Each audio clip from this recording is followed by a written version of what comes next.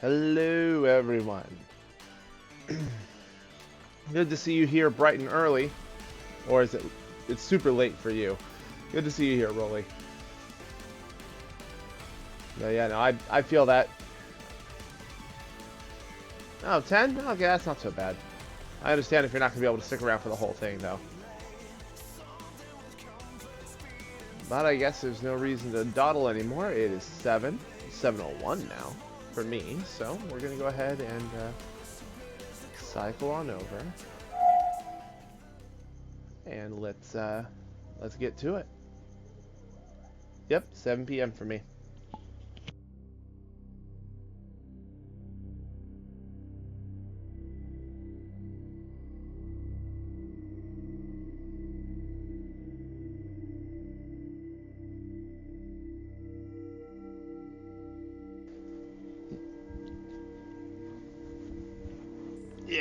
Yeah, no, I'm in the Pacific time zone.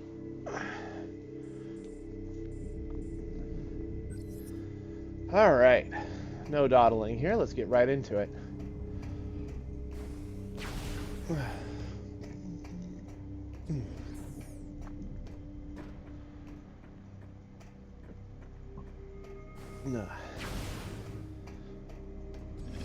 Last time I gave you a taste of what it was going to be like over here.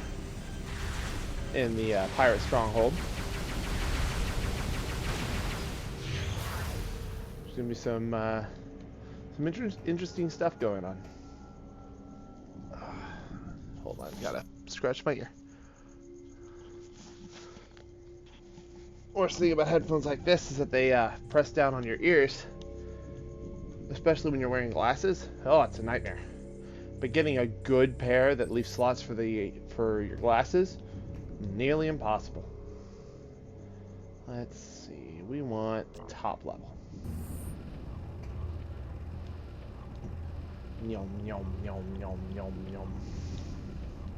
So I got 4 hours to clear out the final zone of the 3, and then immediately transition into the last planet of the game. I think I can probably swing that. Pirate Homeworld. Oh man, is it too late for me to change the stream title to Homeworld Heist? Dang it. Missed an opportunity here. Yeah, some curious glowy shit he's got going on.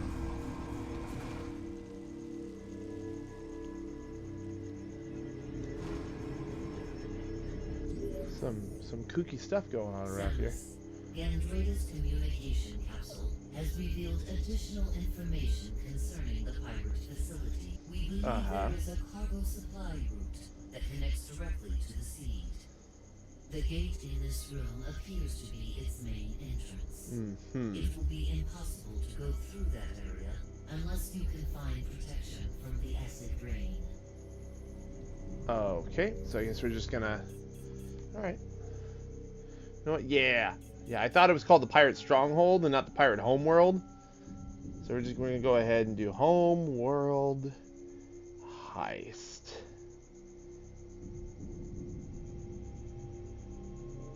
There we go. Much better alliteration. There we go.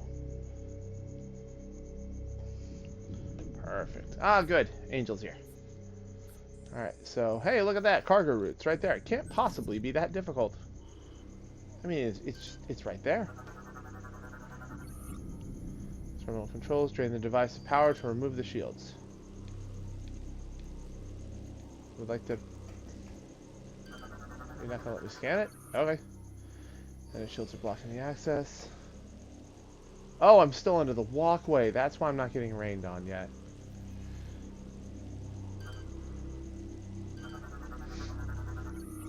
Ugh, pirate alarm system alert beacon is retracted. No threats detected. Cool. Ow, ow, ow, my flesh. Ventilation fans are blocking the vent duct. Cables can be seen leading up through the ceiling. I see. We just gotta get on up in here. Oh, and off they go. Tra-la-la-la-la. Spring is in the air and I'm a Samus. Hello there. Can I would like that. Okay. Guess I'll go this way. Alright. 2 pathways here. Ah, perfect. This one leads me back across to my new friend, missile expansion.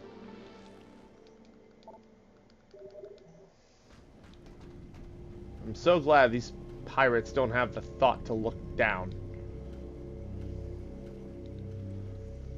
Ugh.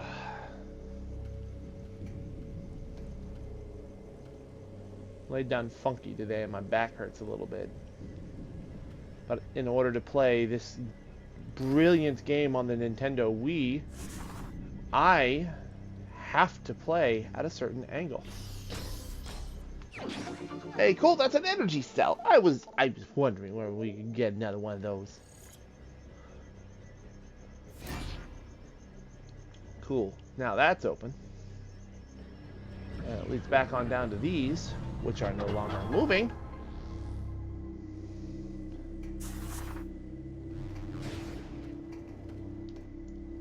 So, this game has introduced this area has introduced a pseudo stealth mechanic. Hello, giant laser beam. Hmm. Yes, distributed. Sure. You mean to tell me the space pirates aren't just building a giant Death Star laser? I don't believe you. Lots of magnetic tracks through here. Lots to explore. Lots to find out.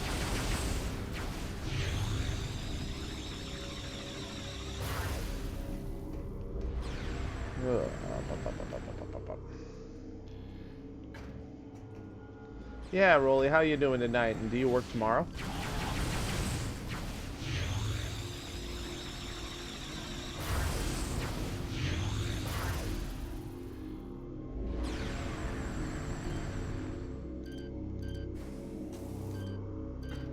Why can't I scan that? You know what? Whatever. Doesn't matter.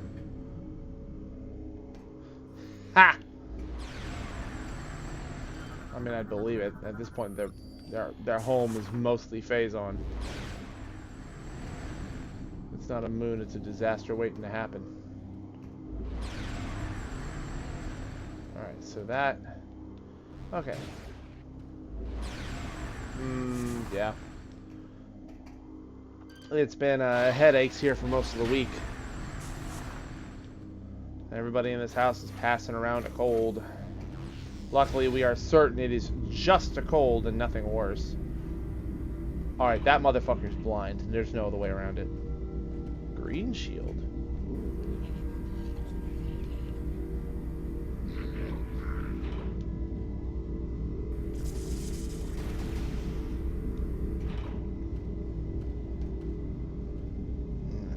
Go around this way.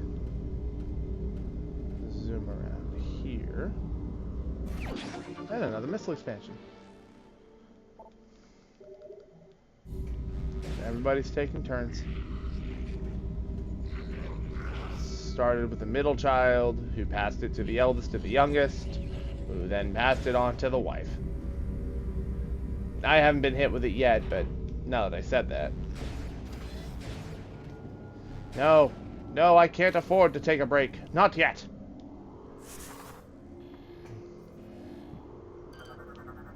Hello there. Hardened Phazon is invulnerable to your weapons, but a strong impact could probably destroy it. No. Alright. I'm sorry, is there like a railgun or something? Or like a... Alright. Can't operate anything with that.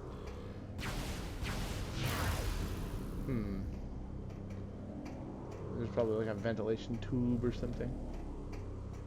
Oh.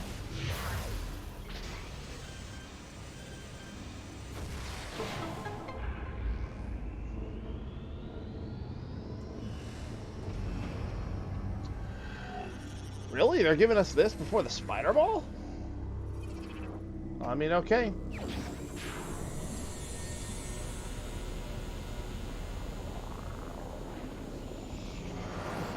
And with this, we have gained the Phazon visor.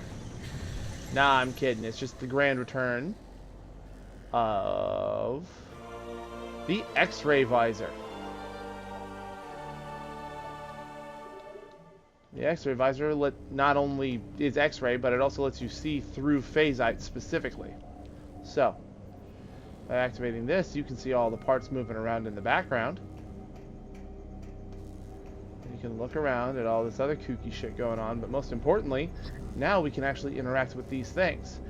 In speedruns, a lot of people thought you'd be able to just guess and muscle your way through these things by just jabbing buttons, but not how it works because of the way these shuffle and everything.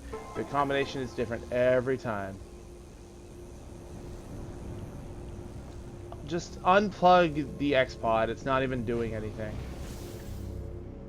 I've already restarted the router. What I've gathered is I'm going to have words with Comcast tomorrow.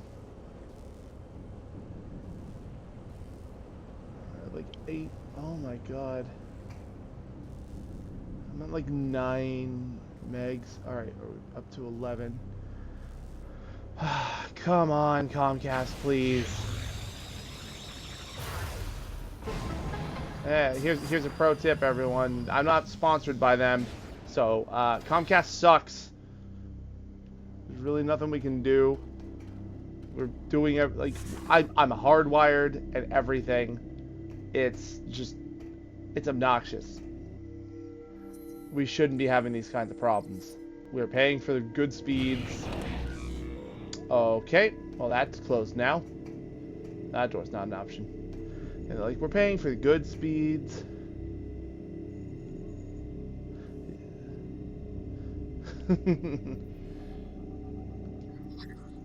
Alright, let's see here. Boop, and then boop, and then boop, and then boop.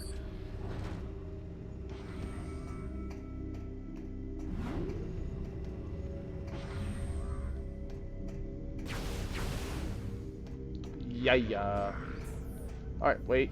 Pirate lore. See, here's the problem. The pirate lore in their base... Oops, stowaway. Bush lived most of the phase on Mahan, allowing us to quickly... Our scanners have detected the remains of Dark Samus, who has revived herself within our phase on storage. Surely, we are cursed. The fiendish shrew consumed all of the phase on, then wiped out a third of the crew in a matter of minutes. Now she moves at will through the halls of Colossus, using her witchery to beguile the minds of the crew. We are we are unable to call for aid, and only a few of us remain to stand against her. All is lost. Yeah, so Dark Samus reassembled herself on board a space pirate ship, and then proceeded to destroy most of it.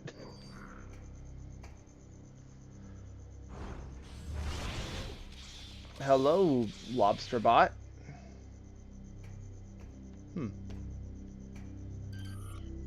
That's just a Jolly Roger drone? They must have upgraded them. Anyway, I got off track. The problem with the pirate lore is that it looks like it's just part of the ambient lighting of the area, so I end up missing a lot of it because I just assume it's another light. And my brain doesn't register, oh yeah, that might be important. Hello, folks. Assault pirate trooper, armor deflects missile attacks, vulnerable to beam weapons. Okay.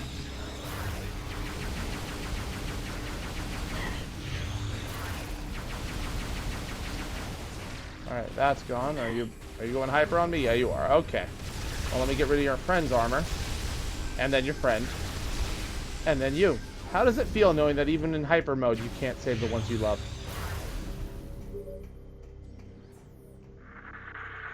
This is Federation Trooper NZG-41. Can anyone read me? Over. Repeat, this is... I'm transmitting on an encoded channel. I was taken prisoner during the attack on Norian, but I've managed to escape. I have information about how to bypass the acid rain and get through to the seed. I don't know how long I can evade capture. I'm transmitting my coordinates now. Okay. How about that? It's a survivor. Over in the pirate research, way over there. Alright. Cool. I'm glad we were able to... Well, it's good to know there's a survivor, but now we have to actually get to him, and that's going to be tricky.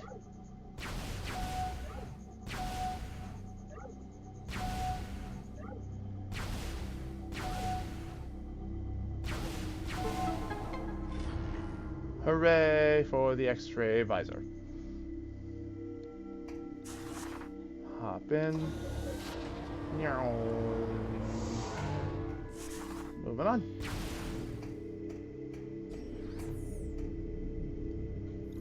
Cool. So, I mean, we're already getting somewhere with this. But let's see here. Let's take this elevator back up a level. Actually, before that, back down to the bottom level. There's another door I can open over here.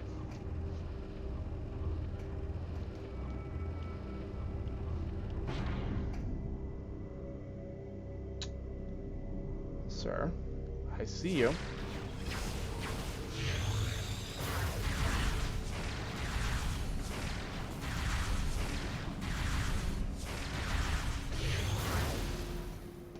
There. Yeah, I don't know what's in there, but using the X-ray visor, we can interact with this. And let's see, we want that guy, and then you, and then that guy. And then the Cylon Raider. Perfect. Let's step in here. Let's get our map data. Thank you.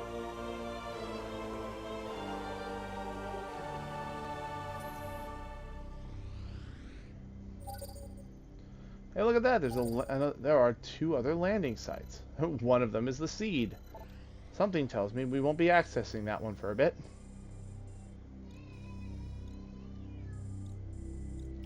Do you hear my child serenading?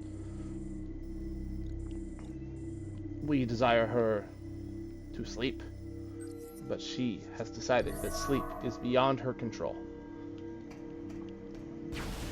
So she will sing.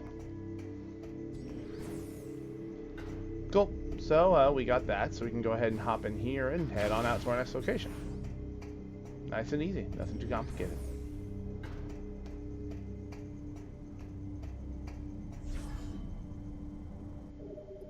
Save and enter ship. So, there's nothing quite as obnoxious as the Chozo ghosts that the X-ray visor trivializes just yet, but there's another item that, when combined with it, trivializes an awful lot of this game. Well, not an awful lot. I guess that's not fair. It trivializes some of the more obnoxious parts. Alright, up-see-doo, and off we go.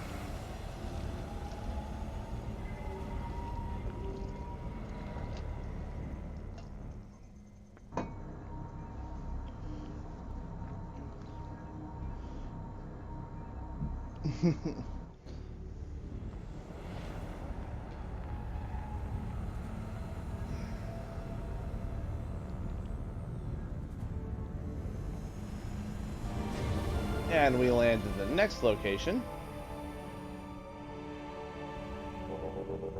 What is this location? This is the landing site Alpha. Okay. I guess this is more garbage control, I suppose? Nah. Doesn't really matter. Hello there. Heavy phazon canister. Boom. Open this up. Hit this.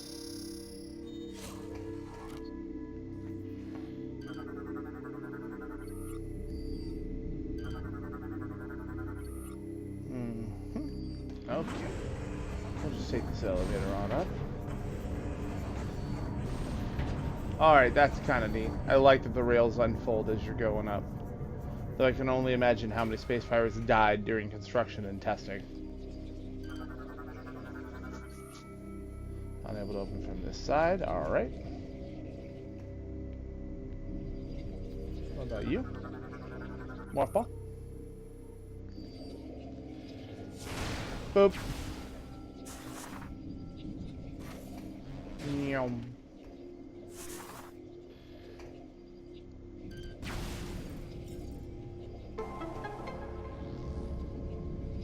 And that ought to move the security gate. There we go. So, aesthetically, I like this place a whole lot more than the Phazon Mines from Prime 1. And I do think it flows better in the overall design than the Phazon Mines. I will never scan every Shriek Bat. Subject appears to be part of a bioengineering experiment. What? Ew.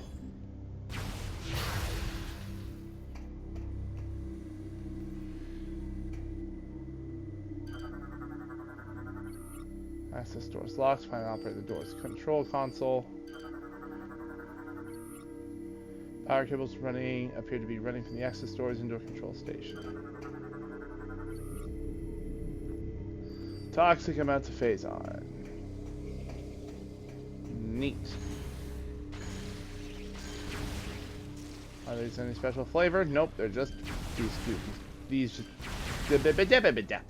It's just these goopy guys again.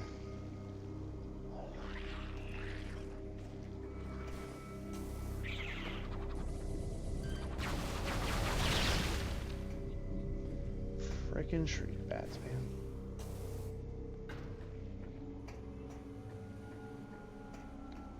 Ugh. Alright. This place is gross. You guys make gross things, and you should feel gross about it.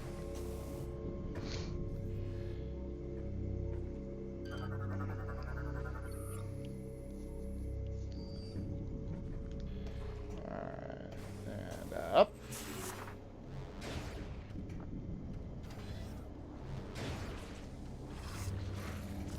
Excuse me. So there are going to be turrets shooting at me. That is what I see.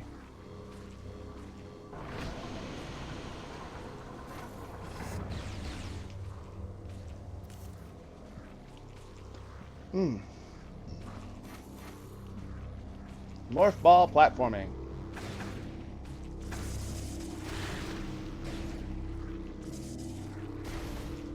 Alright, blow that up. Oh, an energy tank. Yoink!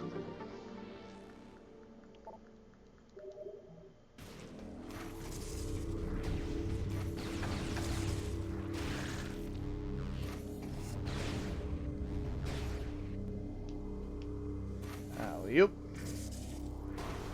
Open that up. Oh, so I can go that way if I want to, but also let's find out what's over here. There's a ship missile expansion that I can't really interact with. This whole area shaped like a pinball table. What is this? That's another vent open. Sick. Surely one of these will be incredibly helpful. What is this way?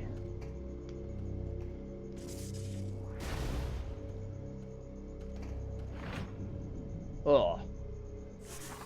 Well, one of them will be incredibly helpful. It was not that one. That one's how I get back down here.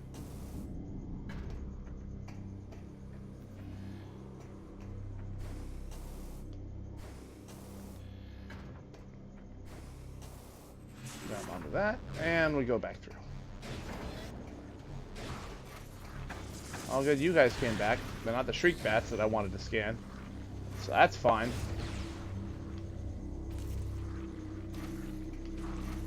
Alley-oop. Alley-oop.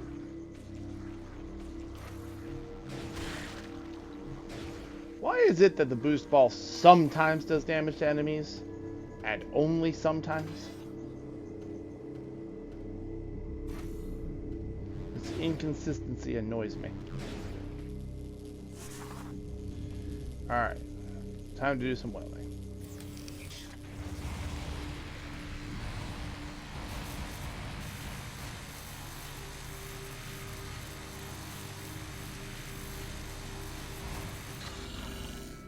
Beautiful.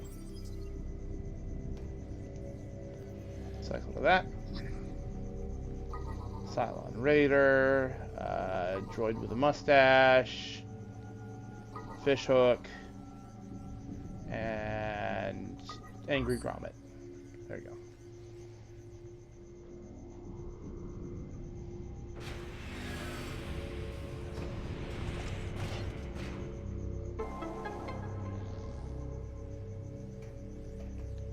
Excellent. Now that's been solved. Go back in the tube. I don't know how the space pirates navigate this place. It's kind of a mess. How many space pirates are able to curl into a ball? I mean, we found out in Zero Mission the number is higher than 0. Alley-oop. Well, I mean, we also found out during Prime that they were trying to replicate the morph ball, and most of them had their spines crushed. So, you know, there's that. Oh.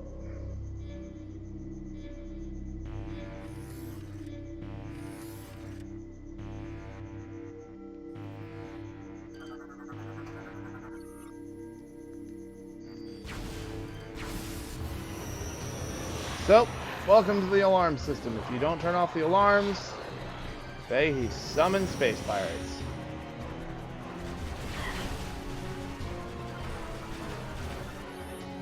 Come Commando Pirate. Assault armor composed of phasite. Let him have it.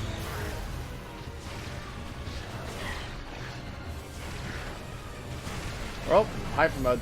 Oh, we all know what to do to folks that turn on hyper mode. We level the playing field.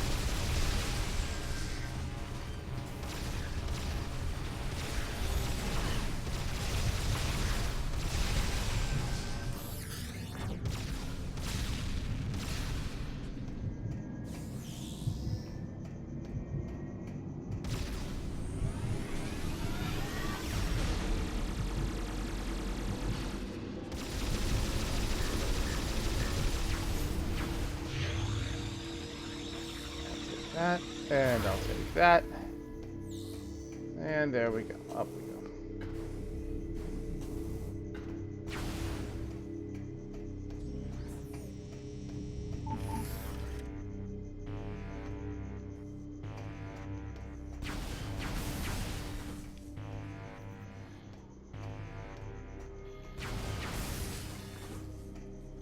Alright.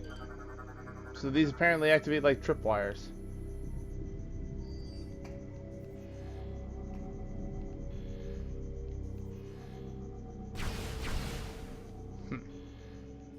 All this phasite. There's no real way to interact with it. Yep, and that's yeah, hyper mode, aka now now they're hearing boss music. Okay, there's a screw attack panel up there. Can't do anything about that though, so we're gonna grab these. And we're gonna grab this. Oh, wait. Oh, I can't scan it again. Oh well, that's fine.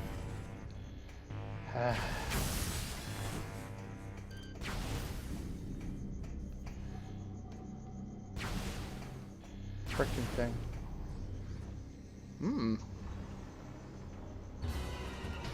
Oh, more pirates. Goody.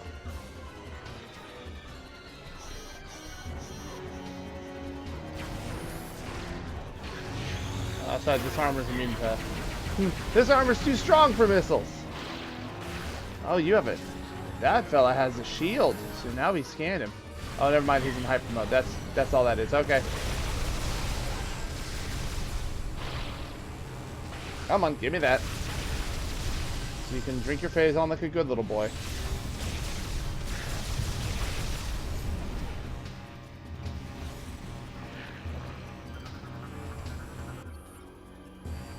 I don't care if it's in hyper mode. I want the deets. Tell me what it is. Go away. Alright, well, it's dead now. That's all that matters. Give me that.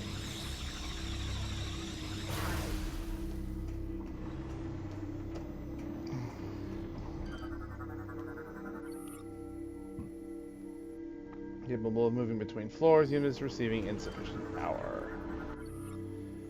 Retractable doors blocking access to power subsystems. Observations on Metroids native to different planets display subtle variations in biological processes.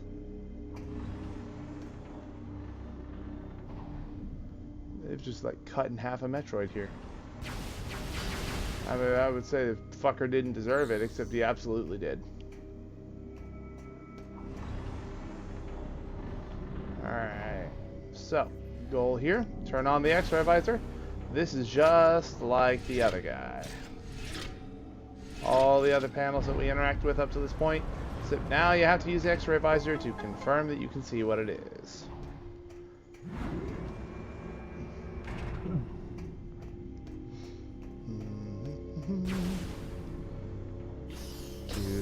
I'll just take that.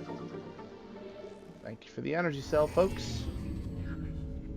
Oh, I didn't even process that the Metroid... Okay. Well, now we're dealing with that. But let me deal with this next.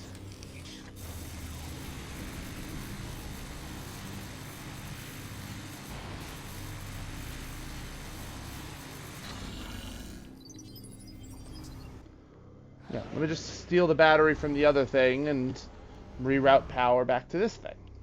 Easy. Piece of cake. Nothing to worry about.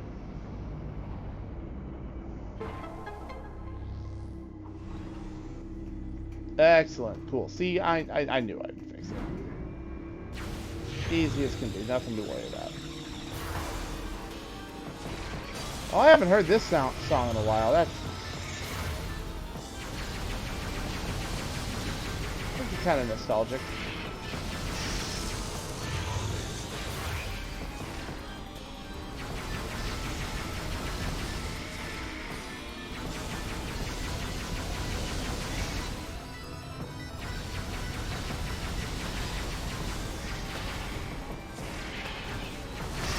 Boom. Alright, and that's that. That's the end of that. I'll take this mixable expansion, thank you very much.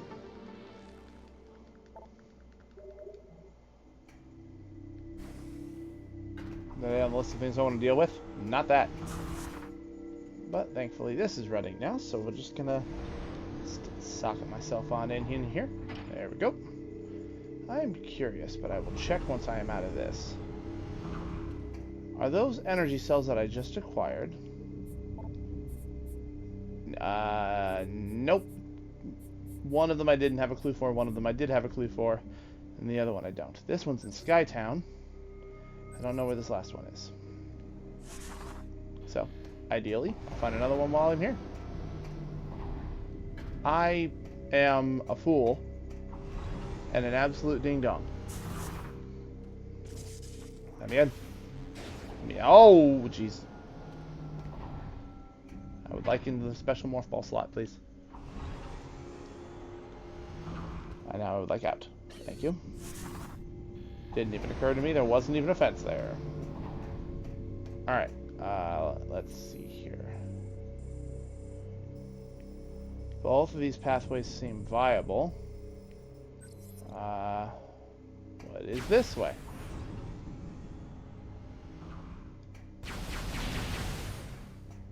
Well, this way is a screw attack panel. I can go up. What's this way? Also, I should scan this door. I don't have to scan this door. Okay, here, alright. This entry right here is, oh man. Okay, this thing.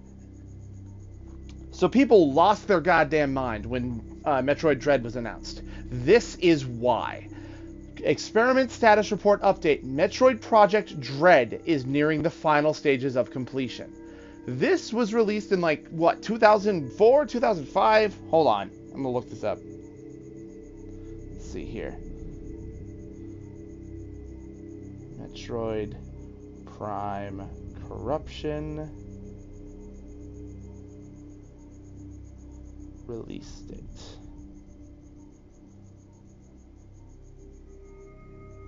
No, that's not. I don't want Switch. We haven't even gotten a tease or anything. August 27th, 2007. This game came out in 2007 and they were teasing Dread even then. Now, like, Retro's been interviewed and said they had no idea about any other projects going on at Nintendo, but like, this got people talking. This got questions being asked. And then like there were rumors about a Nintendo DS handheld game. And then Sakamoto confirmed in a interview. Jesus, I'm so sorry. I'm very burpy today. Sakamoto confirmed in an interview that they were trying to make Metroid Prime or Metroid Dread on the DS, but like the hardware just didn't have the technology for what they needed. And so that's why it never came to fruition. But that fucking entry is what teased people about Dread and got them all excited. And here we are 15 years later since it was teased. Okay, 14. It'll be 14, not 15. I keep thinking like we're already in 22, but we're not. 14 years later, they're finally like doing something with it. And I just think that's crazy. Alright, go through the tube. Is the tube gonna melt me? Nope, we're okay. Up through here into this tube, up this way, Mixable expansion. So, this way has more acid rain. Acid rain we cannot bypass. So I don't think so. Hold on, we're gonna... Nope, can't do anything there, okay. So we're going to rotate this back around. There we go. And we go out and around.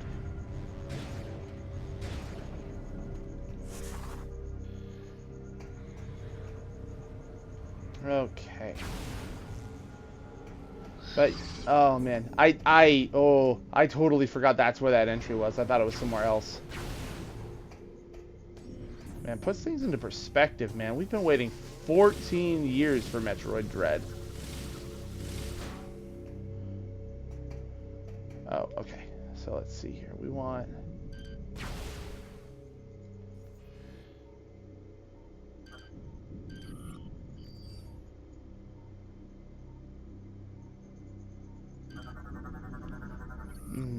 All hit all simultaneously to activate. Okay.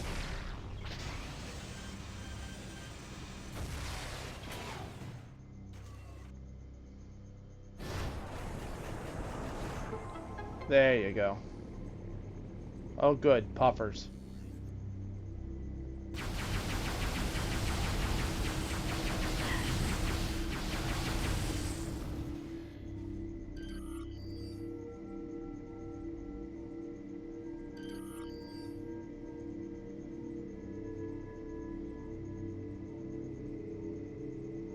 Let me scan you, you fuck. Alright, fine.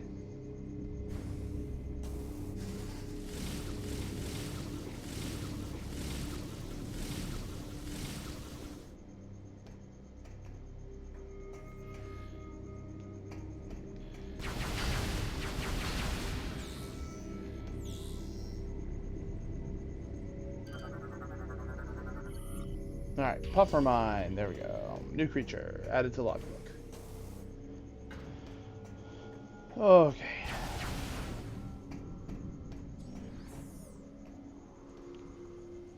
Oh. Hey, look at that. There's a thing over there. Oh. Oh. That's the first time we've actually seen that icon in this game.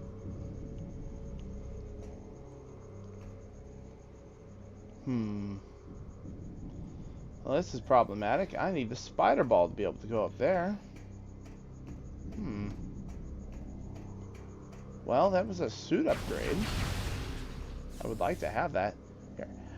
Give me just a moment here.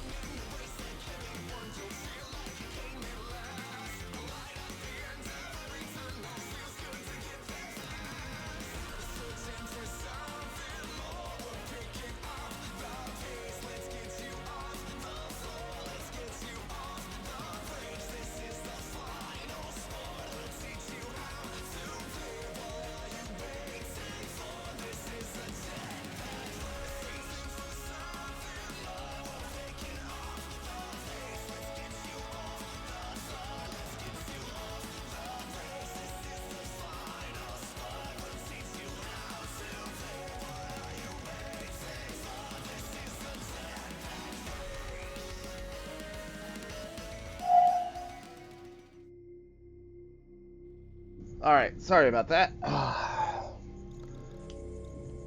So, part of the problem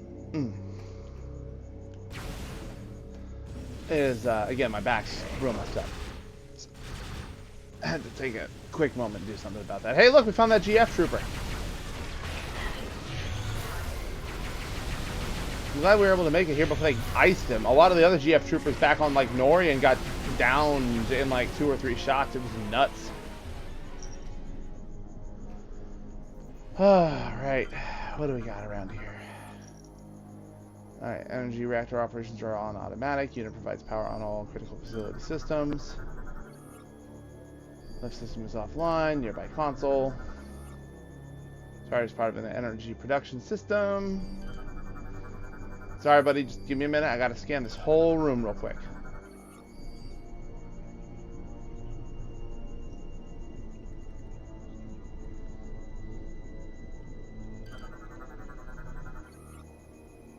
Federation Marine, standard GF military personnel trained for combat situations. Samus, thank the stars it's you. I thought I was a dead man. I think I can help you get to the seed. As I'm sure you know, the path to the seed entrance is exposed to the acid rain. Ugh. However, I've seen the pirates using a special suit shield that protects them from the elements. Yeah, I think I saw a couple of those guys doing it too. If you can acquire one of these shield units, you could probably make it to the seed.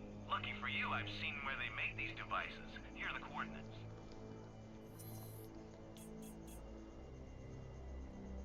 Oh. Well, isn't that convenient? I even know a back entrance to that location, but we'll need your help activating the lift that takes us there.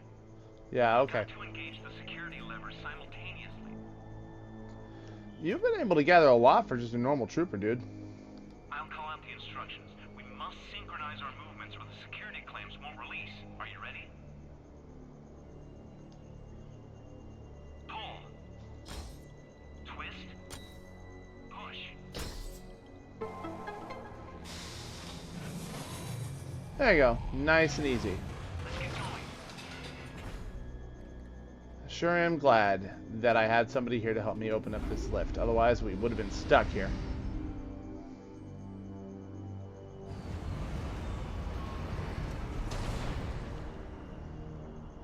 I should probably ask this Marine if he knows where Gandreda is, because obviously he's been here longer than I have.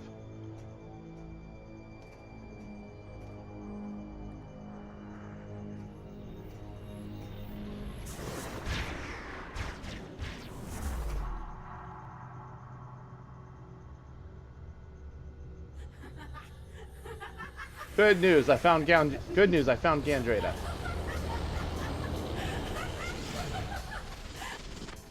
You know, you should never trust strangers, Sammy. This is gonna be fun. And here we are, our third friend from the beginning of the game.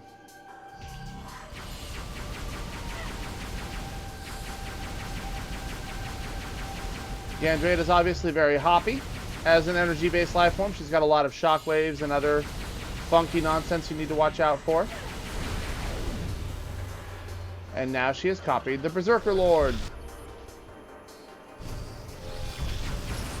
Every one of her forms has its own scan data.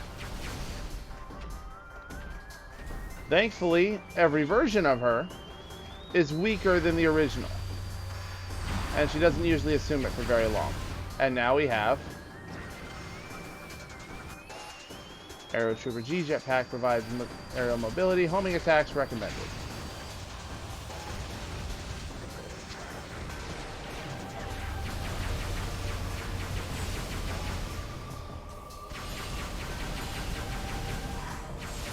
Be sure to try and keep a distance between herself and you.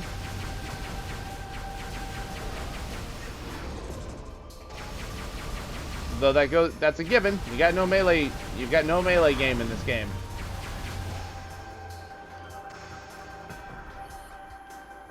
Swarmbot G.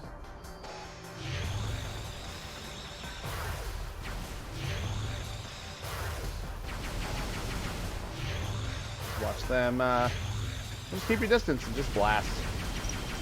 They'll get there eventually.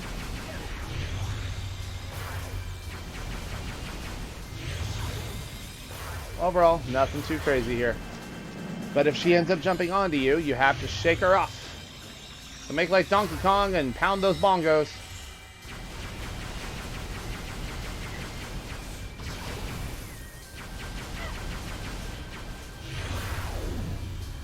And we're back to Aero Trooper mode.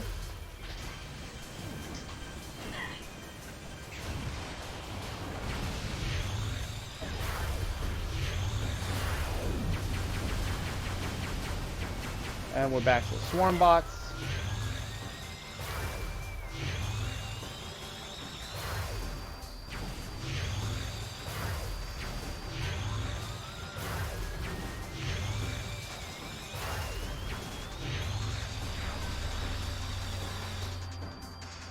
And we've done enough damage that she's going to go ahead and drop the security shield. She does not fear the acid rain the same way we do.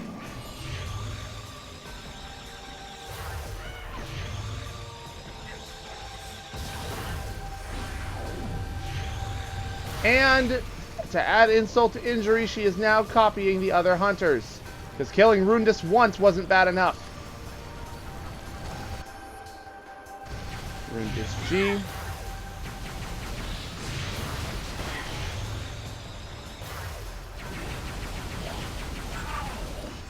The fights with each of her clones is exactly the same as fighting them in the original battle. Rip the armor off and then let him have it. Or her, them. Respect their pronouns. They may be trying to kill you, but respect their pronouns. Hello, dear.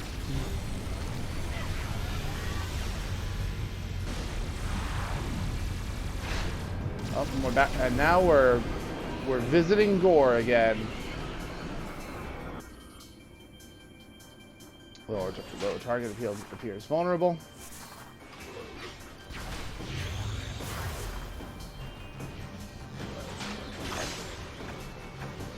I would like to not be here, please.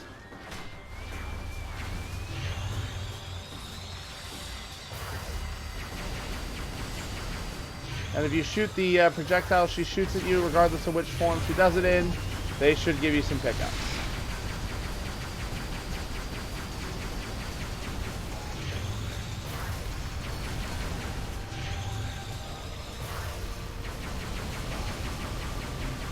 Yeah, but so the fights with fake Rundus and fake Gore are made easier, A, because Gandreda can't copy them at full capacity, but also because we are stronger than we used to be. For example, Rundus probably doesn't like this sexy new plasma beam we're hitting him with.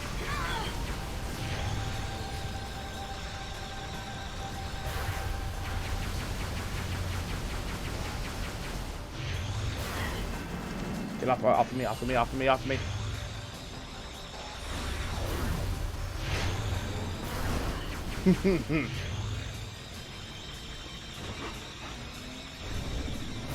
They gotta keep messing with Rundus. They don't ever just let him sleep.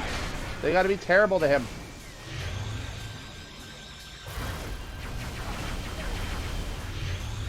Gandreda is a tricky fight, not necessarily one I would call difficult, just tricky.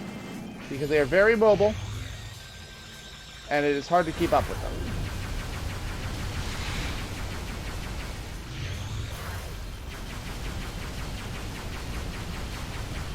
Again, if you're running low on energy, go after those projectiles rather than gunning for the boss itself.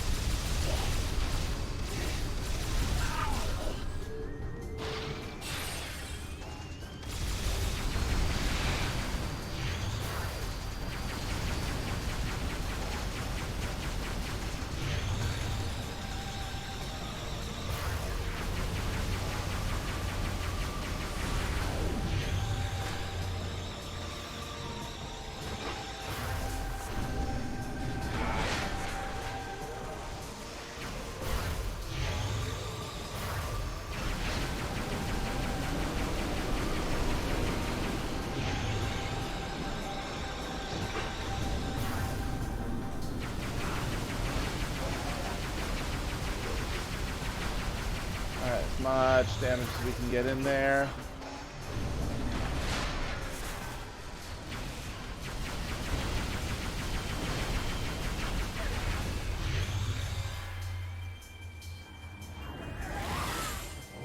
And now on to a third phase with her. And now she's copying us. Who knew we were getting a Dark Samus fight so early? Samus G, Power Beam and Boost Ball online, but can only reach ground targets.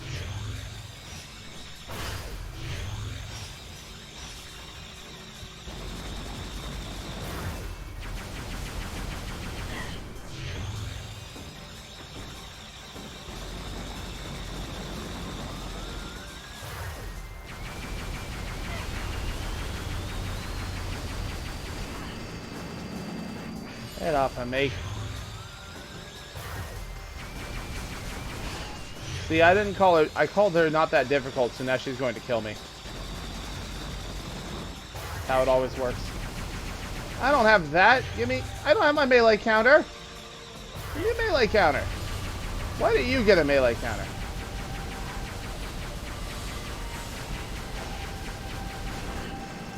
Get off of me.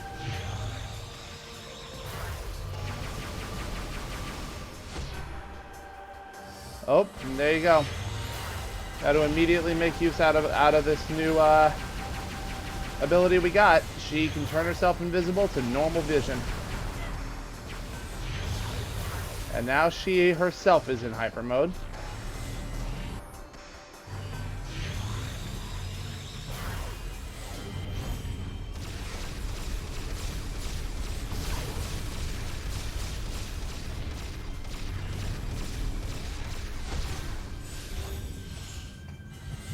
Use this to the best of my ability.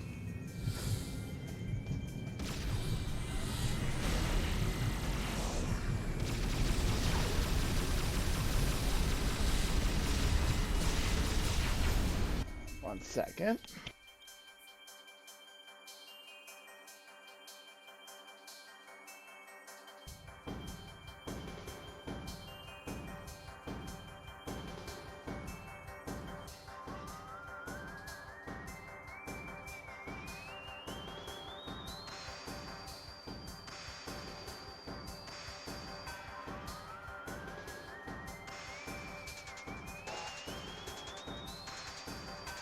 Hi, sorry about that. Off of me. Another sweet energy.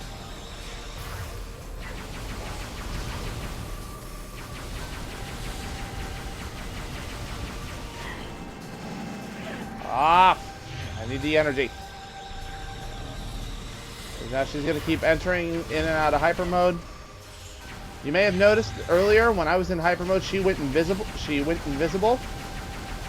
Try to activate hyper mode after a phase where she's invisible, because you can't switch visors in hyper mode. It means you can't take advantage of, well, the fact that you can see her when she is invisible.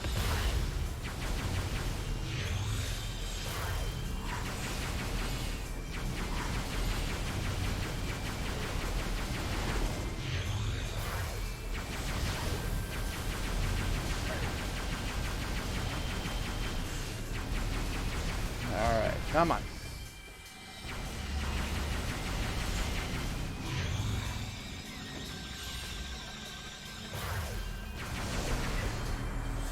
Alright.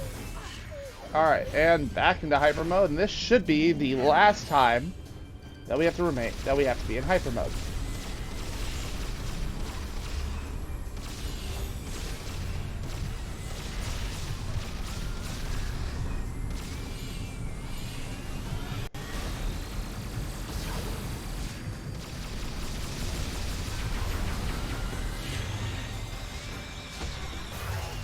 Alright.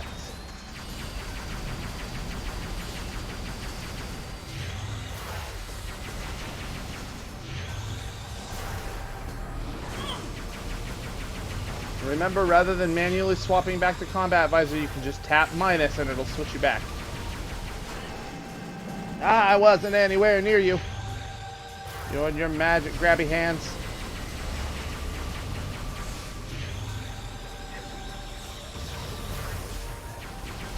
You're not allowed to get that handsy with Samus.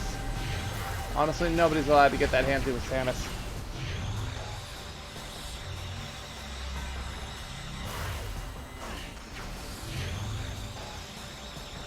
Look at that. There you are. Get you the hell out of here. Get away from me, you bitch!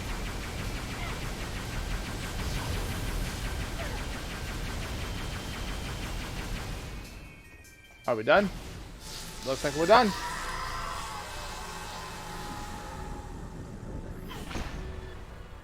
If only you didn't go full evil. Damn it, Drada. You never go full evil. Oh, now you're space pirate. Oh, now you know. No, stop. Your shape changing's going all haywire. And then there's that.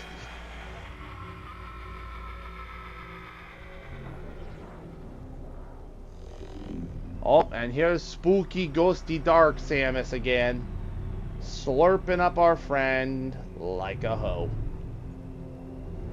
Get out of here, you dark, wispy thing. Well, at least there's that.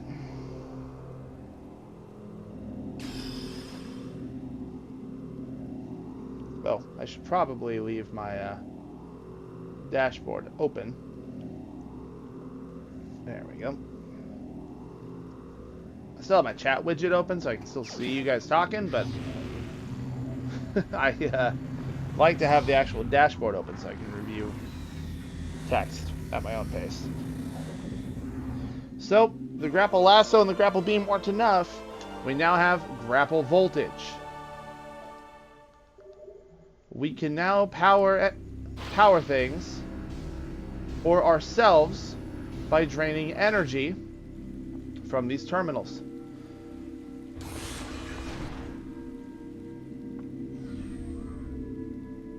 Oh, I should probably turn around and pick all these up, huh? I'll take all these, thank you. Much energy, please and thanks. Beautiful. Yeah. But this right here is a tool that we've needed to open and close certain doors in plentiful amounts.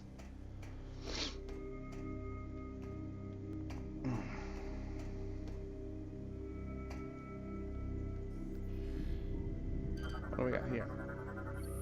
Control terminal activated. Interact with nearby terminal for transit. Oh, okay. I had to scan the thing first. All right, here we go.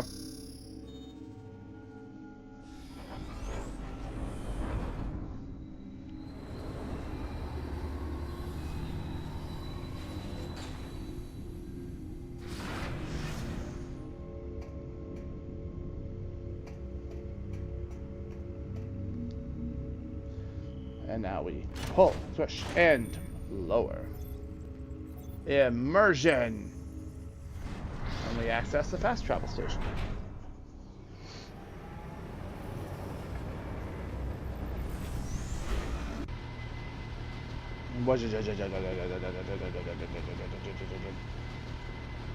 I can't believe the space pirates have this really efficient tram system.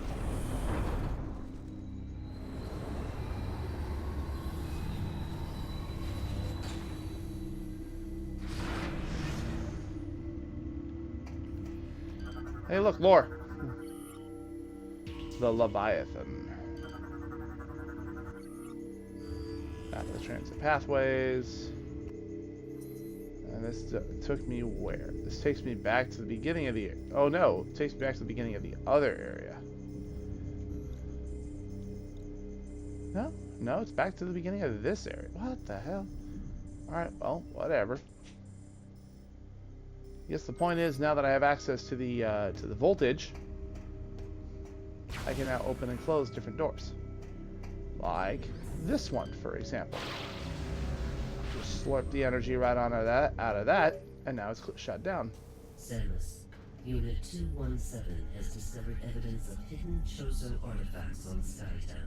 Perhaps these could assist you in accessing the rest of the pirate base. Yep. As soon as we get over here and we actually make some progress, we have to go ahead and bail. It's to be expected, honestly. We are having too much fun here.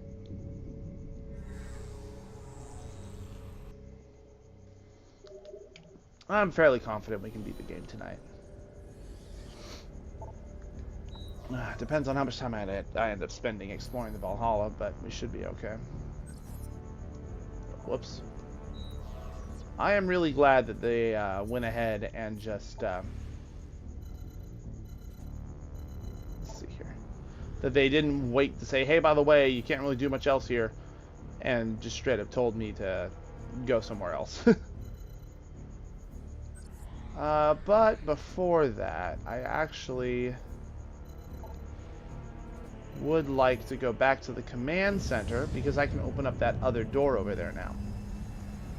I forget what's on the other side of that door that uses the grapple voltage, but, you know, doesn't hurt to look.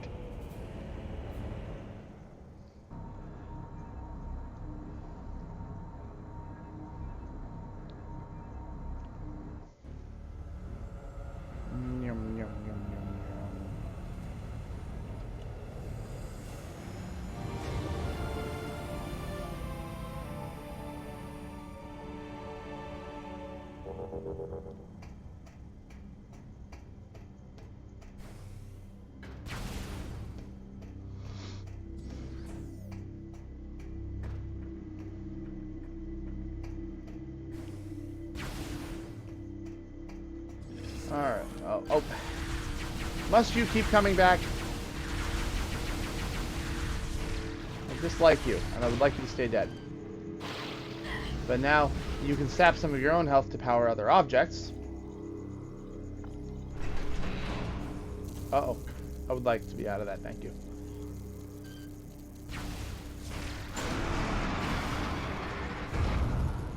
That's the end of that elevator.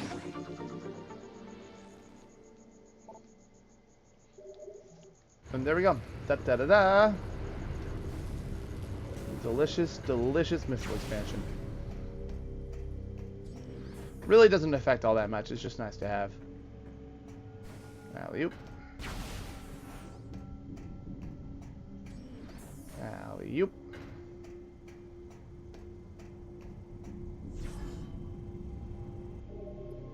Now we go ahead and we leave. But this does confirm for me pretty easily that the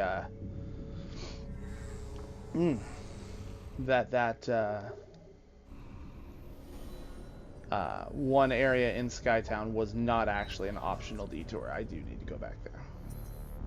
So, back to Skytown.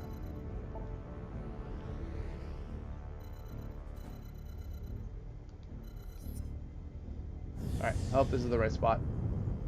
I'm sure it is. And now we leave. On a nice soothing flight through deep space.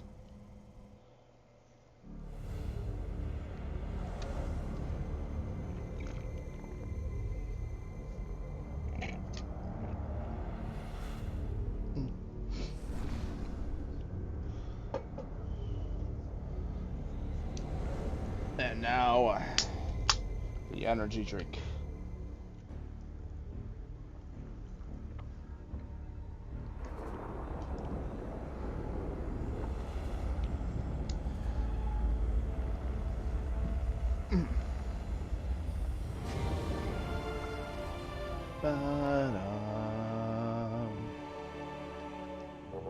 Alright, and here we are. Now, let's check the map. That's the area they're talking about, right there. But as it turns out, I was incorrect in choosing this landing location. We'll have to go back to the main docking bay. I, for some reason, thought this was on the side of that other thing, so we're just going to have to go over there.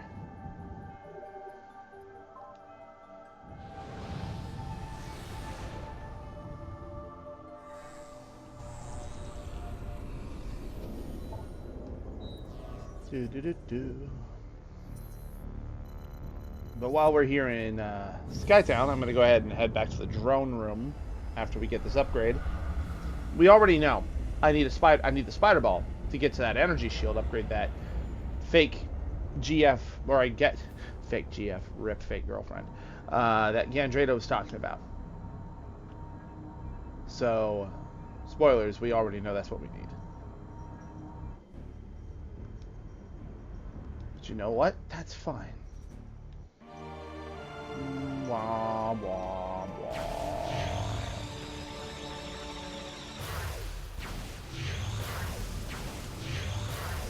Clean up my slag. And make our journey back through Skytown. Yeah, the problem is, this is going to be a very long journey through Skytown. Thankfully, I have you guys to keep me company. Wait. Oh, I finally scanned the mech. I did get to scan the Elysian Shriek Bats. Well, good. Fuck them.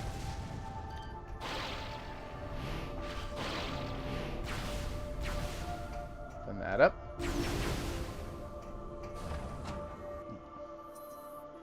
Alright, so let's see. There's a platform way out in the middle of effing nowhere over there that I can head up. So, off we go. On the right, I suppose.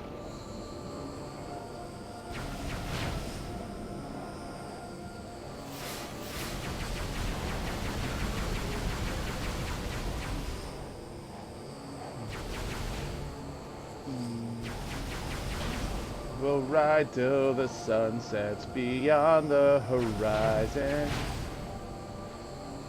I'll take you on a Skytown roller coaster ride. The zipline, really. With the thrill of falling ever present. There we are, up here.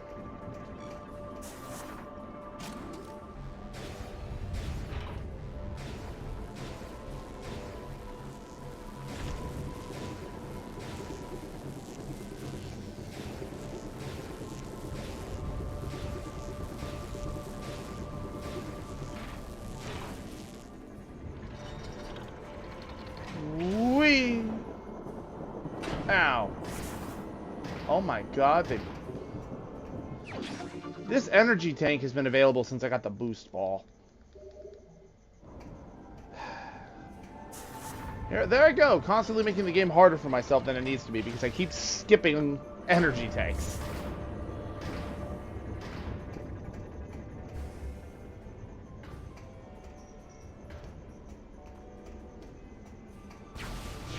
Oh well, so be it.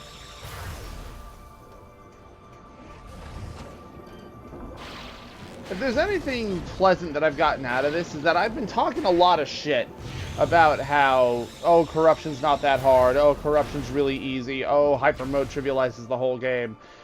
But here I am playing it on veteran mode for the very first time, and it's kicking my ass a fair bit. I mean, you call that what you will, I'm gonna call it a pleasant surprise.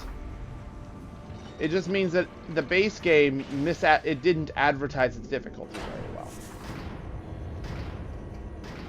And by extension, the trilogy version suffered from a lot of the same mistakes, especially when it came to unifying the difficulty levels between Prime 1 and 2 and 3. Come on. Thank you.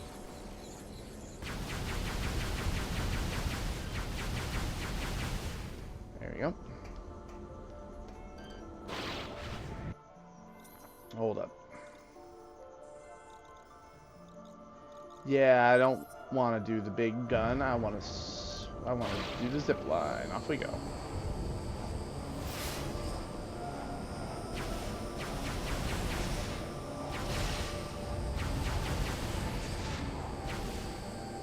Yeah, but so it's been pleasantly surprising most of this time about how actually difficult the game can be. Like, obviously the tutorial area and meta release not that hard or anything, but you know, at that point they're going for more spectacle and wow factor of, hey, look, we're on the Wii now instead of on the GameCube, and that's pretty neat.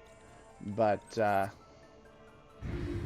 don't know, man. I've been really pleased with how, I mean, I say pleased, but surprised is more accurately the correct word here, by how much this game's been kicking my ass. Yeah, but that's the thing. Yeah, that's the thing, Rolly. I don't remember if you were here when I explained this.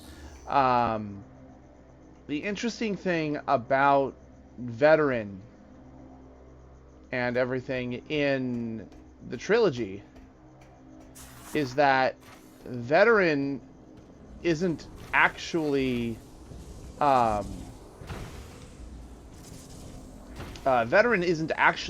mode. It's normal mode compared. Oh, that's right. I needed the spider ball. Well, crap.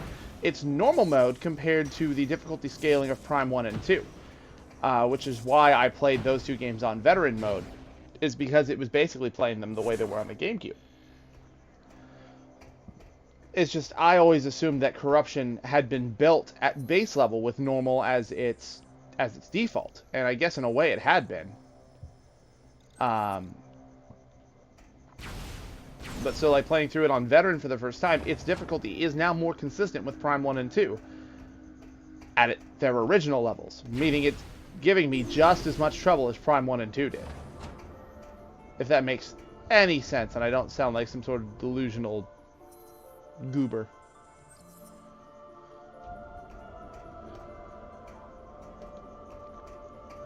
Basically, normal is easy and veteran is normal. pretty much where we're at here.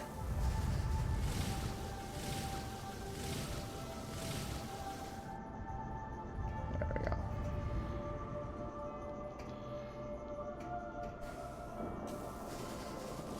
But I guess, you know, but in comparison, like, I am expecting us to play like what normal mode was, and it is not normal mode. It is much harder than normal mode. So I guess in what, like, you're still right.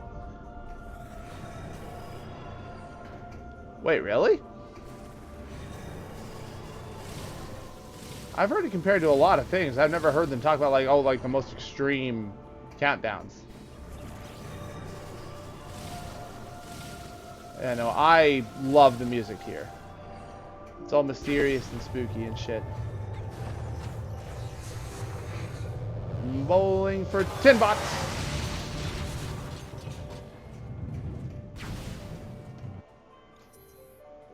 Alright. So then there's the construction bay that way.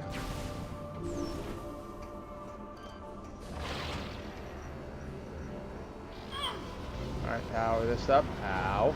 Ow. Ow. Ow. Thank you! Alright, and now we grapple.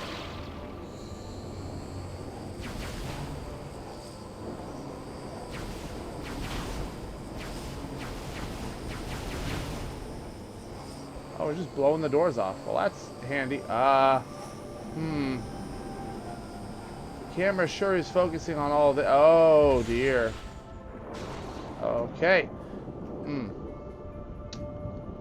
Well, bad news. It broke the railing. Good news, I still have the screw attack.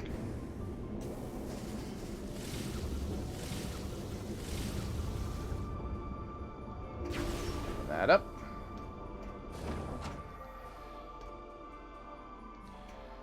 Oh, I guess I should actually scan these things, because now that I have the item for them. Oh, nope, they don't actually have the information. Alright, whatever. I didn't know if it added to the logbook or not. Scan everything. I have, and I saw stuff moving around and stuff, and no, it looks like it's going to be wild. I think I'll stick to Smash Ultimate, but I definitely will pick up Nickelodeon Brawl, because that looks like fun. Yeah, I know, yeah, SpongeBob can wave dash. Grid, energy grid currently offline. Activation of surrounding power nodes will restore grid power. Blah, blah, blah, blah. Hit all targets simultaneously. Yeah, okay. Nothing new.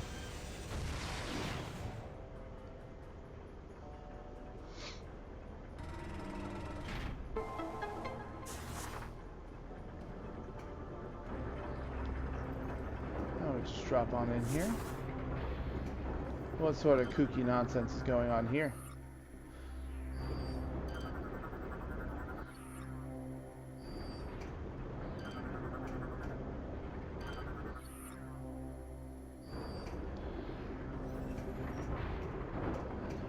Oh man. Okay, this was a fun puzzle.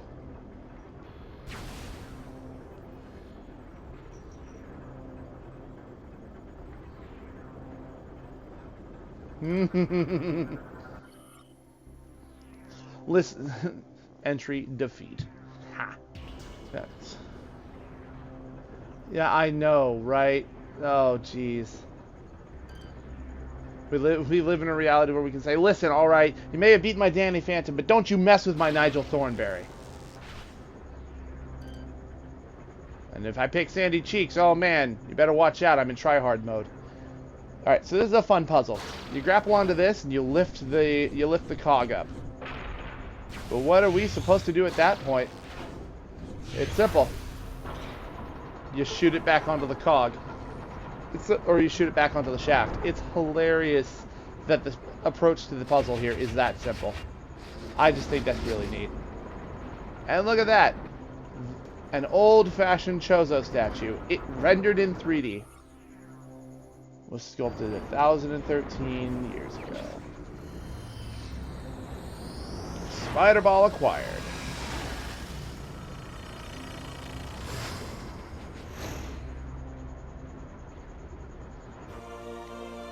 I think it took us longer to get the Spider Ball this time than it did in either of the other 2 Prime games.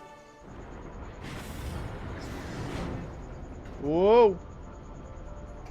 Did I just get heckin' bamboozled?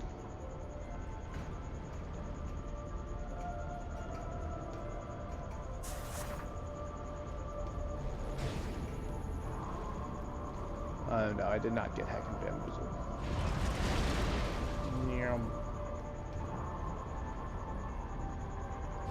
Spider Ball doing Spider Ball things.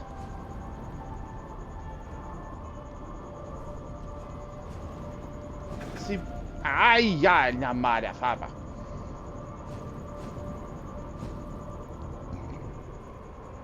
Playing all 3 of these games back to back helps me understand why Prime 4 has been trapped in, pardon the pun, the aether for so long. I understand now. It's hard to figure out where you can go from this. Because Primes 1 through 3 have already done so many creative approaches to a lot of the same power-ups. To the point where, if I'm correct, the super missile and the power bombs aren't even in this game at all.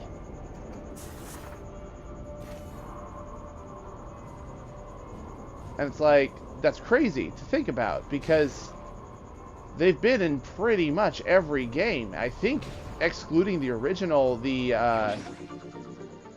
I believe the super missile's been in almost every single game.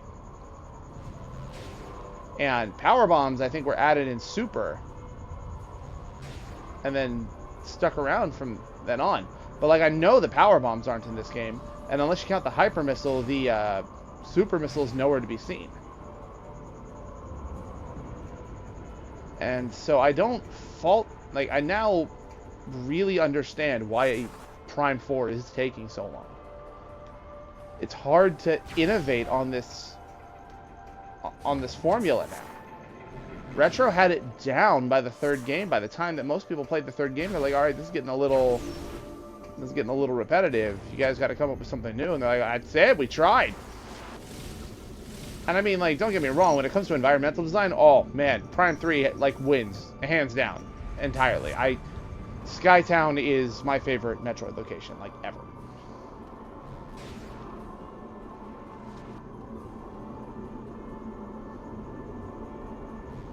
Alley-oop.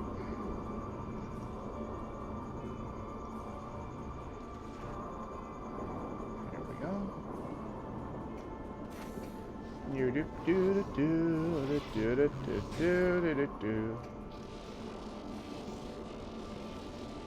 Yeah, no, exactly. And the thing is, a lot of people are really concerned that, oh, but if they just keep making Metroid games, a lot of them are gonna end up feeling the same. But then these are the same people who got pissed off that Samus Returns ditched a lot of power-ups like the speed booster in favor of other things. And we'll talk more about that when we get to Samus Returns, which is next. But, like, a lot of these people are like, oh man, I want them to see, yeah, hard to innovate without alienating. And, you know, to a degree, I kind of, like, I feel it's part of what happened with Other M is they really wanted to innovate and try and do some new stuff. The problem is the way they did it wasn't all that good, and unfortunately you end up with the baby.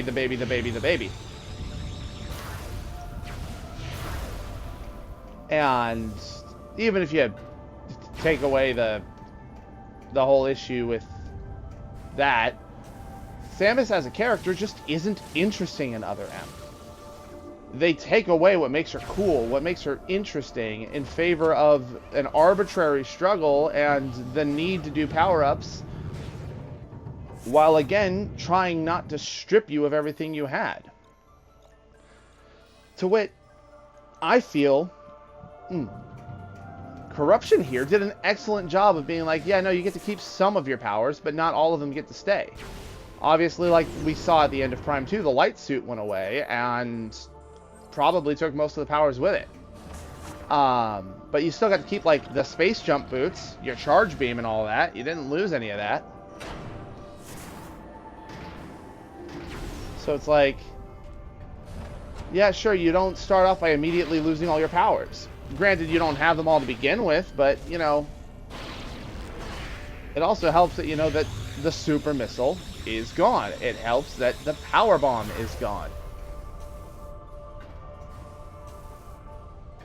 It means now you don't get to rely on the super missile for solving problems right away. You don't get to rely on the power bomb for destroying rooms full of enemies. Like, that whole section with the Metroid lab would have been a lot less scary if I had the power bomb at that point. Yeah, that's the thing. Like, I love Breath of the Wild a lot. It's a great game. It's not a great Zelda game, but it's a great game. It did a lot of really important innovations that, quite frankly, this series really needed. I'm not at that point with Metroid yet where I think the formula is super tired, but I do recognize that it's very simple, and a lot of people are not happy about it. I mean, I love the feedback loop. I love it. I love the get the thing, do the thing, congratulations, you're rewarded with more thing.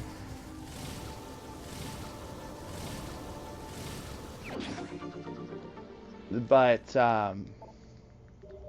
you know, I have also been paying attention to the Dread trailers, and they're incorporating powers from Prime now. They're incorporating tons of new entries, or tons of new upgrades and abilities, and I'm so excited for that. A lot of these will be the first time these things have interacted in a 3D space. And I'm over the moon about that, honestly. It means that they're not afraid to pull from other games to make things more complicated or make things more fun. We're getting the ability to turn invisible in Dread. I fell. You know what? I win. I came out where I wanted to. Don't bop me, don't bop me. I made it. Yeah, we're getting the ability to turn invisible temporarily in Dread. That's never been a thing before. Hell, even this game is borrowing some powers from a game we haven't gotten to yet. The ice missiles started in Fusion. There's no lore reason as to why we have it here as opposed to, you know, just an ice beam. But in Fusion there is. I don't know. It's hard to articulate, and I'm sure somebody in the future is going to pull my words out of these clips and be like, but you said this thing here. Yeah, that's the thing. My opinions are fluid. They change constantly because I'm presented with new information, and my memory kind of goes all over the place. I'm easily swayed by new things. I'm not rigid in my opinions. I like taking in new information and adapting as a result. It's why I'm so stoked for Breath of the Wild 2. It's why I had no issues with the weapon durability system in Breath of the Wild, because it meant that you were constantly trying new stuff and cycling around, and that put this layer of urgency with your weapon supply and being like, all right, how am I going to make a stick, a sword, and a fucking teapot last through 3 bokoblins and a moblin? And that's something that I appreciate. Admiral Dane, I need you to wait a minute, buddy.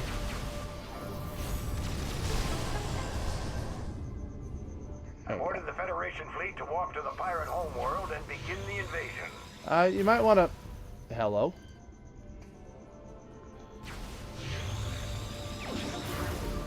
What the hell? I think it's time we took the fight to them. We'll contact you when we're ready to commence our assault. I gotta credit... Yeah, no, like, I loved going into fights in Breath of the Wild and being like, how can I circumvent this entire fight without breaking every single item in my collection? How can I clear this encounter with this crappy bow and 1 ice arrow?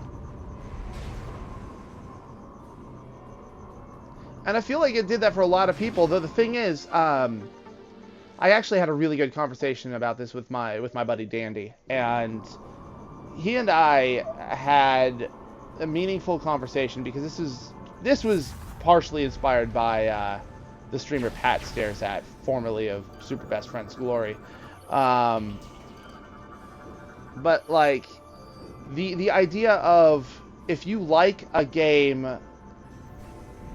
If you say that you are like a Zelda fan because your favorite games of the series were Link's Crossbow Training and Breath of the Wild, you're not a Zelda fan, you're a fan of those games because they are nothing like the rest of the series. You can still be a fan of those games, that's not the problem. It just means that you're a fan of what they did differently rather than being a fan of the series as a whole. Granted, Breath of the Wild still has tons of Zelda DNA in there. But at the end of the day, if you like Breath of the Wild and you say it's your favorite Zelda game ever and you've only played that and like 2 other games, I'm not going to turn around and recommend Twilight Princess to you. Because Twilight Princess is very different from the way Breath of the Wild is. It's far more structured, much more linear, a lot more empty, which is saying a lot because if I had any criticism about Breath of the Wild, it's that. And that's ultimately what it all comes down to is, are you a fan of mechanics that regularly appear in the series? If you are, then you're a fan of the series. If you like certain games in a series more than the entire series because you don't like the way the normal series functions and you instead like exclusively what's unique about this one, then it's not so much that you're a fan of the series. You're just a fan of, you know, the aesthetic or the setting, and less so about the game itself. Which is, again, not to say that being a fan of Breath of the Wild is overall like a bad thing or anything. But like for example, Dandy and I, when we were having this discussion, he brought up that Breath of the Wild is his favorite Zelda game because he likes the approach to freedom, and quite frankly, he's a min-maxer. He completed all 4 of the Divine Beasts, or not all 4 of the Divine Beasts, but he cleared... No, wait. No. Okay, I got it. I got it wrong. All right. So what he did was he cleared probably about like 70 or 80 shrines, then went to go get the Master Sword. Spoilers for Breath of the Wild, I guess. And then went to go do the Divine Beasts after he had like 100 of the shrines. But he still did not go clear the game until after he had gotten all 120 shrines. And boy, you should have been there for the discussion that happened when Champion's Ballad came out. Because that was an interesting debate about whether or not he should do the Champion's Ballad before beating the final boss.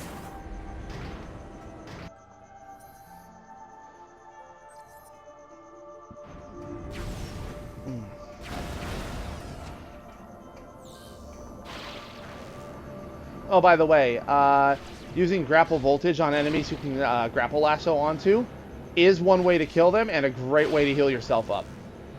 You just suck the voltage right out of it.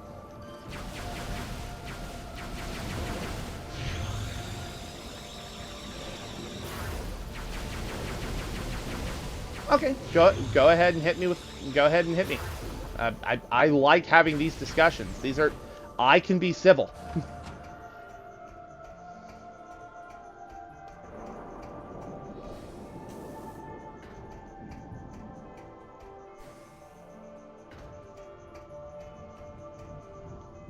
I am going to keep talking to fill the void while I wait for your comments, though. The big thing is, I know tons of people who love... Oh, crap.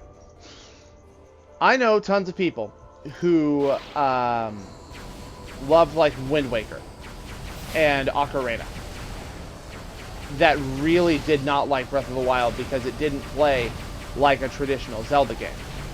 And I get that. I'm not saying that Breath of the Wild isn't a Zelda game, but it is a huge departure from what made the series very well known. It's like saying, if you're a huge fan of Zelda 2, I'd be saying the same thing, because Zelda 2 plays more like a Metroidvania. This is, look at how relevant this is.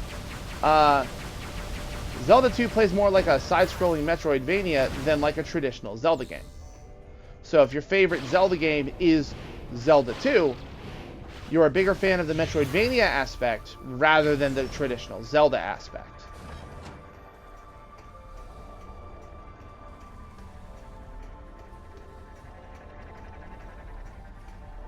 And really, it can come down to all sorts of different things. The main thing we saw, like, I'm trying to remember what we were talking about originally. Like, I think the original root of the conversation was, can you dislike most of the games of a series and still call yourself a fan of the series? And, you know, Pat's of the opinion of like, oh yeah, you've got to, you know, and, you know, I don't want to bring other streamers into this, but he was the origin of this conversation.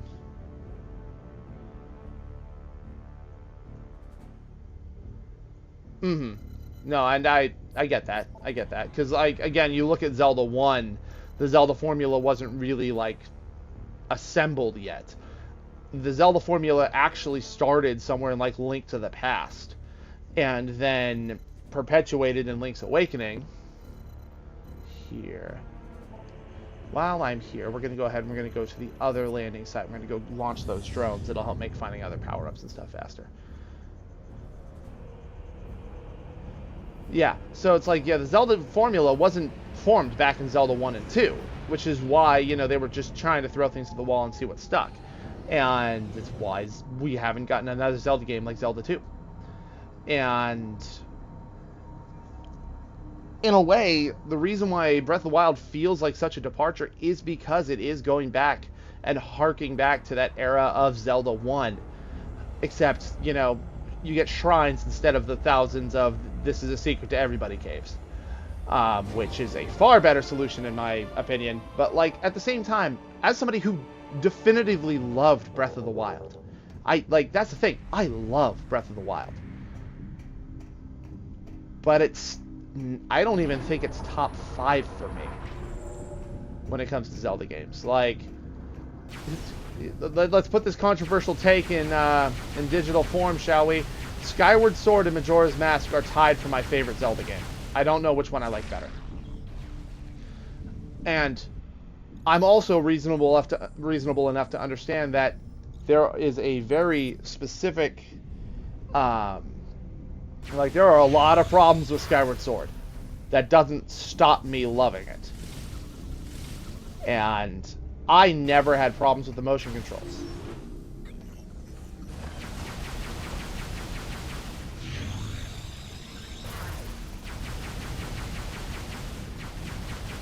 Right, it's those games, like, see, in that example, it's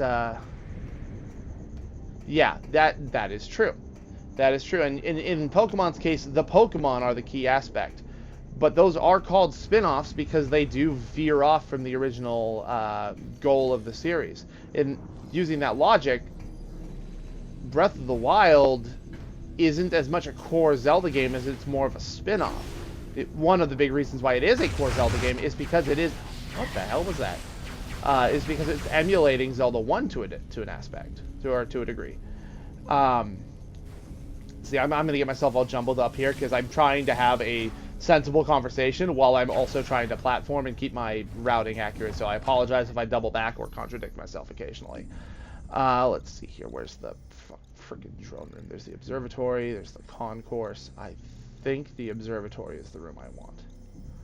So we go straight through and out that side, yeah. Like, in Pokemon's case, the Pokemon make up the identity of Pokemon, but most people say, oh, like, what's your favorite Pokemon game? And if somebody says Ranger or Mystery Dungeon, they'll be like, oh, that's a spin-off, that's not a core game. I'm talking like core games. But then you're explicitly saying, okay, what's your favorite Pokemon core game? And then, I don't know, there are nuances. And in the case of Ranger and Mystery Dungeon, they are games in their own series that are like micro-series. It's like saying, like, oh, I'm a Wario fan, and then citing WarioWare as your favorite game series. You're not a Wario Land fan, you're a WarioWare fan. And then at what point are you just splitting hairs? That's the thing. I don't know. It's one of those things where there's no real wrong answer. It's entirely up to interpretation. There's tons of nuance to it. Like, I know people who can't stand Metroid Prime but are Metroid fans because they love the 2D series. And I know the opposite as well. Like, my aunt, who got me into these games and helped convince me to play Prime originally, though I didn't need a whole lot of convincing because my stepdad did most of that. I'm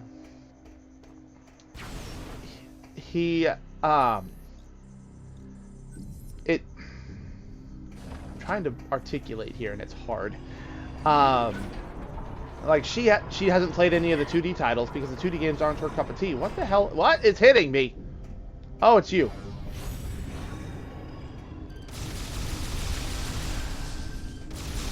Get out of here. Are we done? Oh, god damn it.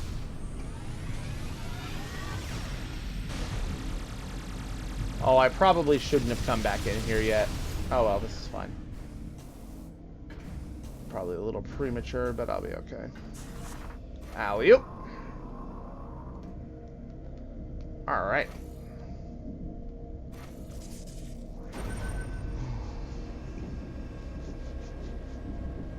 Line that up, shoot the probe out. Where's this gonna illuminate? Is this gonna light up Skytown?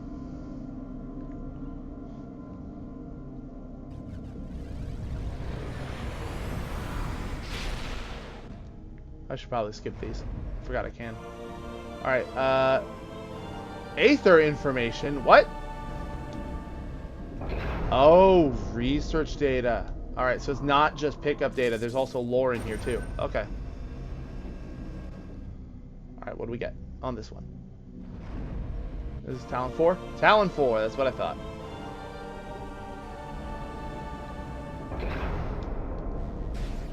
Alright, cool. So those were additional logbook entries, not ultimately anything super helpful.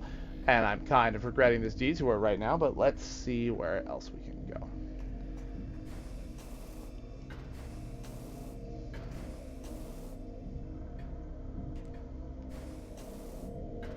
Okay, so that takes you up here, which then takes you there. Okay, we're fine.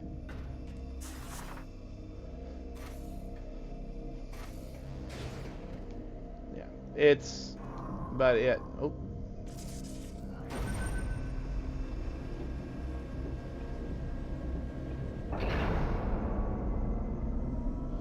Yeah, no, and that's... And that's a valid criticism of this ideology as well. Oh, good. Map data for Skytown. Great. I'm willing to bet I have most everything here now. Is there data for the Pirate Homeworld, or do I have to do something else for that?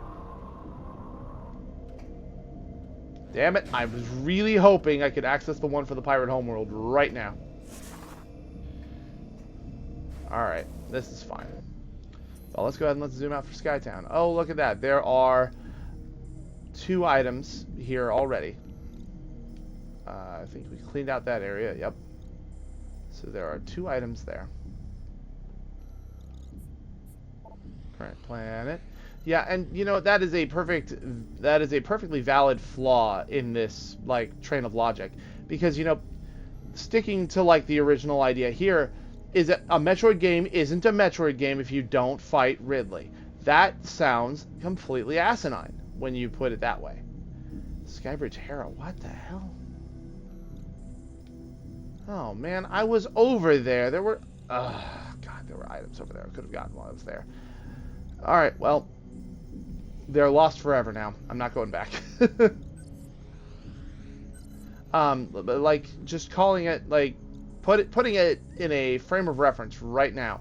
A Metroid game is only a Metroid game if you fight Ridley in it, which is asinine, because by that logic, half the games in the series would not be Metroid games. Well, okay, maybe not half, but like Metroid Prime 2 wouldn't count, and the original Metroid 2 wouldn't count. Prime Hunters wouldn't count. It's one of those things that has a lot of different like fallacies, or not fallacies, but like gaps in logic and stuff like that.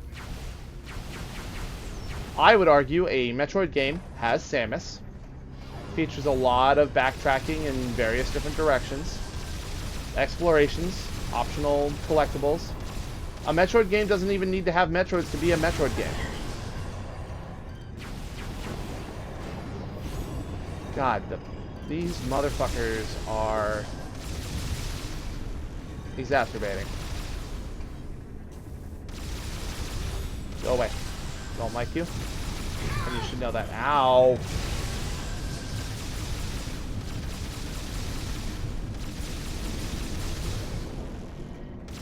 Alright, can't cancel, so we're just gonna grab that credit. Shoot that out of here.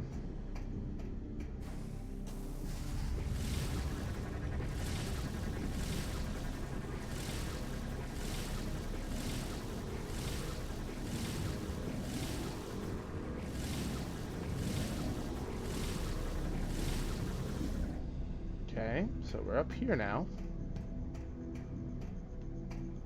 There's that there.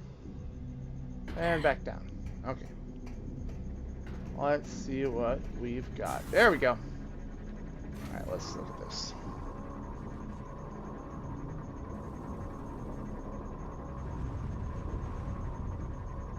Right, okay. So, like, that's fantastic. And I'm really glad that you like Breath of the Wild. But a lot of people would argue that the linear dungeon crawling is part of Zelda's identity. And, like, I for one, love the idea of, like, the self-contained, alright, this is a, oh, special ending unlocked. Thank goodness. Okay, just gotta beat the game now. But, like,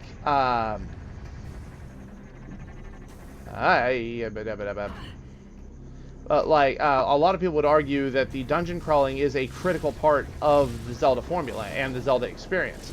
Which is, again, why, if I had any criticism with Breath of the Wild, it's that there isn't enough... I mean, I have a lot of criticisms of Breath of the Wild, because I criticize games I love. But Breath of the Wild didn't have enough dungeons for me. Which I understand is an absolute, like, me problem. And it is a common complaint leveled at the game, but it is one that I do have.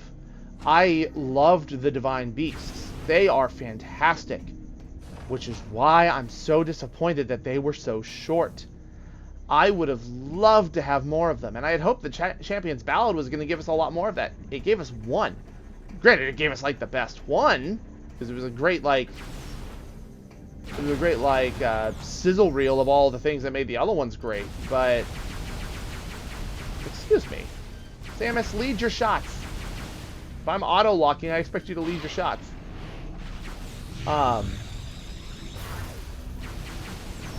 Like, I love the dungeons in Zelda games. So very much. And the creative things they do to solve different things is absolutely critical to me in terms of what to expect from a Zelda game. And that Breath of the Wild had 4 incredibly good dungeons that were too short and not expansive enough. Really bummed me out, because there were 4 of them, and what was there was fantastic, and I wanted more. And sure, the shrines are hello? Oh, I didn't like that.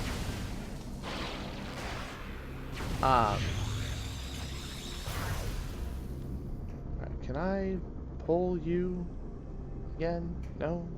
Okay. What am I?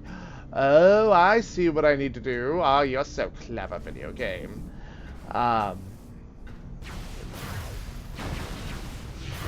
But, like, when it comes to, like, the Zelda experience, I personally really like having the dungeons.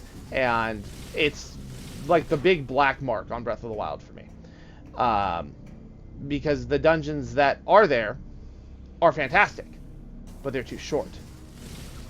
Conversely, games like Skyward Sword have relatively short dungeons. Like, they're not that big, but they are very in-depth. And I love Skyward Sword's dungeons.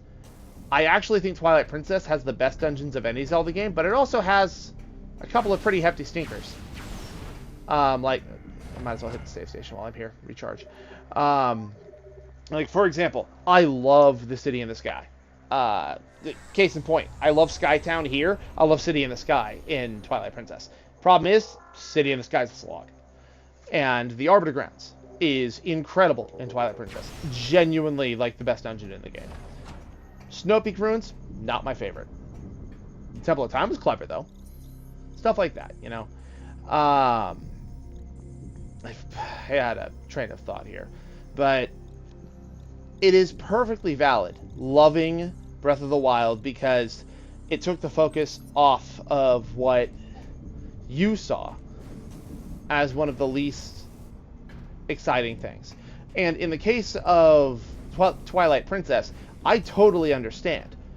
Twilight Princess, while one of my favorite games by, like, dungeon design, and, like, Midna's one of the best side characters just ever. And that, I will fight anyone who disagrees with me on that.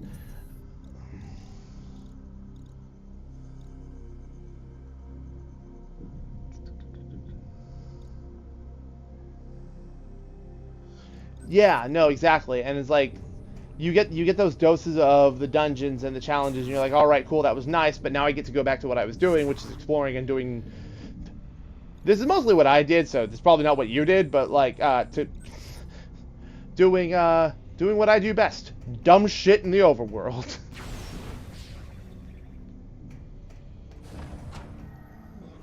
Alright, hold up. Alright, we want to go down another level. Okay. Oh, I gotta go around for that.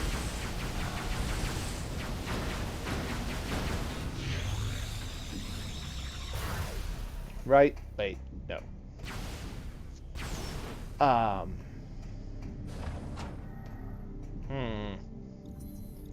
Did I get myself stuck?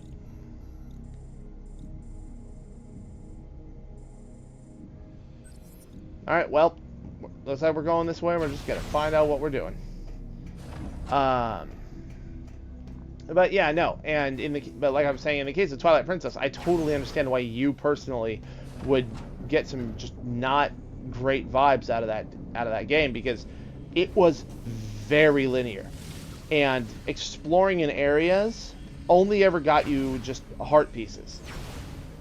And Twilight Princess made heart pieces worth less because just clearing, like, you had to do 5 side objectives in order to make that heart piece worth anything. Alright, that's the Piston Hall. And then you go up. And then you go that way. Which takes you around, which then I go down, and okay, I have got it. Hehe, I've got it.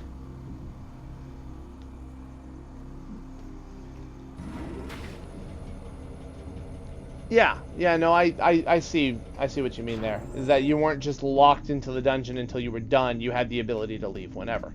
I imagine you probably enjoyed that little aspect of Skyward Sword as well, and that you could just leave whenever you were ready. You just had to find the statue.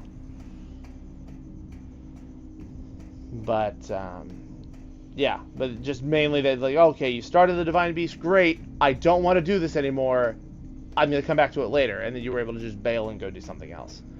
And I personally like that you could tackle them in any order. So if you wanted to be crazy, you could go for Naboris first. I know several people who did that. But, you know, I totally understand that approach. And as such, you know, it's why Breath of the Wild is great. It fills so many niches and meets so many holes. That's not the right word for that, but you know what I mean. The thing that gets to me about Breath of the Wild is the fact that a lot of people are coming back to the series with this. What does that mean for the future of Zelda as a whole? I'm still going the right way, okay. It's like, what does it mean for the future of Zelda as a whole? Is every Zelda game going to be like Breath of the Wild from now on? Or are we going to get a game like Breath of the Wild And then are we going to get something like the traditional... yeah, I know. It's, I'm glad you succeeded. Thunderblight at like 6 or 7 hearts is, not fun. It is horrifying, especially if you're not good at shield bashing at that point. How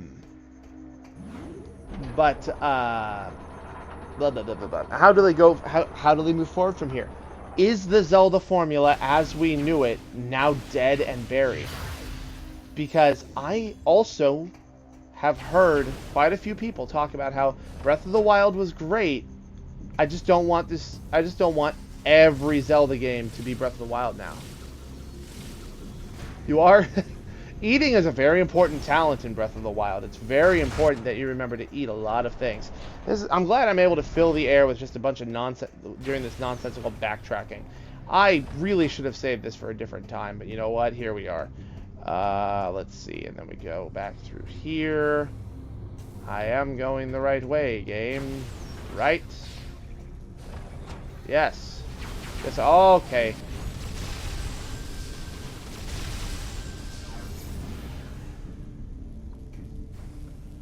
Yeah, but I've spent like an hour just doing backtracking. I need to stop. But this leads to that terrifying prospect of the Zelda formula just being dead. And I wouldn't mind them alternating, kind of like what we were doing with 3D with Mario games for a while, where we got a 3D and then a 2D and then a 3D and then a 2D. Even if most of those 2D games were the new Super Mario Brothers series, which is just basically the same game every time with some new, with a few occasional new hazards and one new power-up. But then you get something really good, like 3D World or Bowser's Fury, and those are always great. But it's one of those things where it's kind of like catching lightning in a bottle. You're not going to do it twice. And it's one of the things I'm worried about with Breath of the Wild, too, is it going to be good of its own merit, or is it going to be good because it's just more Breath of the Wild? And that's something I'm genuinely afraid of.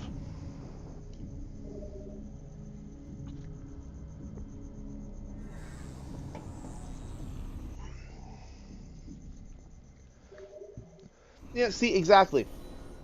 I could play Breath of the Wild forever if it had really good dungeons and you were able to do them in any order. See, this is something I want to go ahead and praise A Link Between Worlds for.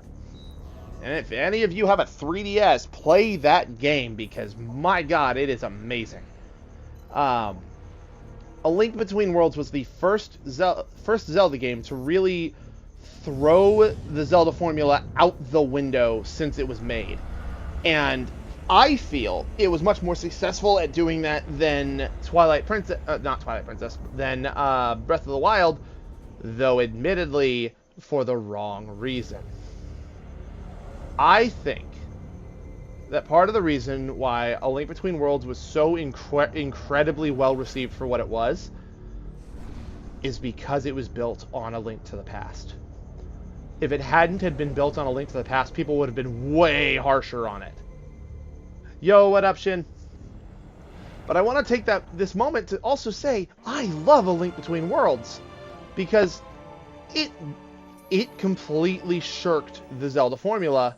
I mean, not completely, but it heavily shirked the Zelda formula by allowing you to pick your dungeons freely. You had to do the first dungeon in order to unlock a power that allowed you to do the next 2 dungeons, but then you could do the next 2 dungeons in any order you wanted.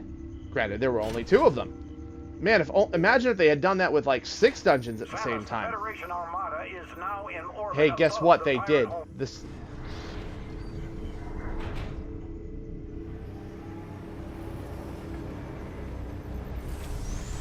Like, I wouldn't want to see shrines get completely shirked or get completely dropped, because some of them were really creative. But there were also tons of shrines that were just, hey, good job solving a puzzle in the overworld, here's an orb so we can give you a meaningful reward for the side quest. And I think that was part of the problem. We didn't need 120 shrines. We needed 6 dungeons and like 80 shrines. We're ready for the final assault, but the base is protected by a barrier that prevents us from landing. We need you to disable this defense system. Unit 2... Great, we're going to start this whole dialogue all over again. I thought I was going to be able to keep it up while we were on the elevator. Samus, the Federation Blah, blah, Armada, blah, blah, we're blah. ready for Yeah, the yeah, final yeah. assault. We need you to Unit 2-4, here are the coordinates. Alright. Okay. Good news. We have found the problem that we have to stop while we are here. Good news. It's right there. It's not that complicated. Alright, anyway. But yeah, I feel like we could have gotten away with more Divine Beasts or just bigger Divine Beasts and significantly less shrines. As a heads up, Rolly, I know Shin personally, and Shin has not beaten the game, so no endgame spoilers. But that's one of the things that I feel A Link Between Worlds did very well, is that all the dungeons were still huge, and there were tons of things you could do outside of the main dungeons, and that game gave rupees a purpose, because in that game you rented items that were required for dungeons. And inside the dungeons, they gave you other long-term progression items. So, yeah.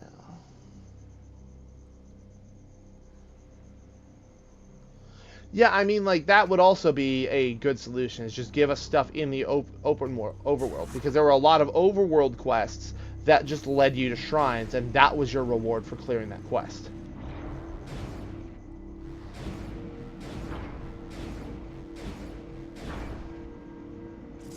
And pop out of that.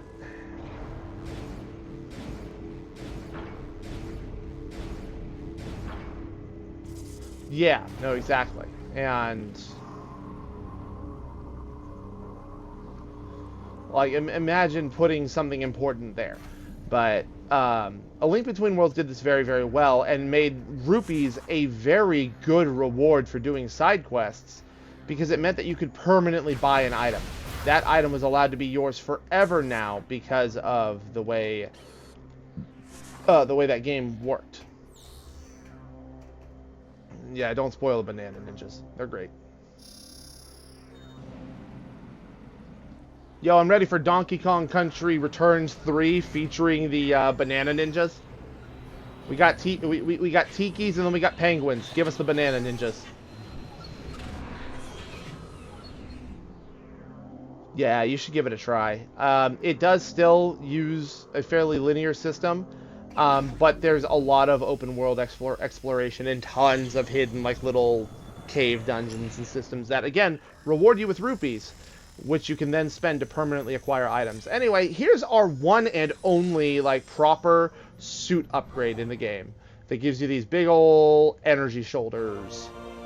Hazard Shield Online. Suit is now capable of withstanding hazardous environments, able to move safely through acid rain and fuel gel. So now fuel gel no longer hurts us, and now we can actually engage out in the acid rain. You're a new fellow. We're gonna scan you. Assault Arrow Trooper, and your armor sucks.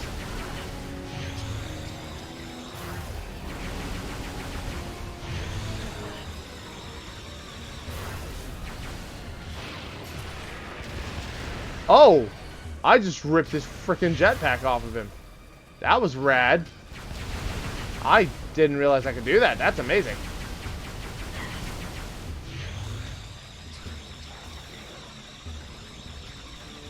Yeah, I know exactly. Very Pacific Rim. Can you get down here, please?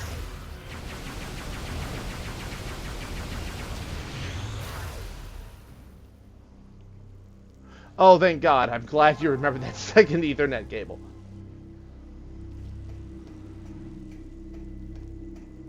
Alright, we're going to go ahead and push this button.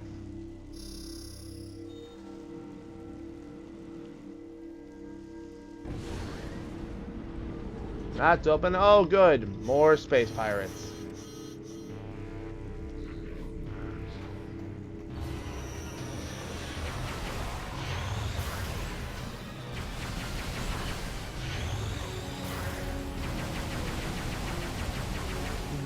Yeah. Well, I'm glad you got it.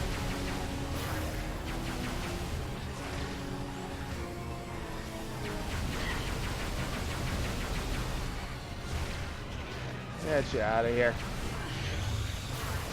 Alright, you know what? Hyper missile.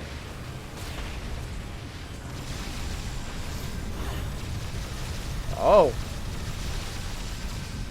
So what we just saw there, the commandos can actually throw phase-on grenades that will force you into hyper mode.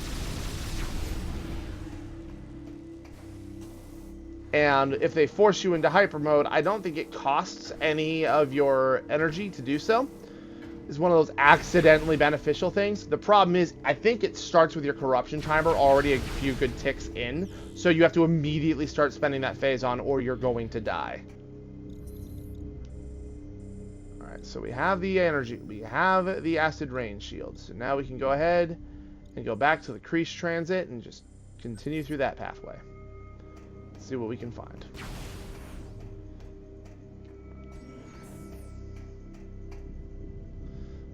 What was it labeled as? Almost every store I go to labels them as Ethernet cables. Either Ethernet or LAN. Which, I mean, I guess that's where the confusion could be. Excuse me. Network cable. That's generic and unhelpful. Thank you, Walmart, for barely helping.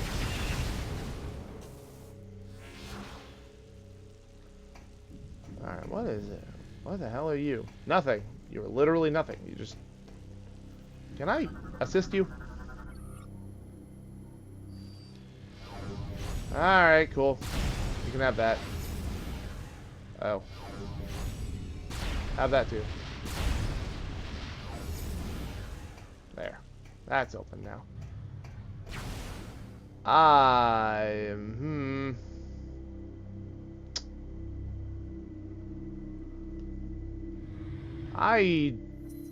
don't want to go in there yet.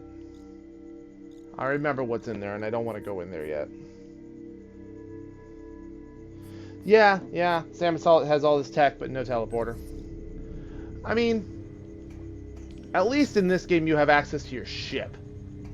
But I'm telling you, a great innovation for this series would be teleporters, or like, you know, I understand you can't just let us teleport all willy-nilly, but you know, like fast travel stations. That'd be nice. That would be really handy.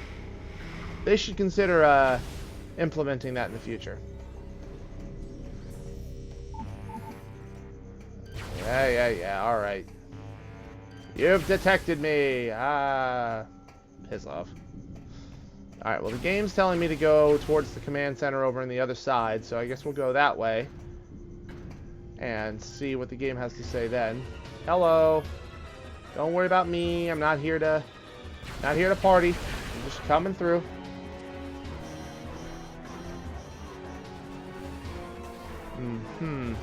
Doors on that side. Excuse me. Coming up here, and then we're gonna just go around. Oh, you're in hyper mode. Well, now I have to engage, because otherwise you'll just blast me while I'm running around, and that won't be any fun.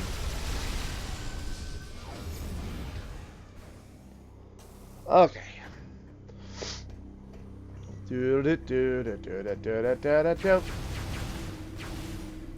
Open, please. Thank you. Put me in the elevator.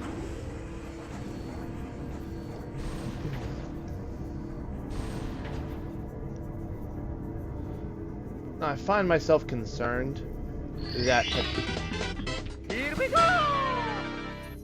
Here's your weekly dono test. ...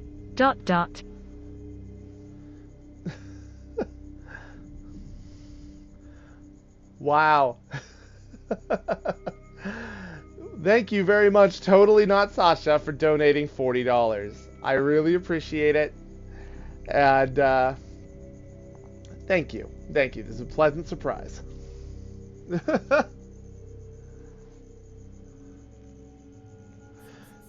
Yeah, big on tedious doesn't mean difficulty. $40 is huge.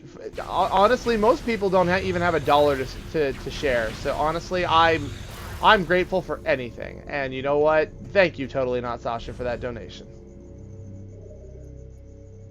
All right, save and enter ship.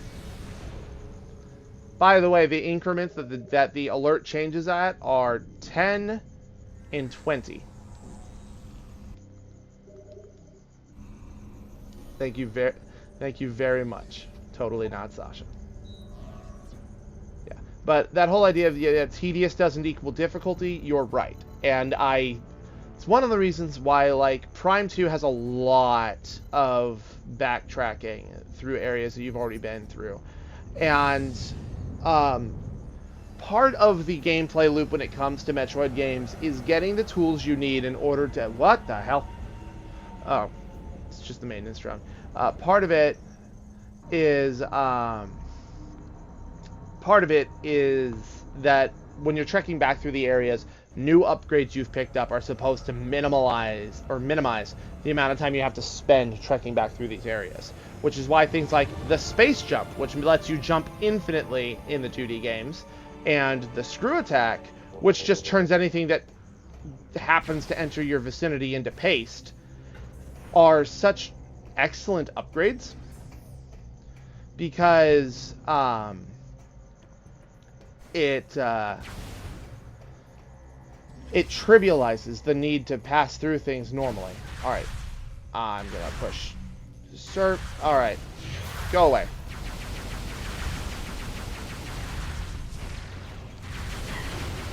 Yeah, which is new power-ups and stuff are supposed to make it easier for you to trek through regions and save time.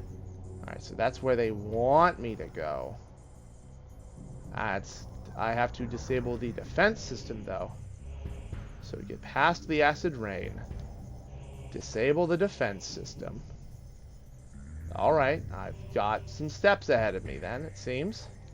So step 1 is we're going to be getting past the defense system. So I'm going to want to go on the lower path, it looks like. So I understand why adding a straight-up teleport back to your ship or to other major areas can't always be implemented. I'm going to go ahead and I'm going to spoil it a little bit right here. Dread has already shown in its trailers it's going to have a fast travel system. So you can warp from sector to sector, obviously only to designated points, but that's still better than what we had, which was nothing.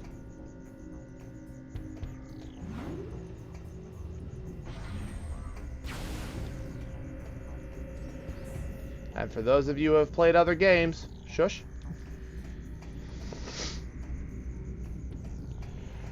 Alright, so I can't go this way. Is it going to tell me that I have to go back through that room I don't want to go back through? I don't want to go through that room right now. I know what my next upgrade is, and I would rather wait to go through that room until I have that upgrade. Please, game. But I also remember the one of them that I've fought so far was optional, and I'm worried that this is supposed to be like the one that I fight based out of necessity. Alright, back up. Okay. Let's see here.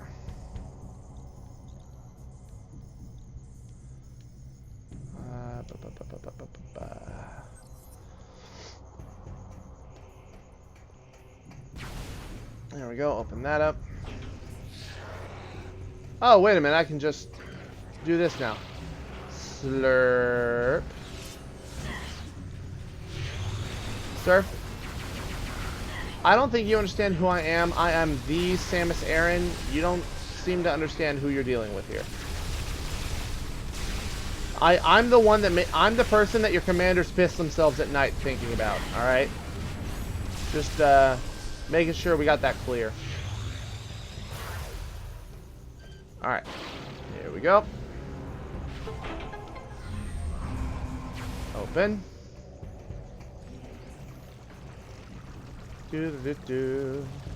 Oh, are these new? Oh, hey, they're new. Scan. What do we got here? I mean, I'm pretty sure space pirates piss at night. Listen, alright, I can't make eloquent threats while I'm also trying to hold up conversations about interesting little factoids.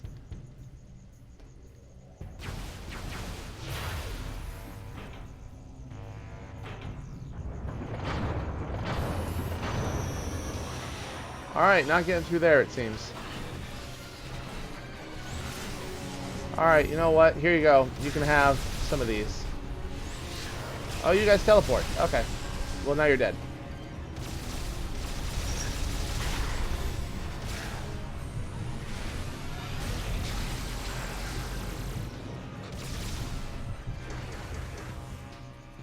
Oh, and now for a bunch of crawl tanks. Here we go.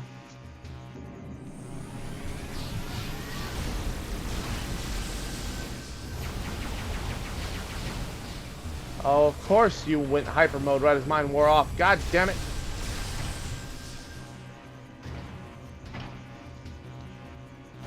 So many of you suckers. Oh, hey, somewhere for me to go. Excellent.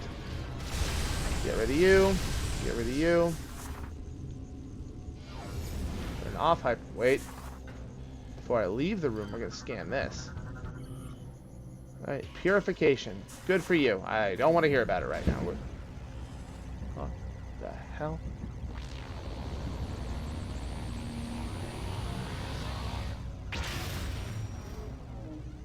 Card going down the road was backfiring, and it did it multiple times. Artemis? No. Come here. Artemis? No. Not up there. Not right now. Alright, so this spat me out over here. Where is over here? Oh, it spat me out in this, which is where I wanted to be, I think. So, up we go.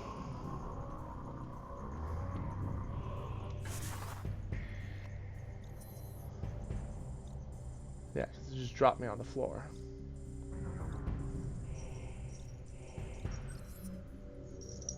Oh, wait a minute.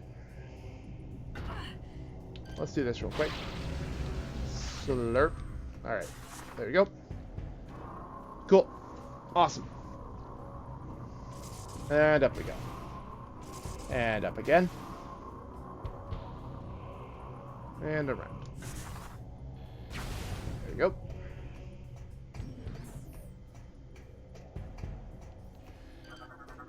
Scan this. Alright, we've got the Cylon Raider fast travel station and unlocked.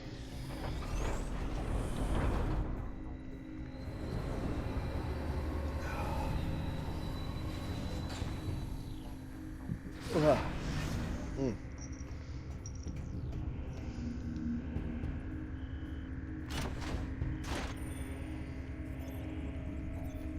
we go. Such immersive motion controls. So very immersive.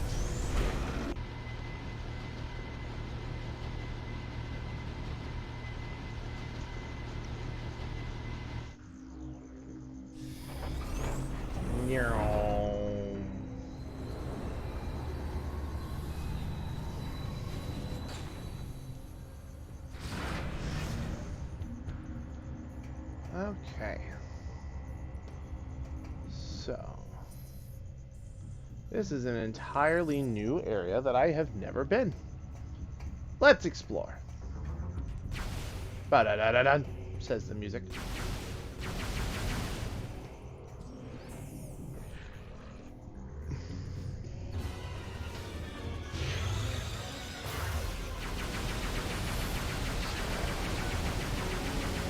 And hyper mode immediately. Alright. I guess this is what we're doing now. Alright, let's wait for the corruption to kick in, and now we'll blast you.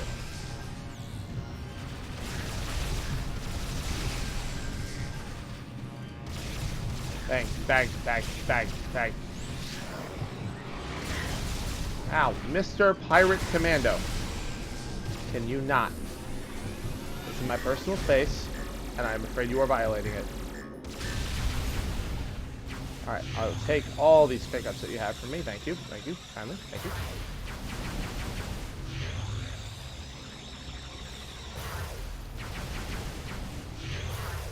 Alright. So, let's see here. Oh, look, there's a thing there. Interact with terminal to use machinery. There's a thing there. Numerous fractures detected within the rock sections. This is the area that I remembered, but I didn't remember which game it was in. Let's bring the drill into the room.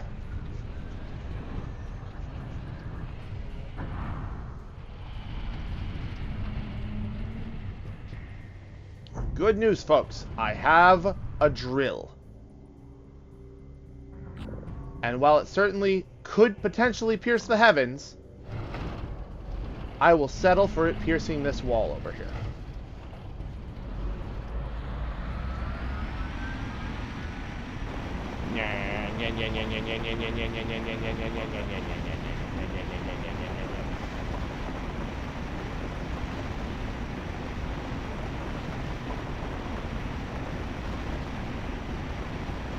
How about that? It made a perfectly formed half pipe. Only somebody could take advantage of that. Go ahead and break that wall for me now. Oh, and there's the tiny drill. Drill inside of a drill? This really is Gurren Lagann.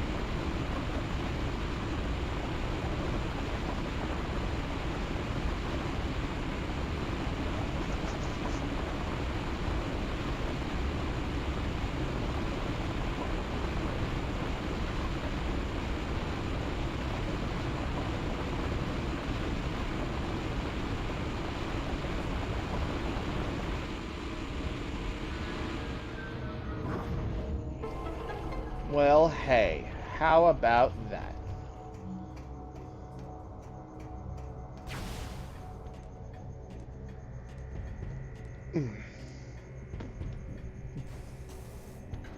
Hop up here, and then get over here, and bada bing. Missile expansion. 200. Already. Why won't you break? Ah, it's invulnerable to my weaponry. How convenient. And boost ball. Alright, can't do anything else in here, so we're going to open that up. Fixture is weakened over time. It could probably be ripped apart if pulled with enough force. Alright, cool. Yoink! Alright.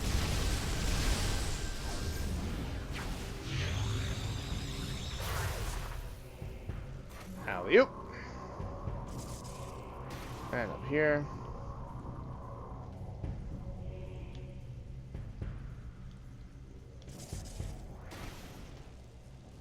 Oh, it's a spinner.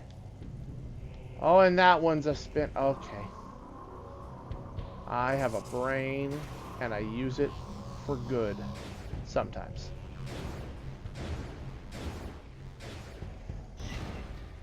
Alright, well that's been done. Alley-oop. And then bop. And then drop. Spin, spin, spin. And we drop it.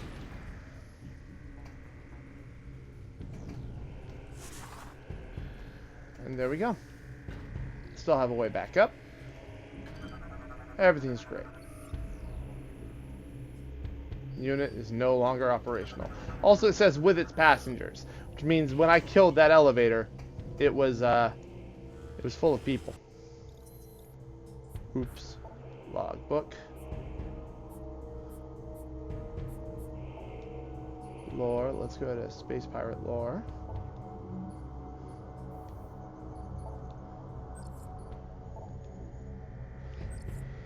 Wait, purification. Our great leader, with the aid of our captured Aurora unit, has discovered many of Phase's secrets. Dark Samus can now command the living world to send forth Phazon seeds. She was eager to test this new power. When we heard the first world to receive this blessing was our homeworld, we rejoiced. The seed was sent into the void and quickly made its way into our homeworld. Our brethren foolishly tried to repel it, but their efforts were in vain. To think once we were as pathetic as them. Now the deed is done, and slowly our homeworld becomes like Phase. Soon there will be 2 living planets. 2 Phazon sources for our great leader to use as she sees fit. Soon there will be thousands of new disciples for her to command. Alright, stowaway. First disciples. Our struggles have ended. She has shown us the error of our ways. The way is now clear. All previous vows of fealty have been forsworn. We now pledge sole allegiance to our liberator, the Great One, Dark Samus. We bear a singular honor. We lucky few, for we are her first disciples. Our burden is a happy one, for we will pave the way to her glorious victory and cosmic rule. Let the light of Phazon. Oh, good. Oh, good. We follow her teachings and turn our vessel into the might of Colossus. Good, my test was successful. Have a wonderful week, carrot. Oh my goodness. Thank you, Totally Not Sasha, for another $15. Holy smokes. You are way too generous. But I appreciate it. Thank you. Not 5, that's a 15. Which means Totally Not Sasha has donated 55 tonight. Holy crap. Thank you, Totally Not Sasha. She demanded more. Her solution was unique and most excellent. We took her great star beast and fitted it with cybernetic weapon systems. Crew quarters and command console were placed within the beast's skull. In time, we created a mighty dreadnought and called it Leviathan. The great leader was pleased. Oh my god. I know! It's gonna be great!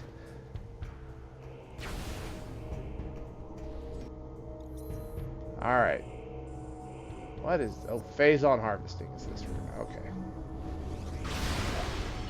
Excuse me! What the fuck are you? Phazon harvester drone. Anti-air system cannot be destroyed, but overloading it will stun the droid. Ow!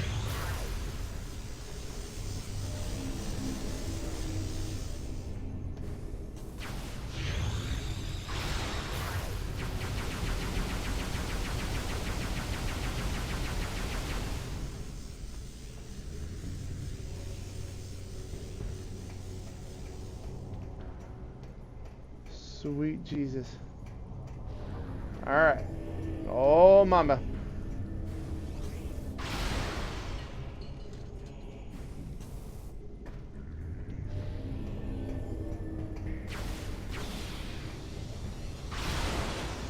Alright, now we're in this room. Okay. Hey, that Death Star laser they totally weren't building, I think we're in the belly of it now.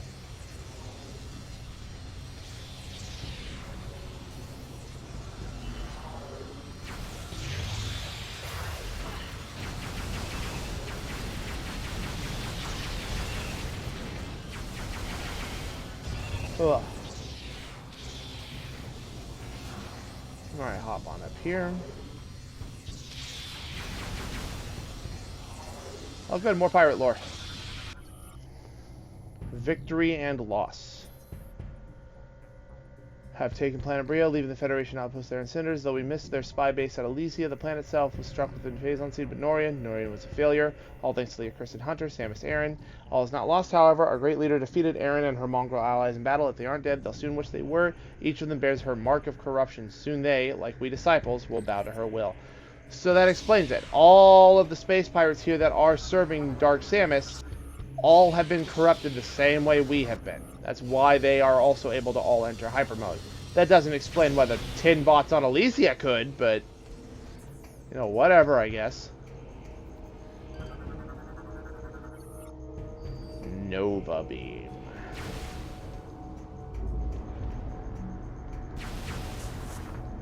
Oop. I didn't hit that button. Okay. Noticing my controller's getting a little funky. understand I've been playing a lot of DK lately. Don't go all Kong on me on this one. Down we go into the bottom level.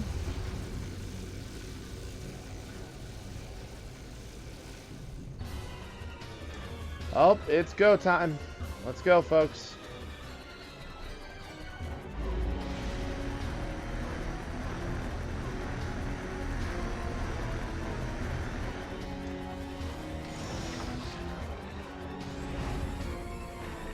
All right.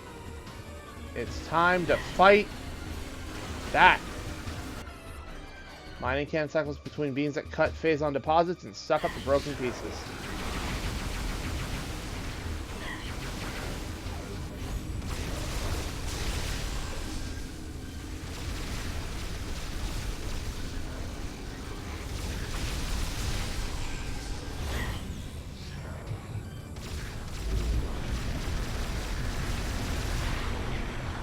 And in you go.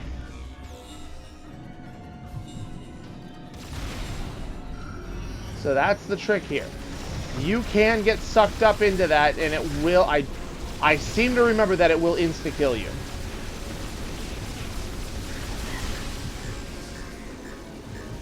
So you have to be careful. Alright. There's one more of you in here. Where are you? Nope. Alright, we're going to go ahead and we're going to activate hyper mode now.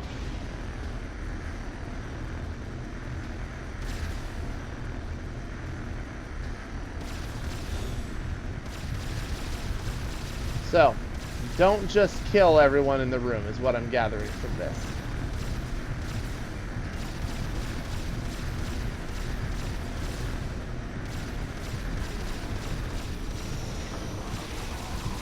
Leave a couple of people downed and active so that you can safely and effectively blast them into the cannon once it starts sucking things up. Or into the drill, I guess.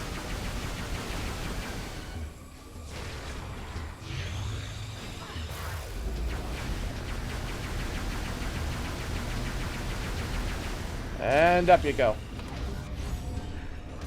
I like big damage, so we're going to just do that. And that fella's in hyper mode. And this fella's in hyper mode.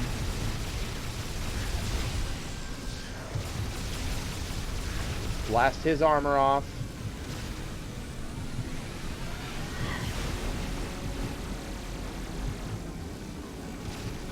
And we'll just stall out the hyper mode. Stall it out.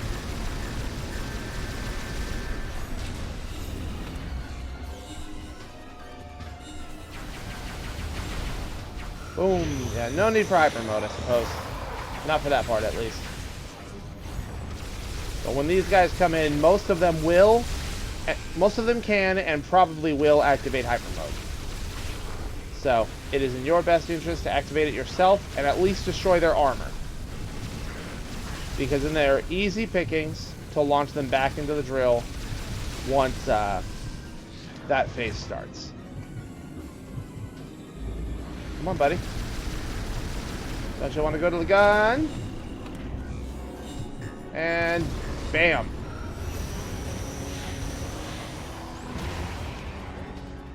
And down it goes. Drill destroyed. Suck up these sweet, delicious pickups.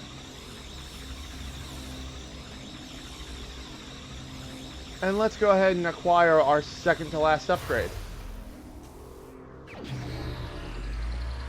A Prime exclusive.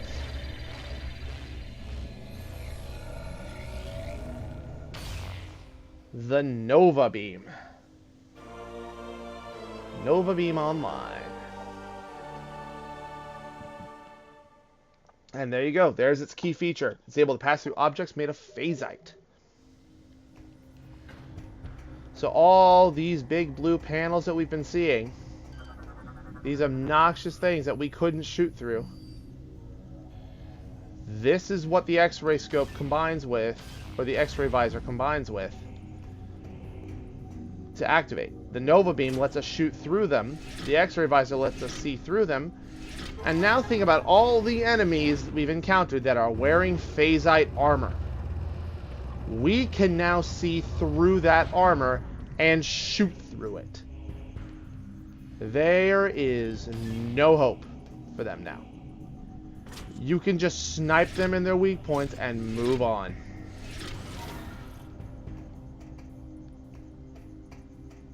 And with that open,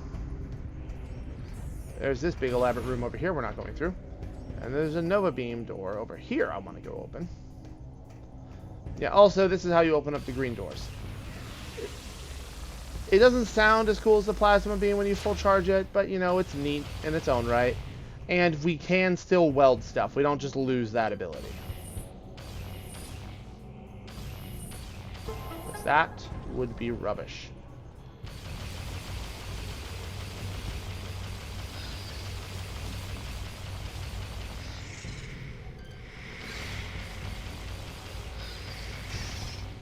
And there you go.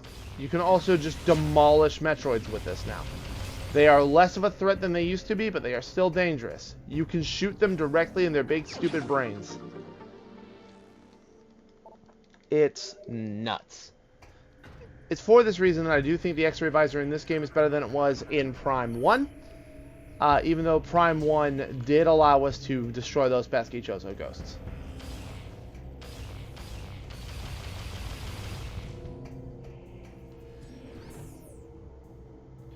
Where? Oh.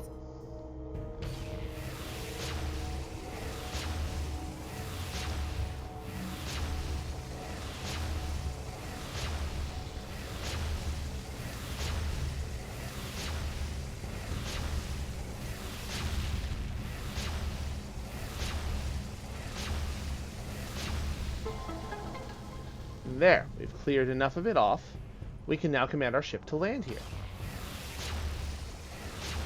I'm no slacker, though, so I'm going to clear the rest of it while I'm at it. And there we are.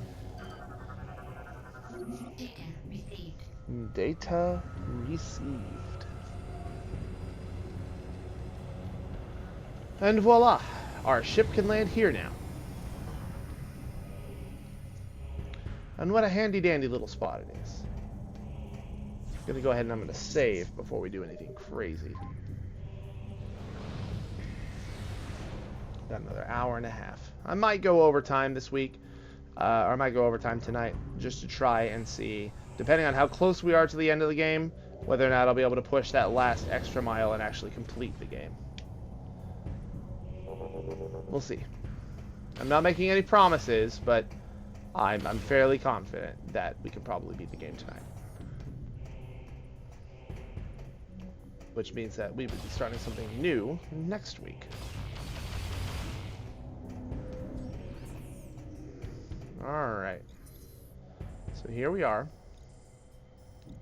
with this. And now we can go back that way. And see what else we can find in this room over here.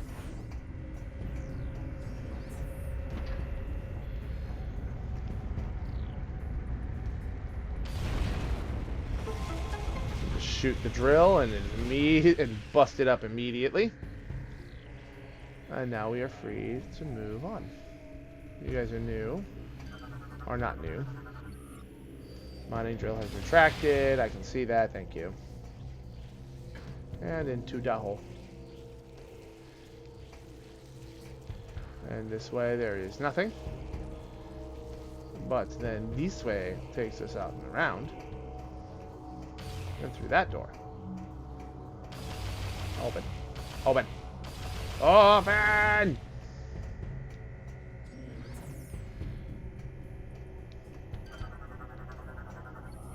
Alright, mining drill is used to cut through hard and blah blah blah. Control terminal can no longer be operated. No viable mining locations remain in the area. Well, fine. That's okay. I'll take this off your hands, though. I believe that was the last energy cell that I was missing. Energy cell 8 is connected to storage facility cooling system. God damn it, I think I know exactly where that is.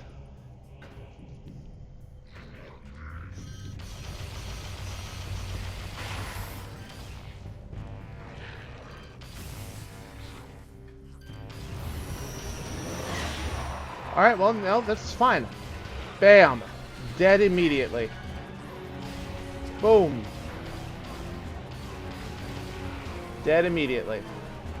And the ones that don't have the phasite, you can't just snipe them like that, but man, it is so good to be able to just destroy them using the Nova Beam. Alright. Well, guys, that seems to be everything over here in the Phazon Quarry. So we're going to go ahead and go back over to the main area.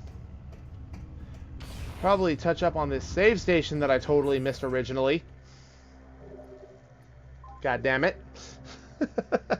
Imagine if I died to the drill. Imagine all the backtracking I'd have to do again.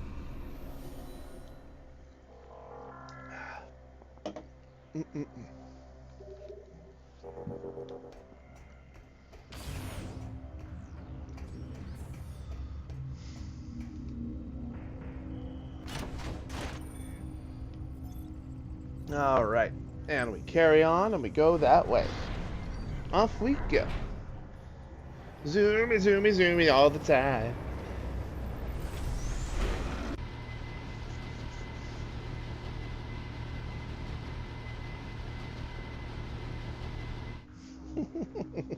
My cat's laying on the couch next to me, all curled up. His back paws tucked against his forehead.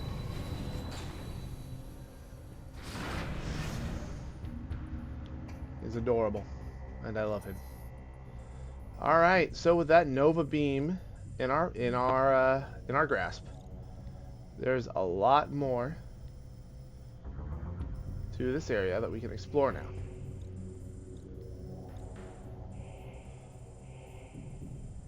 Namely, now if I go this way, I hit that, I can drop down here.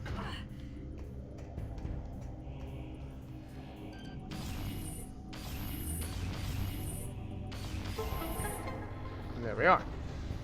And that door is opened. Go ahead and scan this real quick. High frequency beam will disrupt the shield and open the door. But we're going to backtrack, as I usually do, in any situation.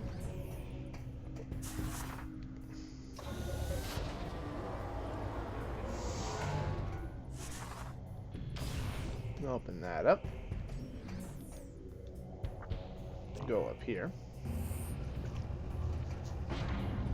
And then we'll come out this way and immediately go this way. Oh, cannot be opened from this side of the room. Oh, all right then. Okay.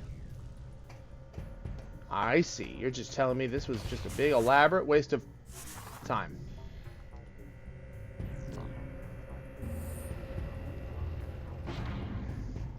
My nunchuck is doing some funky things. I do not like it.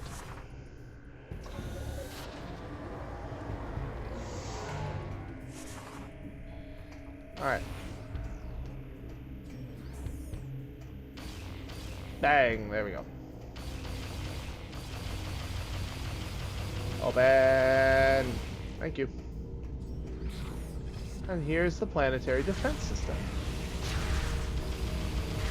Oh yeah, and as with the plasma beam, because this beam stacks on top of our other beams, we can't swap around. It's just a flat damage boost.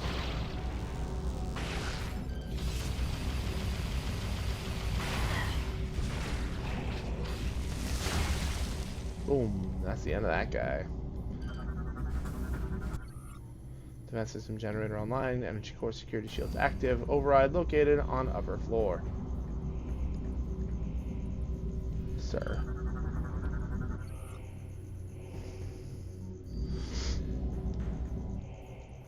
What are you hiding on the other side of you? That is so rude. I know what upgrade I need to open that thing. That's just rude.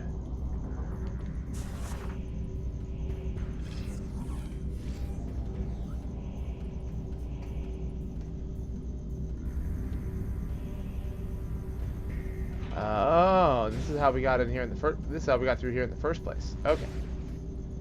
I have figured it out. This is just to allow us to hop back in here for quick traversal if we need to.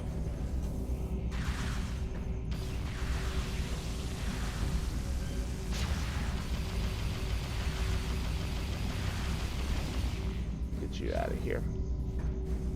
Alright, and then get up here. And over here.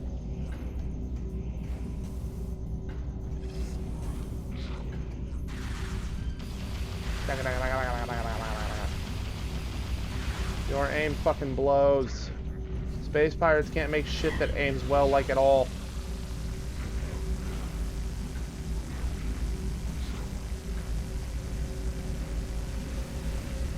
Crawl tanks can't hit the broadside of a barn. Fucking wackadoos. Alright. Galactic Federation. Cylon Raider. Fish hook. Explosion. Everyone's favorite security codes.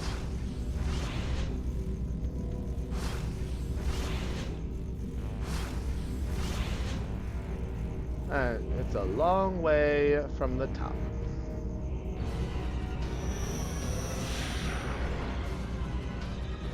Yeah, okay.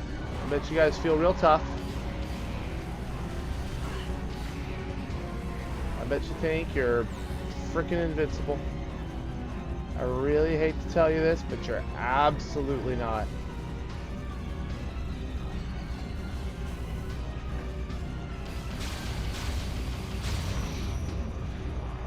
One shield down.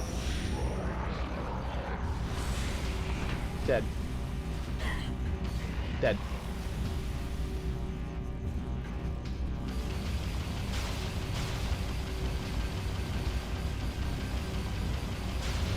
Get that out of there.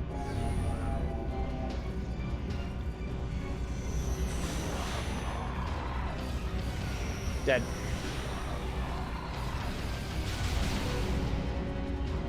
And with that, the entire energy shield conduit system, energy shield system, whatever, has been disabled. Look at you.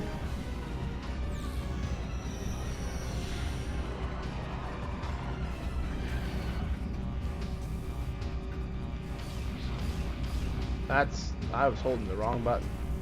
Alright, now are you? Okay, hey.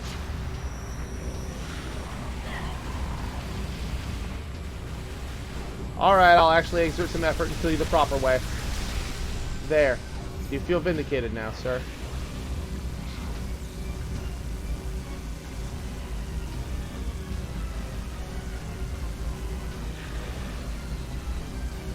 Alright, and up.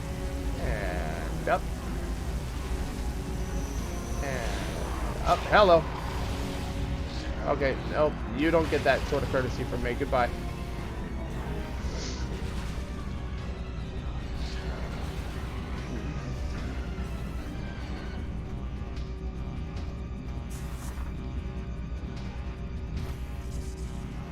Boop.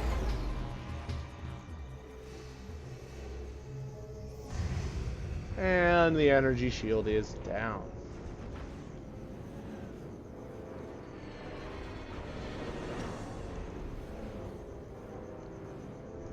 Alright, looks like we finally get to declare war on the space pirates.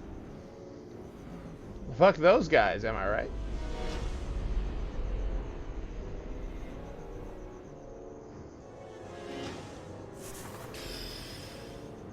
Defense system obliterated. I mean, we could use that word, I guess, but it didn't actually blow anything up.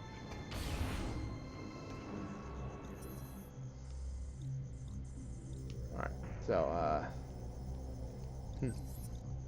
not sure where to go from here. I'm sure the game will tell me.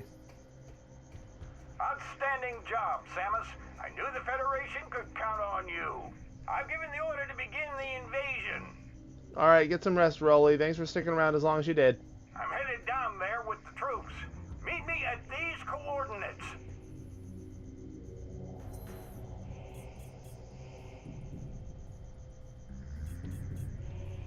Alright, looks like we're going back Up to Pirate Command. Alright. Easy enough. Yeah, get some rest, bud. I'm glad you came, and I'm glad you stuck around as long as you did.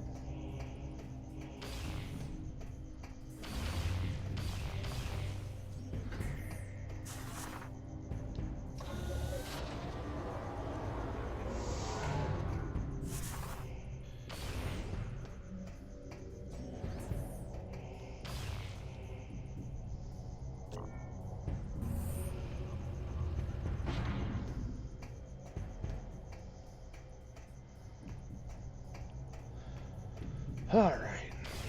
Probably going to have to go maybe 30 minutes or so over just to close this out, but I think we'll be okay.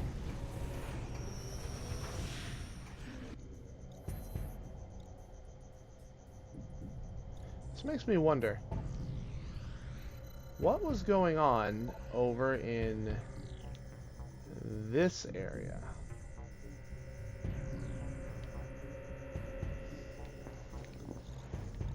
Is this just... You know what?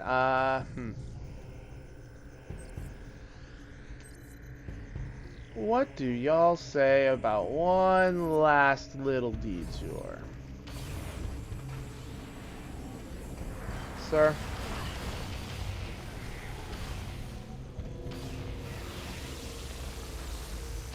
I hope you understand that you, as the elite pirate troopers, barely even constitute a threat anymore. Just, you know, if you're wondering about where you stand in terms of, you know, your life accomplishments, you barely register as a threat on my radar. Just so you know.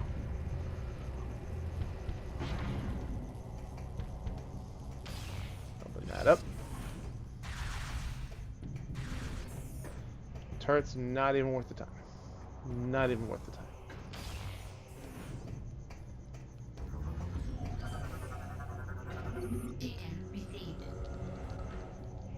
Land the ship.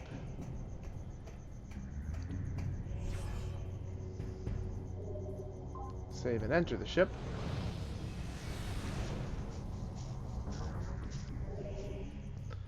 All right.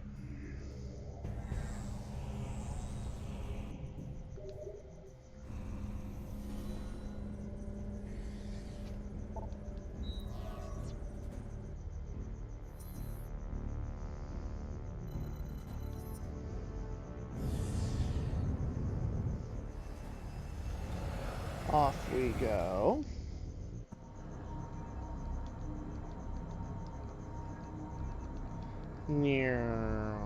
Flying through tubes. Alright, here we are.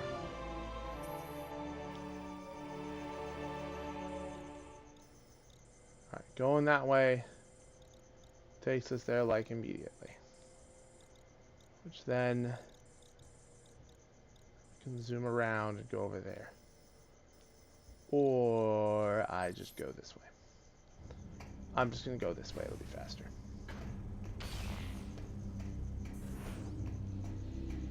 Hello, darling.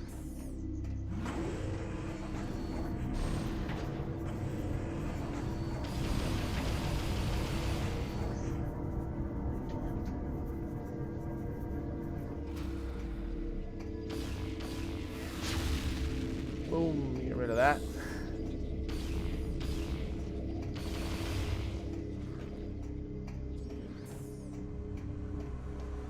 Be-doo, be-doo, be-doo, be-doo.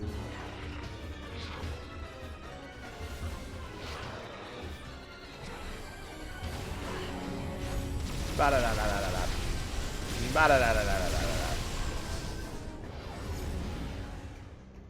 Yeah. I don't know for sure if the Nova Beam improves your hyper mode damage. I'm willing to bet that it does, because almost everything does. And it would be dumb if it did not.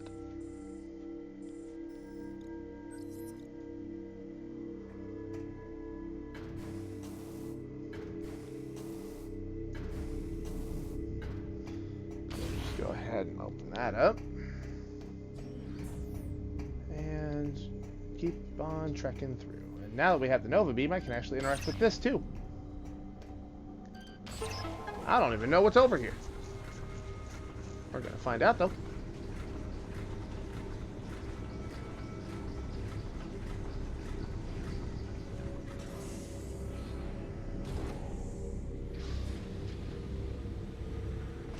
There we go.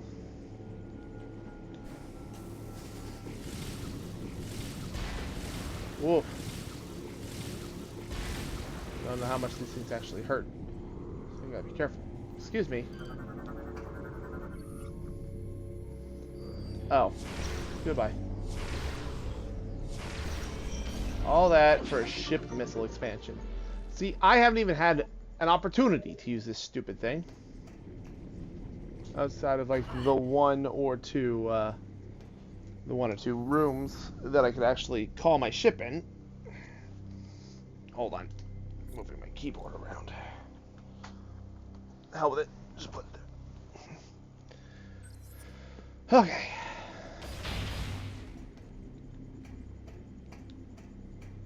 Then we go around this way. We open this up. We ignore everything that exists in this room. I lied. We're gonna kill their brains. And that's it. Nice and easy. Nothing to even worry about.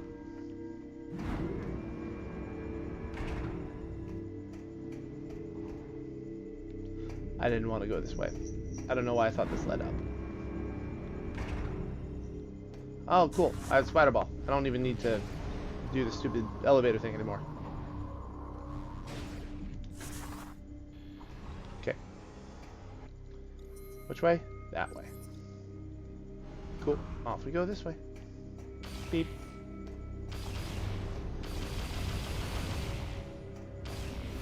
And...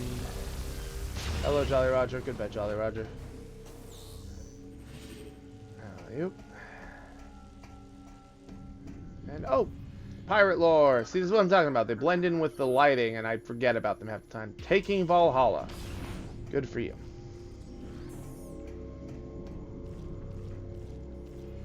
So in this room, it's all kinds of gross shit. Security panels, unable to interact. It's probably a wall jump. Yep, it's a wall jump panel I can't interact with. So we're going to go ahead and we're going to spin this up.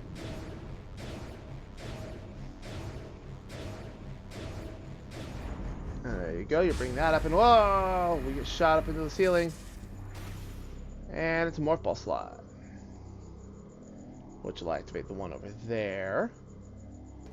And ultimately make this nice and easy. Let's spool this baby back up. And it shoots us up. And another bomb slot. And now that one's active. Oh, except it's not active. And it's a Metroid hatcher. So it appears that every fight with these guys is optional. You do not have to go through with it. I recommend you wait as long as possible to deal with this one. The Nova Beam trivializes these things. You remember how long it took us to kill that first one over on Norian? Once again, you just shoot its brain. It is that simple. It could be, oh no, it trivializes such a good fight. No, no, no. The Metroid hatchers are not a good fight. They are long. They are tedious. They don't utilize the free aim mechanics very well at all. No, no, no, no, no, no, no, no, no, no, no, no, no, no. Get out of there. Oh, no, you don't. My favorite orange fluffy butt decided that he was ready to leave the house, and he is not allowed. Well, I'm glad that's memorialized forever on stream. Whoops.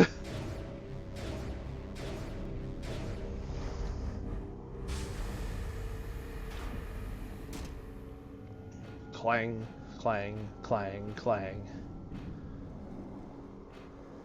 Nyom. So, you could go all the way over here. There's a bomb slot. There's that. I'm going to come over here. I'm going to hit this. I don't even know what hitting this does, but we're going to hit it. Perfect. It opens up the, it opens that up, so we can go ahead and just take that pathway next time. But now we're going to have to go through all these pipes again.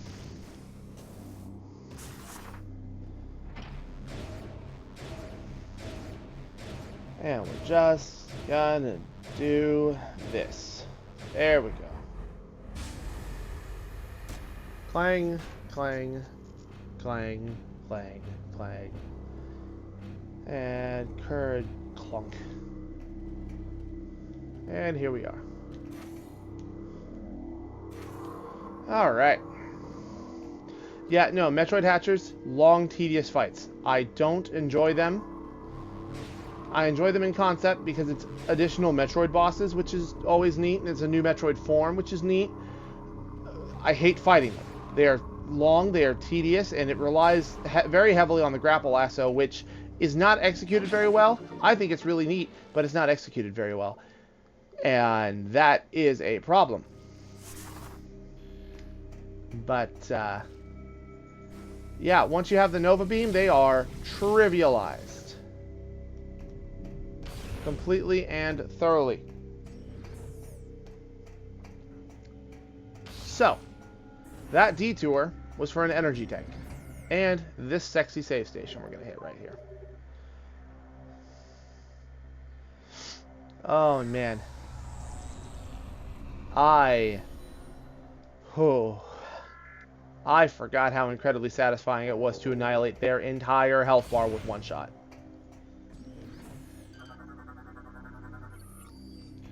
Like, make them killable without it, obviously. But if you wait this long to go fight them, having an option to completely trivialize these fights is smart.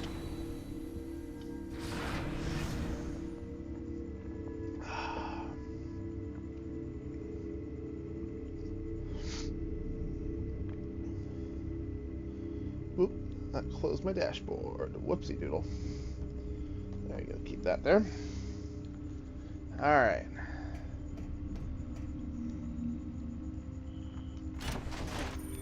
There we go.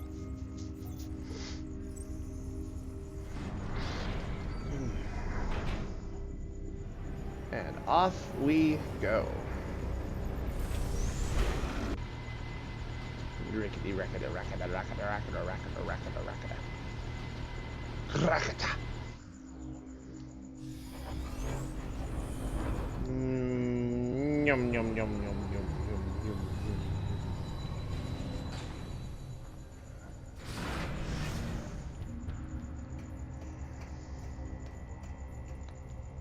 All right. Here we go. And then you come on over here. You hop into that. Open that up.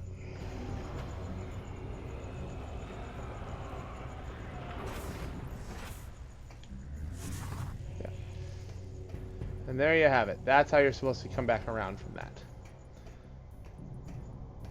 And now we can go ahead and proceed with the rest of the area. See, it was a detour, but it was back on to the tour, so there's that. Ow. Open that up. Open, open.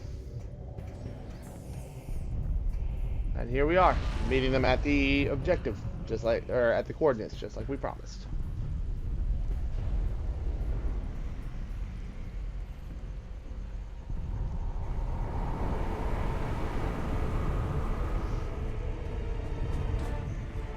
Outstanding work, Samus. I don't say this often, but I sure am impressed. That said, you've still got work to do. Up ahead is the pirate cargo line that leads to the sea. There's a large security door located at the end. 4 demolition troopers are needed to open the final door, so you need to make sure enough of them make it safely through this area. You are the only one who can destroy the sea. We'll help along the way. Once we get there, it's up to you to finish the job. We're right behind you, Samus. Do some damage. Yes, sir, Admiral.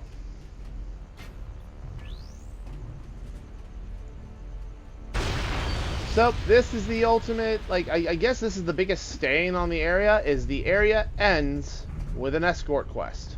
Samus, we are part of the demolition reinforcement squad. Since our armor is weaker than most of the troopers, we need you to watch our backs through this area. Our group color is yellow. Most of the demolition team has already started moving towards the seeds, so you better get going. Good luck. All right.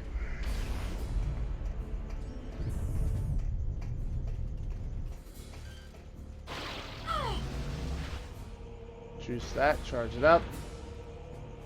Open up the doors. And off we go. Wow. This Metroid Prime game, it has a force from the Federation. Curious. So, naturally, just fucking wreak havoc. And if you see motherfuckers activate hyper mode, delete them right away. But there's only so much you can do.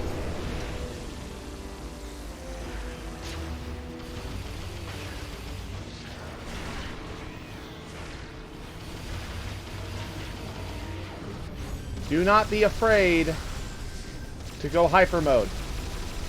It is quite possibly the only thing that'll get you through this quickly.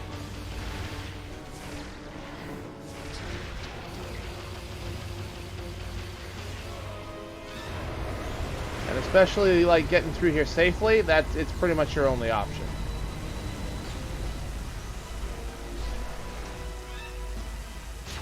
You want to get through here with as many troopers as you can. I have never failed this, but it is entirely possible.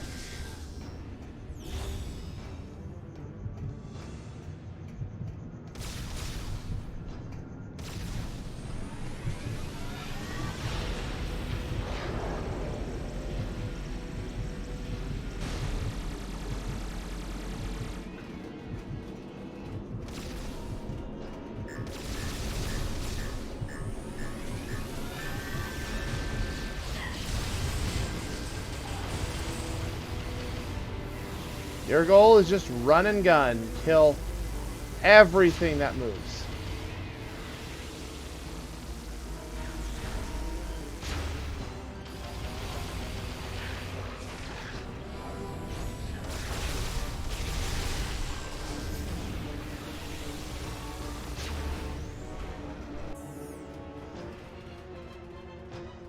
And in these transition areas, you've got to make, like, in the transition areas, it looks like you're safe.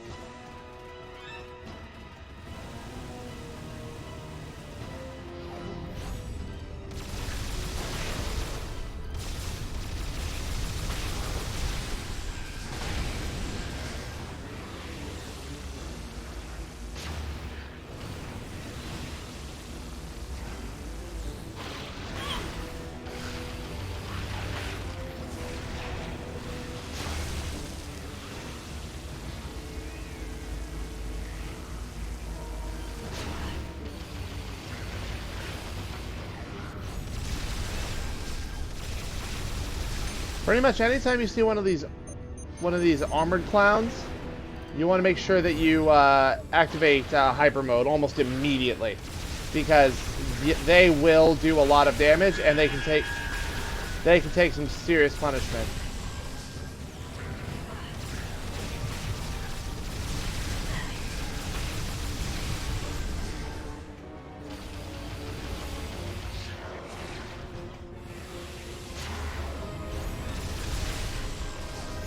And do remember, if you are running low on energy, you can activate hyper mode, fire a few shots, and then deactivate it.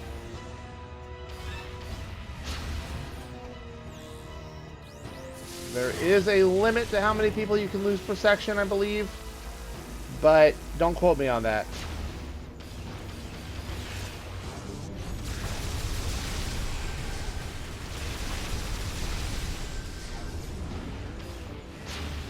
Ugh.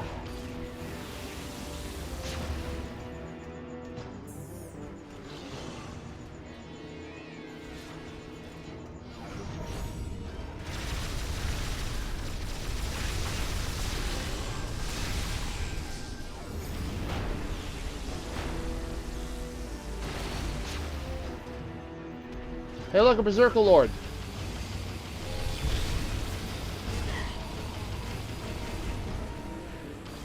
Hey, look, a Berserker Lord is gone. Your goal is to run in there and make sure they're shooting at you as much as possible and not these other troopers. There's this guy. Obviously very important.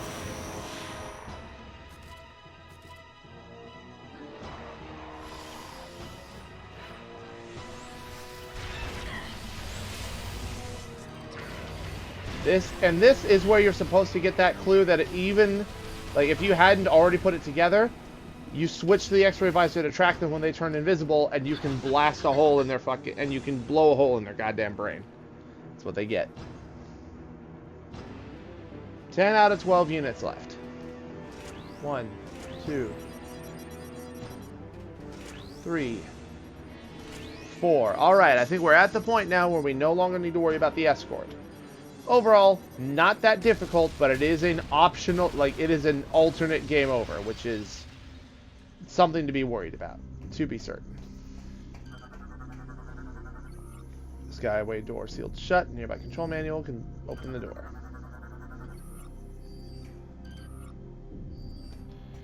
Alright. Thanks for all the help back there, Samus. I almost thought we weren't gonna make it when those commandos showed up. We owe you one. Yeah, well, luckily for you, you're teamed up with a bounty hunter that has no qualms about blasting a space pirate directly in his brain. Yeah, but that Berserker Lord, you could either fight it legitimately, don't fight it legitimately, or you can utilize the Phasite Nova Beam combo. And trust me, you just want to do that. It is infinitely easier that way. Here I am trying to jump around and explore, when in reality I just need to come over here and push the frickin' button. Right. Doors not open. Okay. Keep going. We'll catch up. Okay. So open that up again. There, that's open. Now we can go.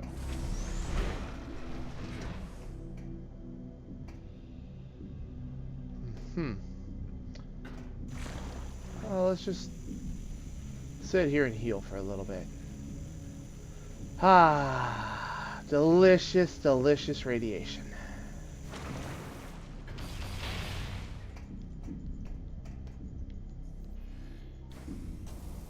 Oh, hey, pirate lore. Down here in the subway. Mistress Gandreda. Mistress Gandreda is the last of our leader's field commanders. We hope that she will succeed where the others have not. We hope that she will slay the wretched hunter, test her mental off. She moves among us on our form, watching us, looking for signs of weakness. Several unfaithful disciples have been ended violently. Those who survive will be the stronger, ready for the hunter, and that comes for them from the void. Gandreda has vowed to present Aaron's bloody helmet to Dark Samus as tribute. We hope she fulfills that vow. So yeah, it's not just, oh, they didn't have control of their faculties. They didn't know what they were doing. No, they did. They were just, I mean, in a way, they did. I don't know, shit's complicated. There's the button. There, doors open. And we got this big old area here. Interesting. Up we go.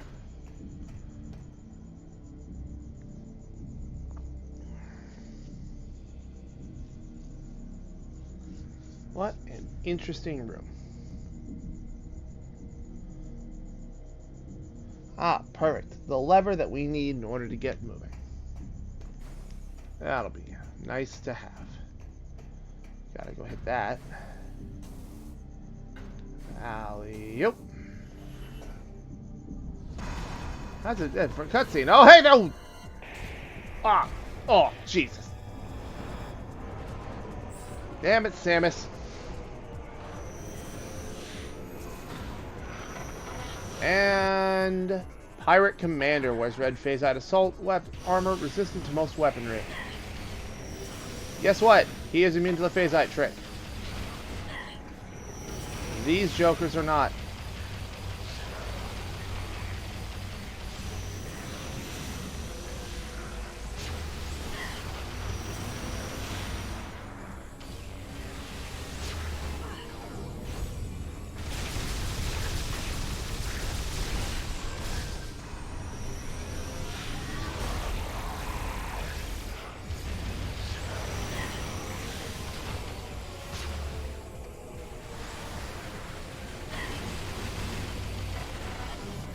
And of course, he has his own hyper mode.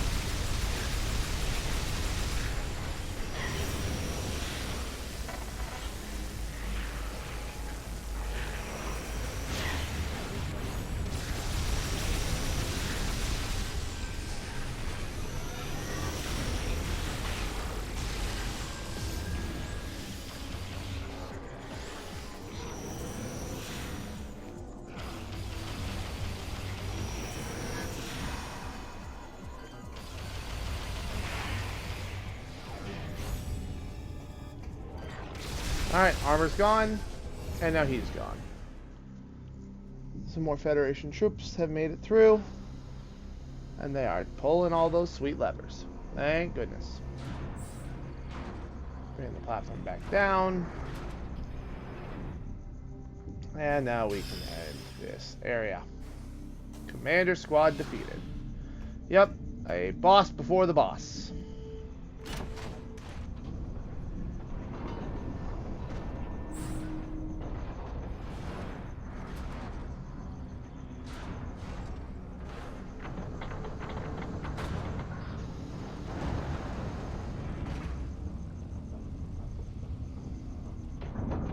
Wow, they opened up the entire ass tram station.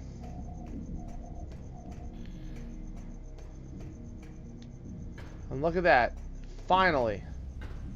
Something new for me to command my ship to destroy.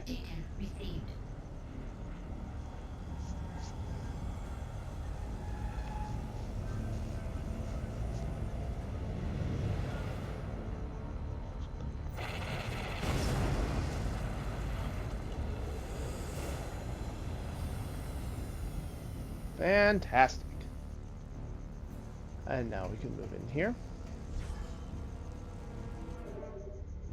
Save and enter ship.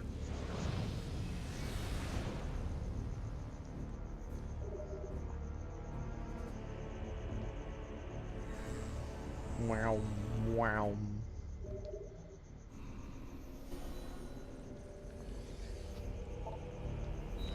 Interact. Take us straight to the seed, please.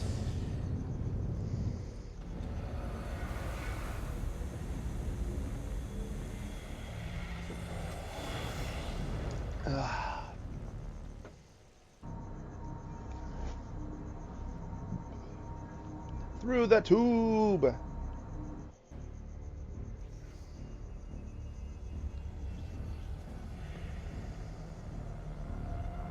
And here we are, in the third and final Leviathan.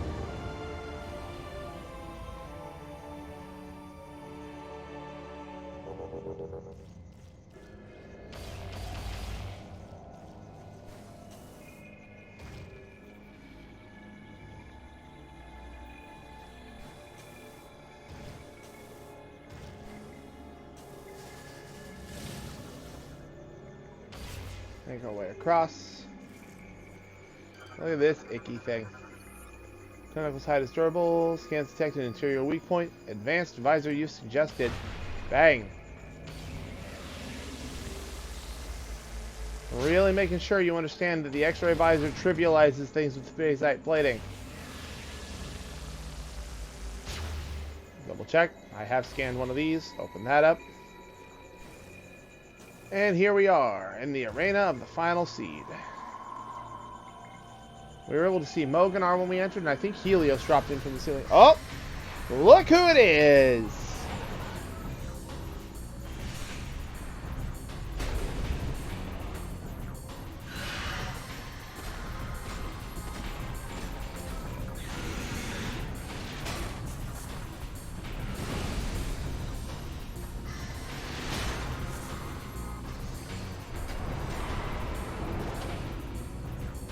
I see you learned from the meta days to cover your heart, you damn clown.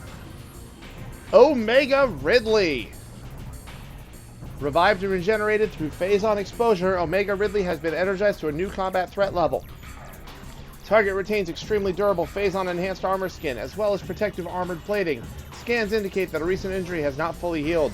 Expose and target wound to inflict damage. Target will act to protect this vulnerability.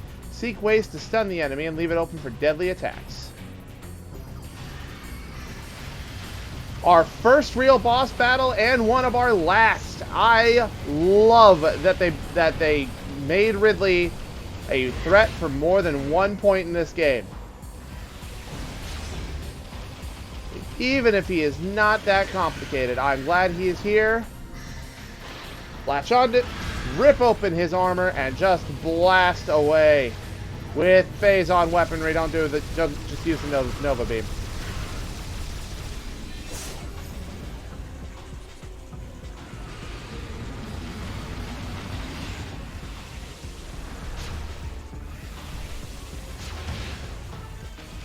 Obviously, he still sports shockwaves and lasers.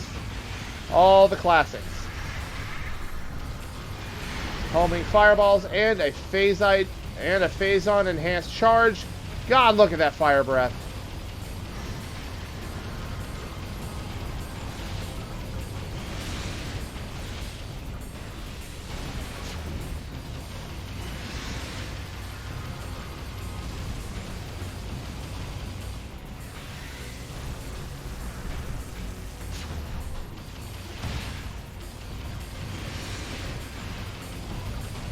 Just like the Meta Ridley fight from Prime 1, his mouth is his weak point, which exposes... Well, okay. His mouth is his first weak point, which allows you to expose his heart, his actual weak point.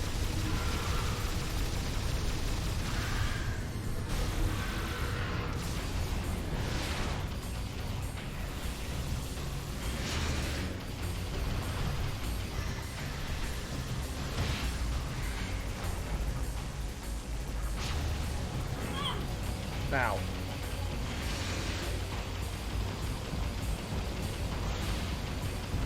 the individual fireballs can be shot down for pickups because, as with any fight that requires hyper mode, you have to be able to energize it somehow.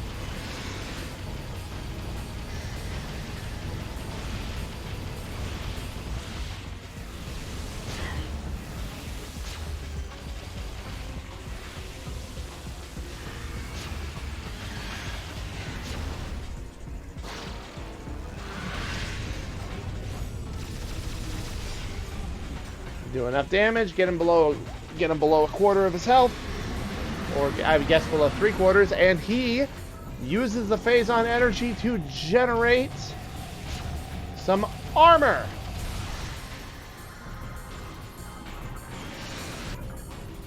Phasite armor is now covering cardiac region. Armor is invulnerable, but internal joints seem weak. Apparently, again, nobody gave this poor bastard the memo that we know how to deal with phasite.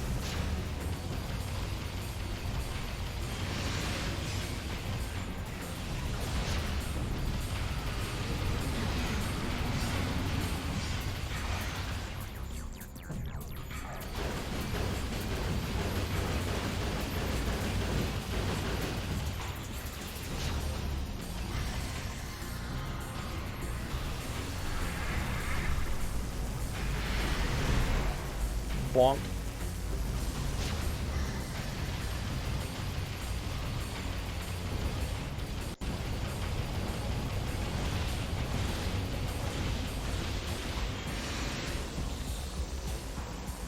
Oh, and we have the tail spin.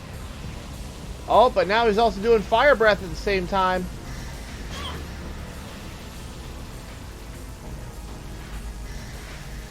God, I forgot how good this fight was. I just hear people roast it all the time because when you stagger him like this, it looks like he's waving his arms around, waving excitedly for his Christmas presents. And unfortunately, the moment somebody said that, I couldn't unsee it. But I forgot how cool most of his moves were for this fight. It's actually really good. It's the natural evolution of of the way Ridley should have evolved over the course of his fights.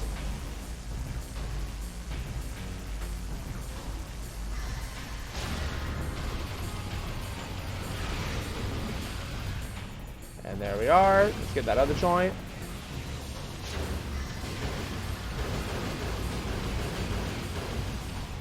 Alright. Getting some damage in on that. Yeah, so those orbs have two different effects. One of them controls the actual shockwave. One controls the columns that come out of the shockwave. Destroying one removes half the effect of that move. Destroying them both probably just negates the move entirely. Come on.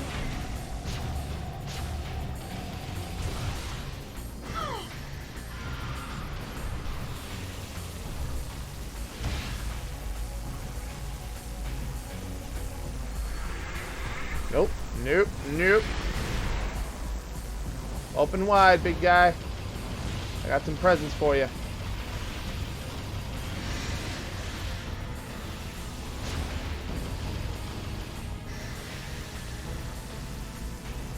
One hop for the tail, 2 hops for the fire, 1 for the tail, 2 for the fire, 1 for the tail. Ow. And there we go. Get that other joint the hell out of here.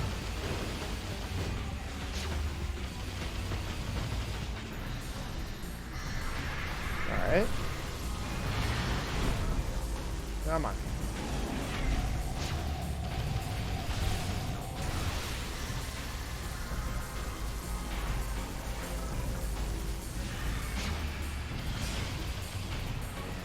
And 1 hop.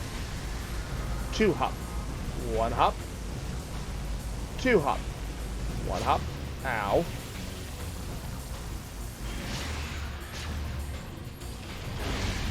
And there's that. And now the phasite's gone.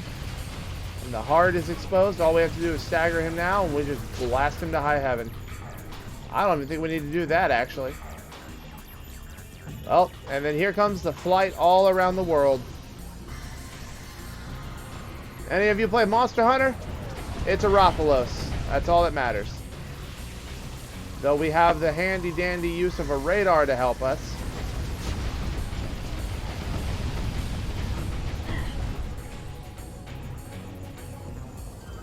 New scans, please. Armor has been destroyed. Cardiac region is now exposed. Vulnerable to phase-on energy.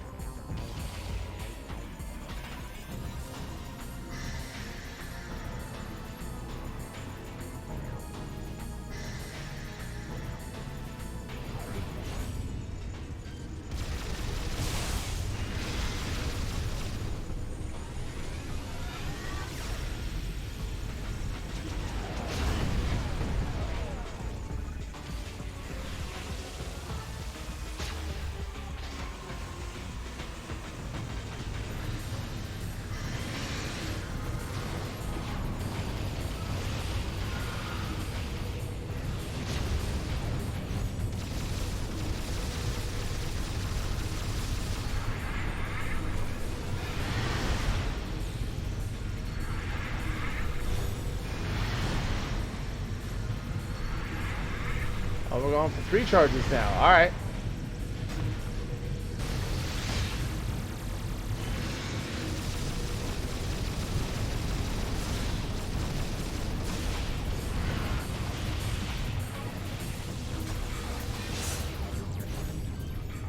Come on, big guy.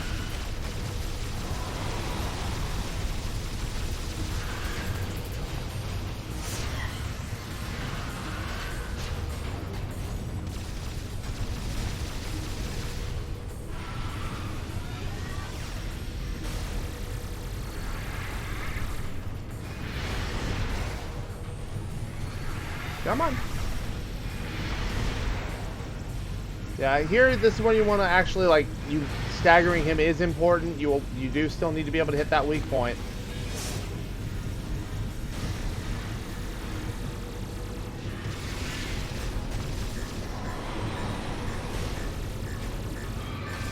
Remember, the chain gun function in hyper mode is absolutely busted. And there you go. Omega Ridley down.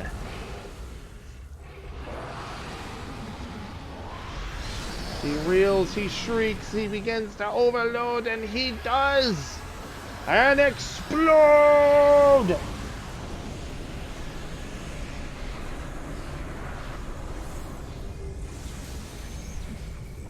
And man, Ridley was just fucked on that phase-on, man.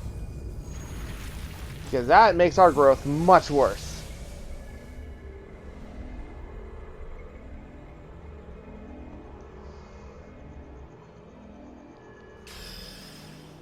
Omega Ridley down. And now, our final hyper mode upgrade. And I believe our final upgrade of the game.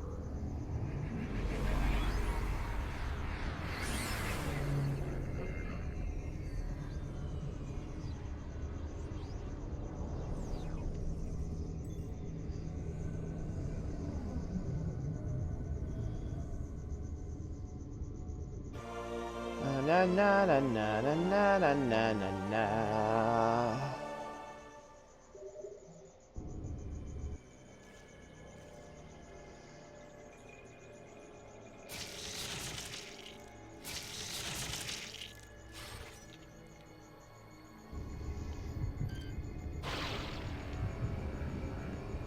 And then you just you can now you combine grapple voltage with Phazon. Only accessible in hyper mode, yada yada. What if we took our corruption and put it somewhere else?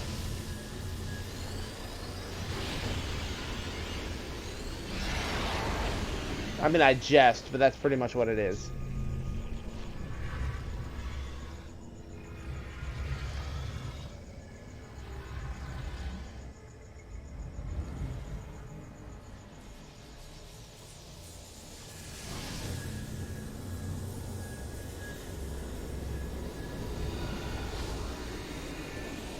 Channel all that Phazon through your body, Samus. Surely nothing bad shall come from this. And we unload it all! Straight into the Leviathan core.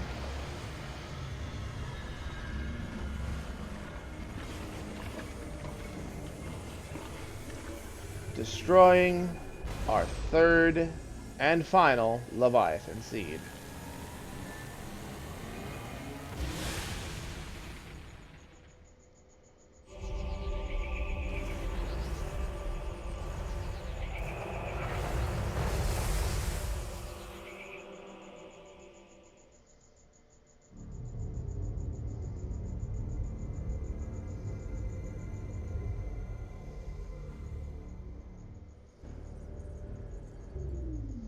Samus, you have successfully destroyed the last remaining seed as detected by our systems. The spread of Phazon corruption has been stopped.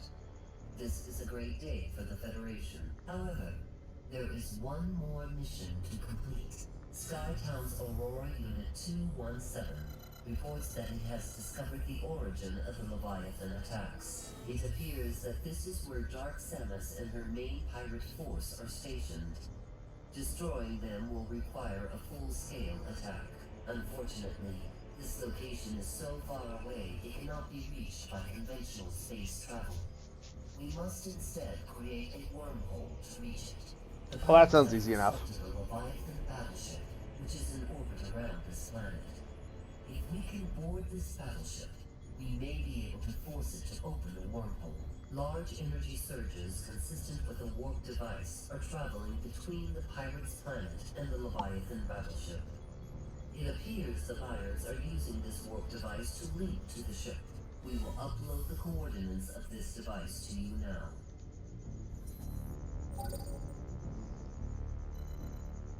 Hey look, there's the battleship. Board the Leviathan battleship. Well, I'm gonna have to find a way to do that. That can't be all that easy.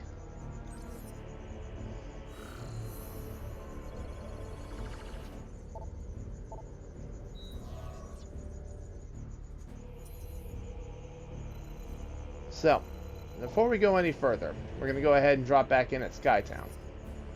There's one more energy cell I need to go grab.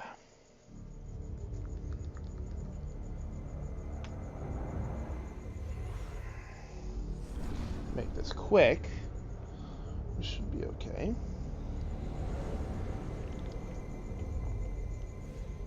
Yeah, Unibeam, exactly. I've made that joke. It's great. Thank you, Draco. I made that joke for the other two Leviathans. The one time I don't make that joke, you steal it. All right, I see how this is. I see how it is, bud.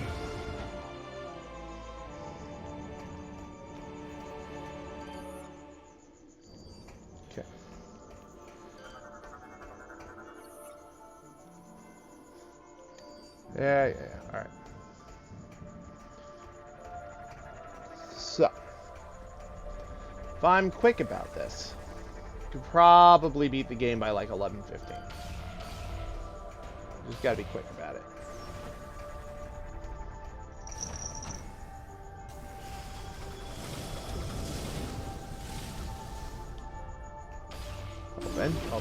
Open.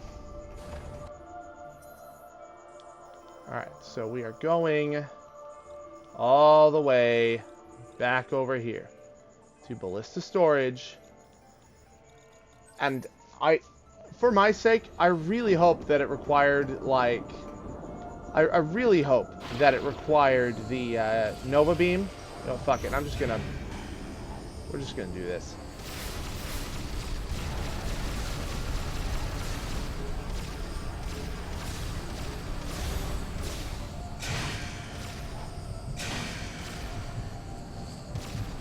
I'm not in the mood for these flying shooting galleries.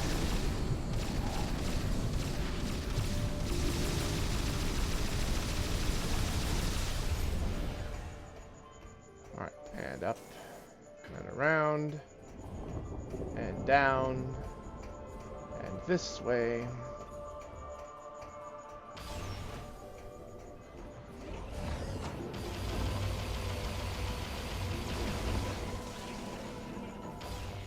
Open.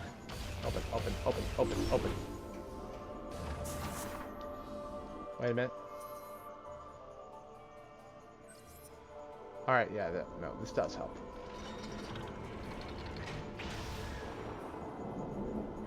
Ow.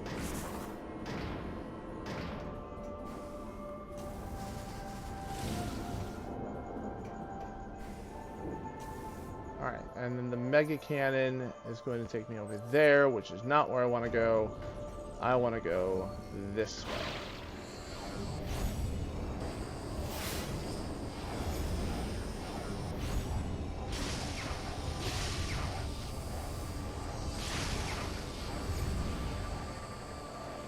And reactivate it. And boop. And then boop. And then boop.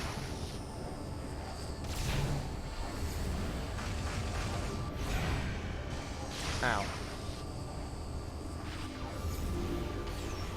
Hyper mode. The privilege button.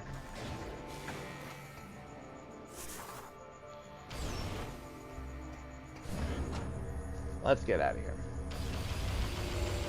I want out.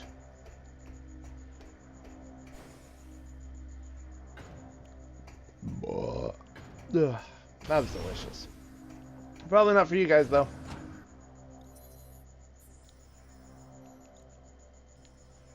Alright, so right over here. Alright, so with the spider ball under my belt.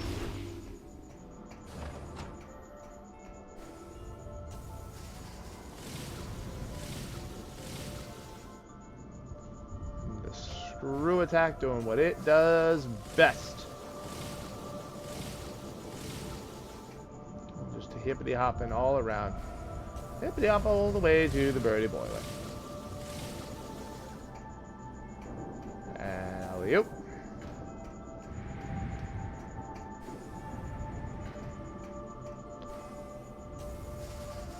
Boing, boing, boing, boing. Oh, mama. Alright.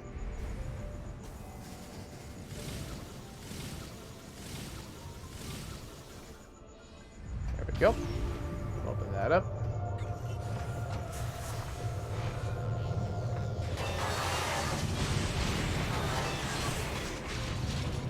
And there goes that. Open that up. Alright.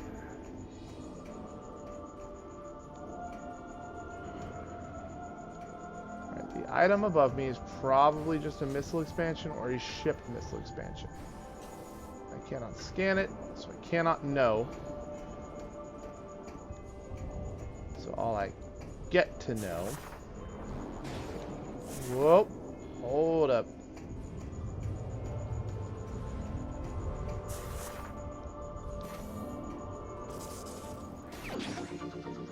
Oh!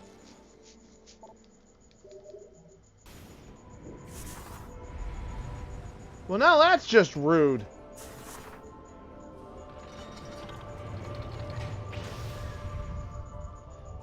I thought I was gonna have to do some dumb shit with these pipes. Samus, we have received news a planet was detected at the epicenter from where the Leviathan telemetry originated. We have named this planet Phase. It doesn't sound like you named it. It sounds like you ripped it off of somebody else who named it Phase. Don't take credit for other people's work, Aurora Unit 242. It's called plagiarism. I'll condone a lot of things. I won't condone plagiarism.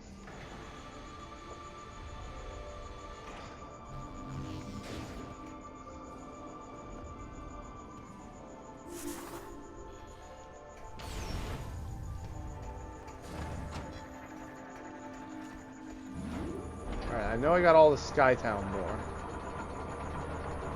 Because I was looking at the logbook, and the logbook told me I got all the Skytown lore.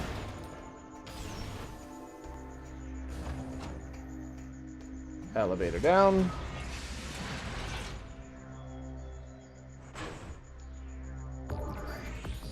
Oh!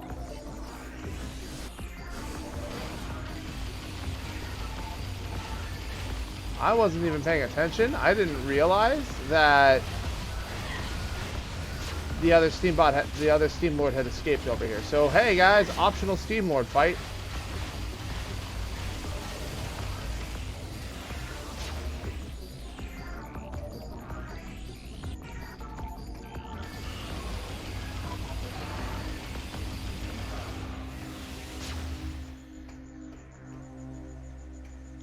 And it doesn't even explode into an energy tank. What's even the point?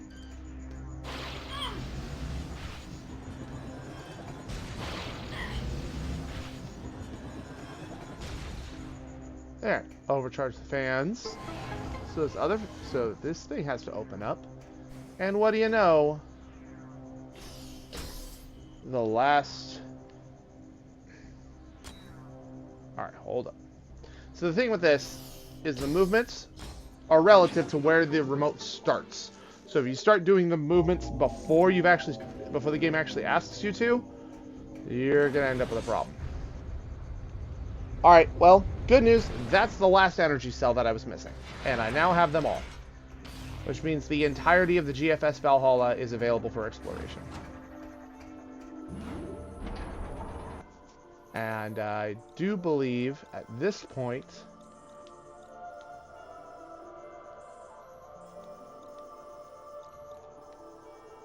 there are no other upgrades lurking in Skytown.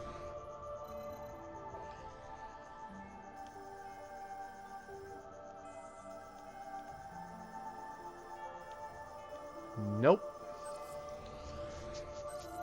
There's just the option to utilize the probes, which I could do. And who knows? If we have time, maybe I'll come back through and I'll finish each of these.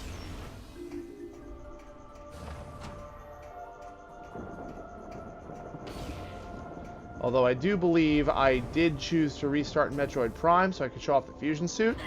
So, I mean, you know, in the off chance that I somehow have extra time, I will, if you guys want, I could come back and just grab the rest of the upgrades. But I don't know if anybody would actually be interested in watching me do that. I think they'd much rather just watch me play another game.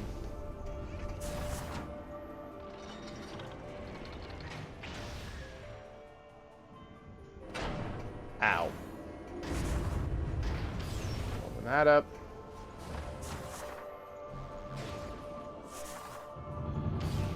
Boop. Open that.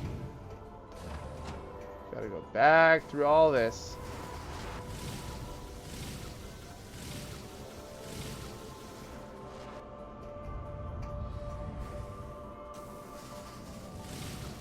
Boing, boing, boing. Yep.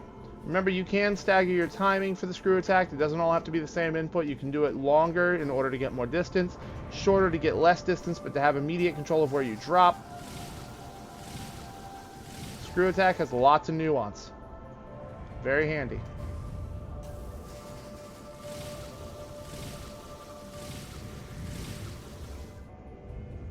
Every time. Okay, here we go. Open that up. Alright, where are we going? Are we cutting through? Yeah, we're cutting through, so we are going that way.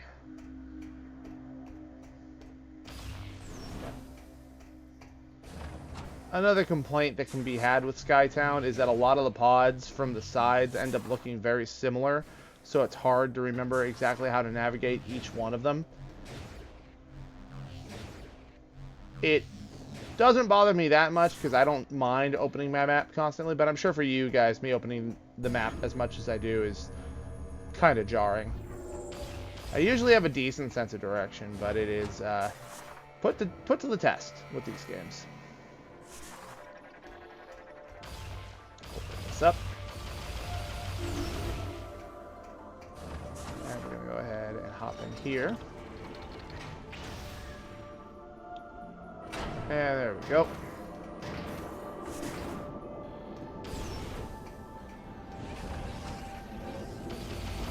Nope. Not paying attention to you. You can't make me.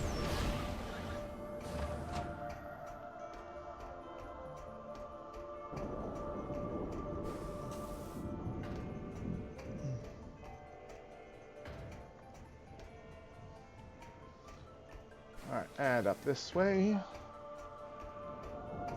Wait a minute, I looked away and I ran into a wall and I got all turned around.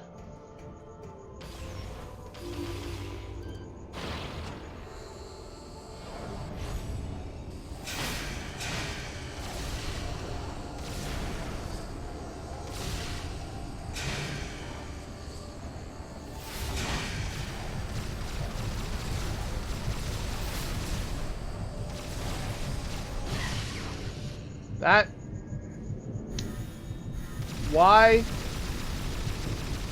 does that sometimes knock me off while I'm in hyper mode, then sometimes not? I don't understand.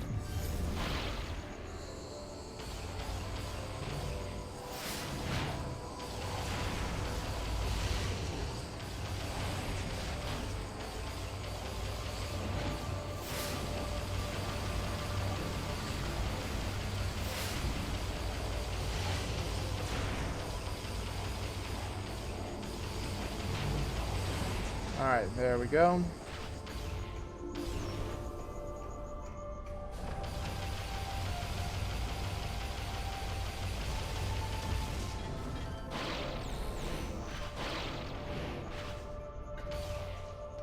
Open. Open! And more fall. Nyum.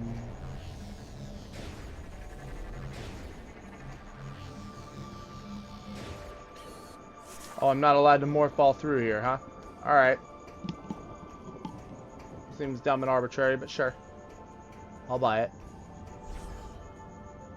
Yeah, look at how blue and corrupted Samus is.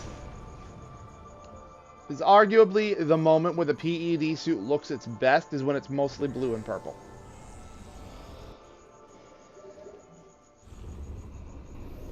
Oh yeah, that reminds me. We should do our regular completed an area checkup.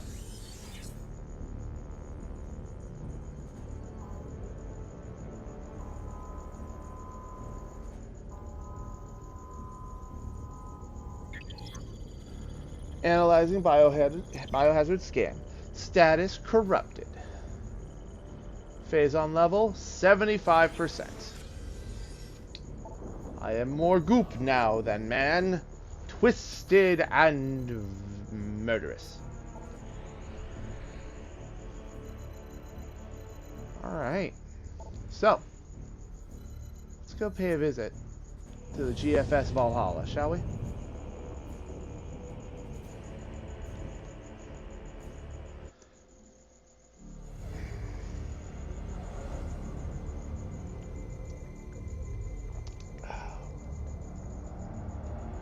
What did we lose?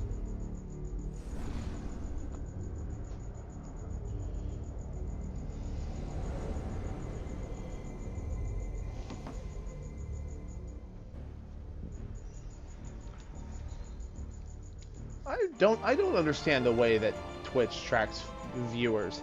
I've got like 7 users in chat, and I know 3 of you people personally.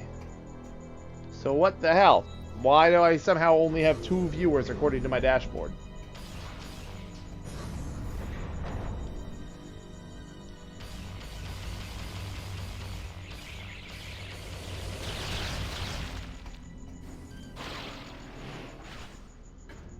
I don't understand.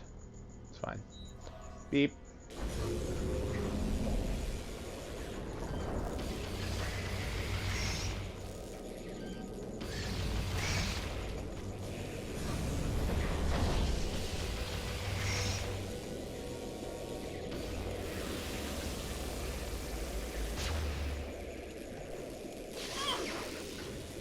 I must tell you, it is so nice to be able to just ignore certain Metroids.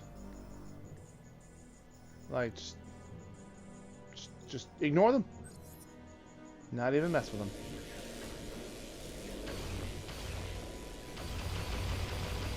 Now, I feel like one of the probes on Alicia would give you access to the items on the Valhalla, but I also am not 100% sure of that.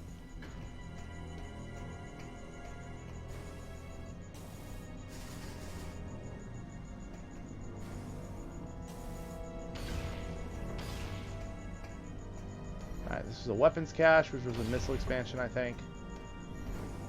That's the only kind of weapons. Yeah, that kind of miffs me about this game, is that the only expansions in the game are missile expansions and ship missile expansions. I mean, yeah, energy tanks exist, but barely.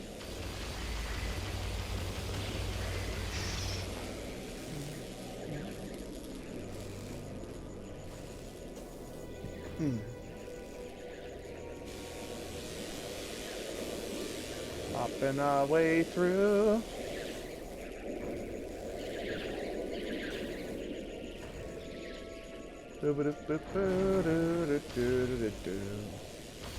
Open.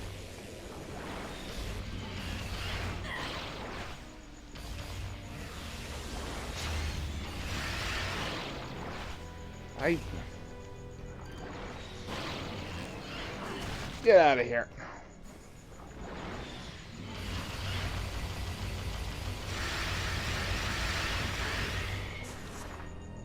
Sitting there where I want to go. Out of the way. Alright, so there's the elevator, and then there's the med lab. The med lab seems really suspicious to me.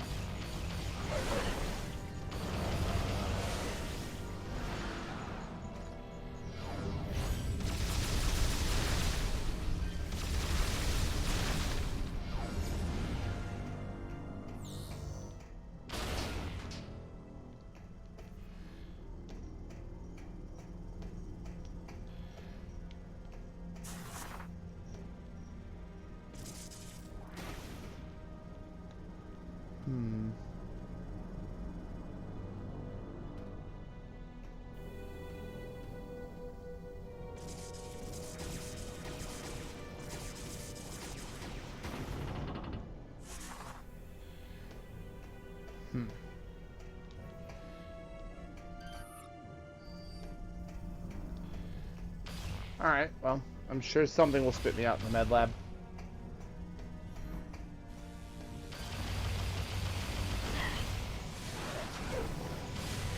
Open this up. Open, open, open, open. Thank you.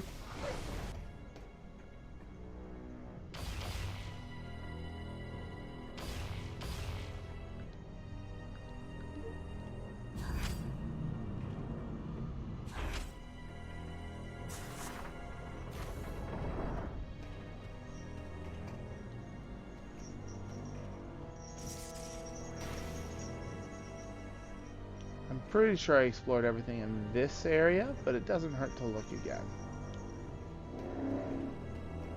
Or for that individual out there. Like I was listening to one of the VODs earlier today, and god damn it, you can hear them when they do that. Well, consequences of living close to a busy street, I suppose. Still irritates the hell out of me, though.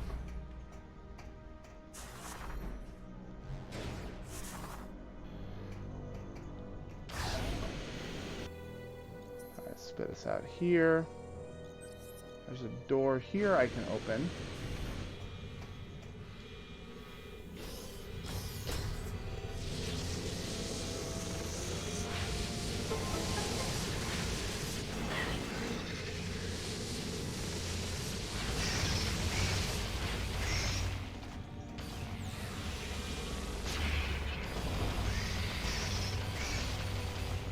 That's the end of them.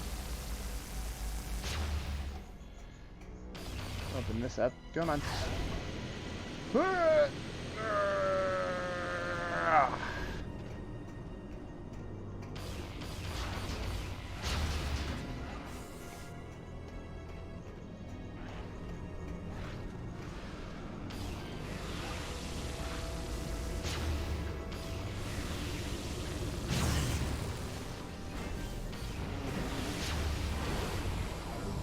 I'm not in the mood. Not in the mood. Get out of the way. Alright. Both energy cells are present in that one.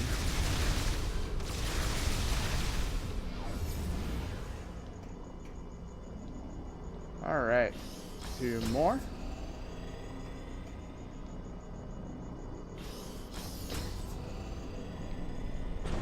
I have every energy cell, so I know I'm going to get access to everything. Are you kidding me?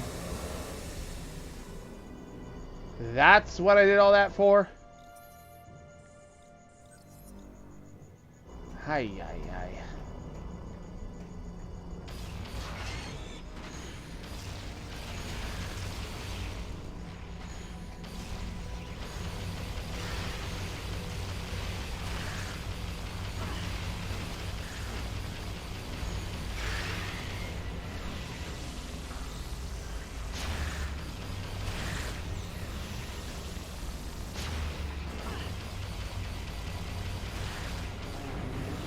You know what? I was on time, but I don't care. I still feel like going until I beat the game, because we don't have a whole lot longer for that.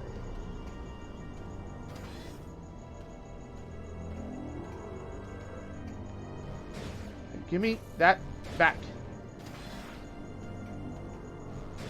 Absolute fucking wacko. There we go.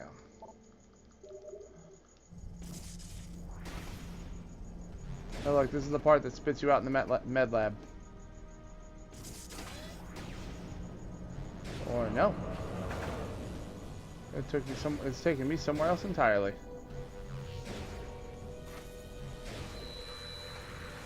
Alright, spit you out here. Cool.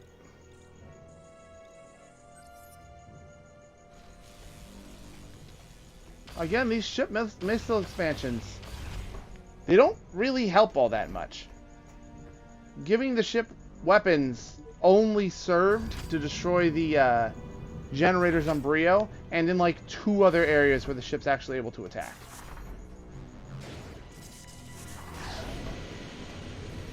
It's not even that helpful.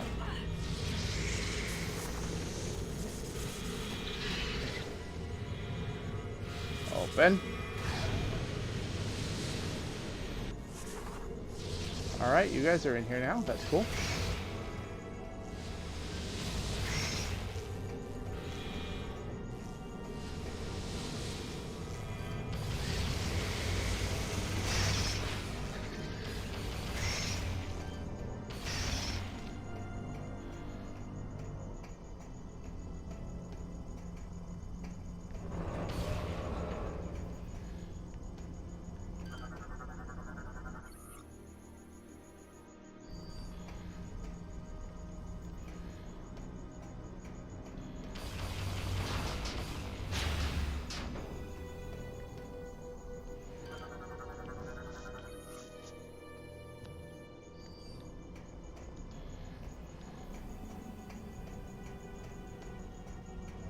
Alright, I guess that little morph ball space on the side over there is a trick. It doesn't actually do anything.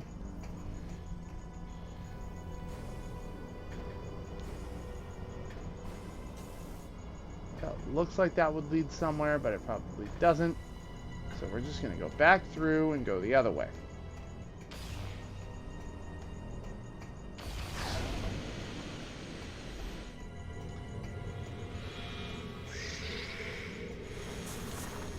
Get off of me.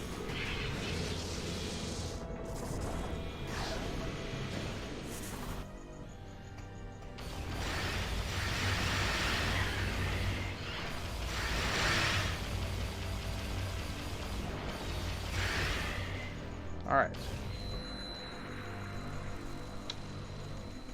Neat. There we go. Another energy tank. I think I'm missing one. And it's probably back on the... God, I think I even know where it is, to make matters worse. I'm not going back for it, though. Nope. Not this late. I'm going to stay until I beat the game.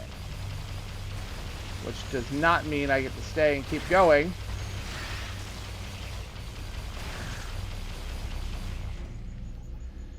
Because I do have a promise to somebody else.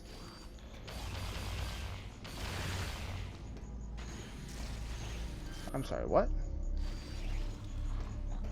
Okay. Open, open, open. Thank you. Whoa.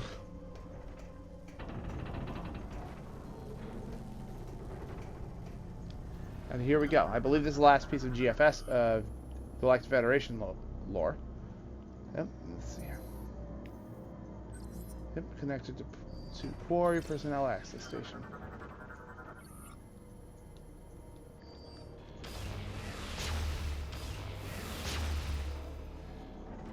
Okay.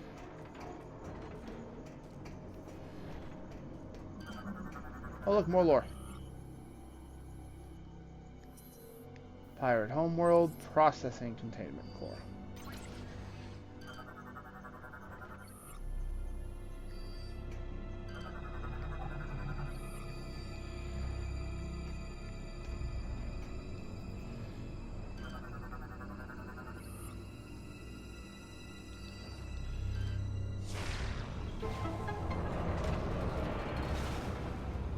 There, get those stupid things open.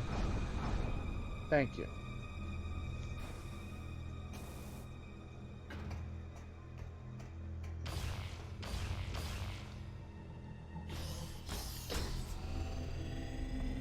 Alright.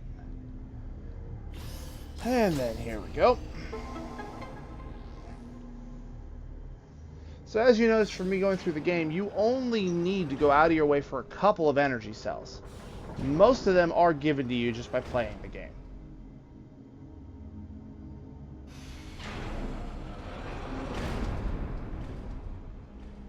Oh, I do that and I jostle something. Something's been rustled, and something is unhappy about it. Behold! The third Metroid Hatcher! Deadly, dangerous, probably the only one you actually have to fight in the game. And, my god, we are not prepared. This arena sucks, and what are we gonna... Dead. It's a fucking joke. Come here. Give me all that. Thank you.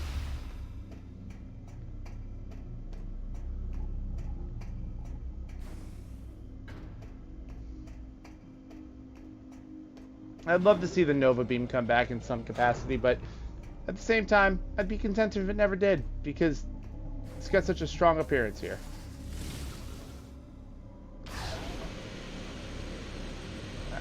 Okay.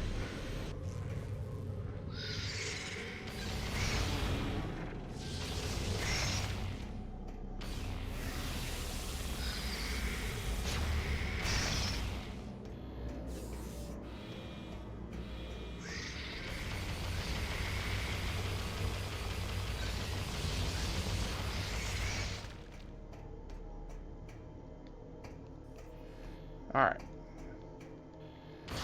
Get rid of that. Open that up.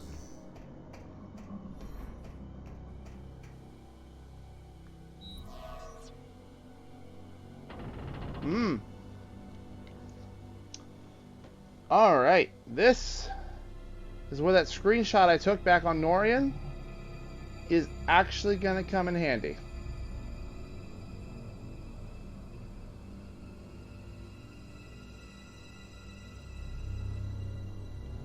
I said screenshot, but I meant picture.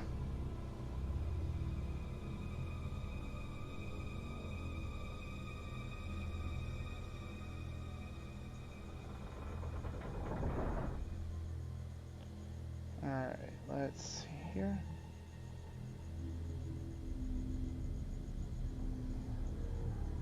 Here we go. Don't know why I didn't favorite it. Here we go. 2, 8, 4, 1, 3.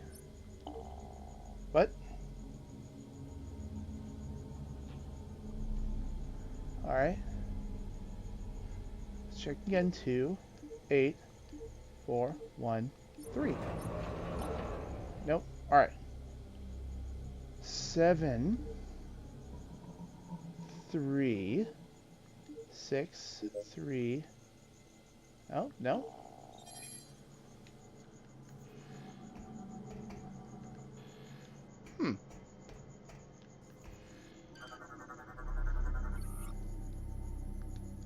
Phazon-based energy weapons.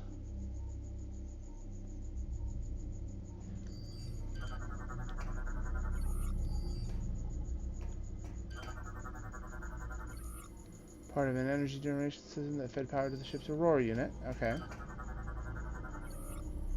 Appears to have been cornered before being impaled with a pirate melee weapon. Model of the PD is commonly used by 78356. Huh. Okay. 7, 8, 3. No. 7, 8, 3, 5, 6.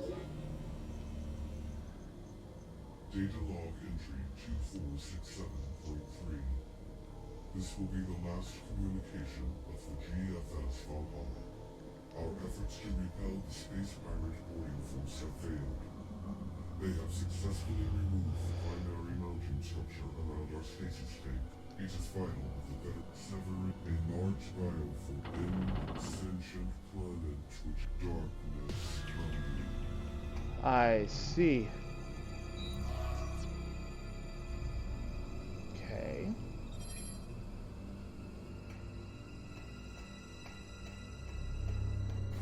Well, that's no good.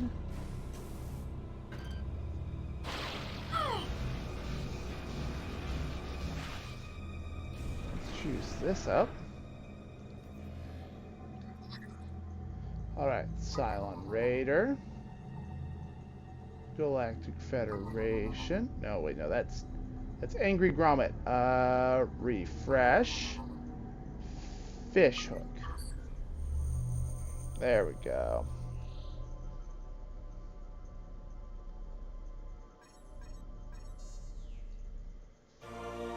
Pirate code acquired. The data you just acquired appears to be a Space Pirate Leviathan command code. It is likely that this code could allow us to control them. Find a way onto the... Yep, find a way onto the Leviathan and use that code. Yes, ma'am. Select Federation data file, Anhur Incident. Home of the planet Aether. Home of the Illuminoth was struck by the Phazon meteor 5 decades ago. The impact had catastrophic effects on the Dark Twin. A brutal war took place between them. The GFS tier went to the sector to investigate pirate activity, but were forced to make an emergency landing.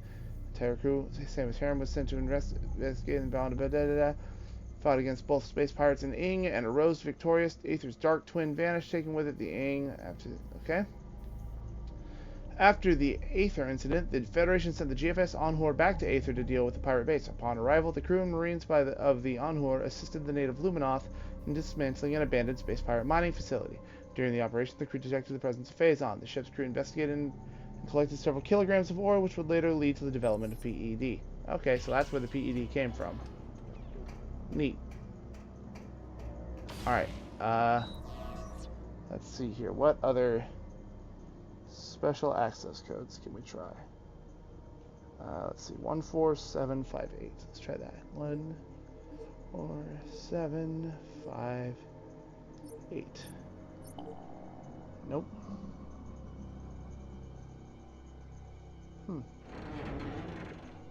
Anything with duplicates doesn't work. Alright. Weird. I wonder what those special access codes are for. I guess I'll find out in the future.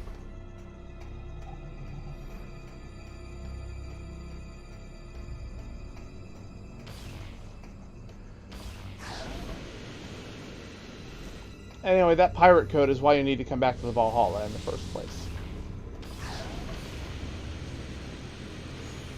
I just appear to have done this slightly out of order. Whoopsie doodle.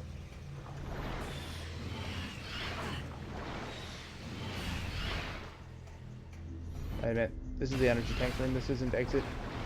Exit is this way.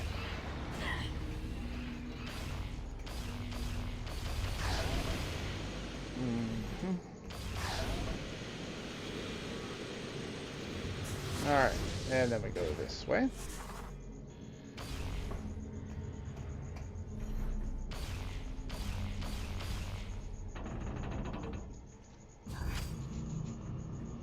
Alright. Let's go. Roll through here. Hop over here. Okay.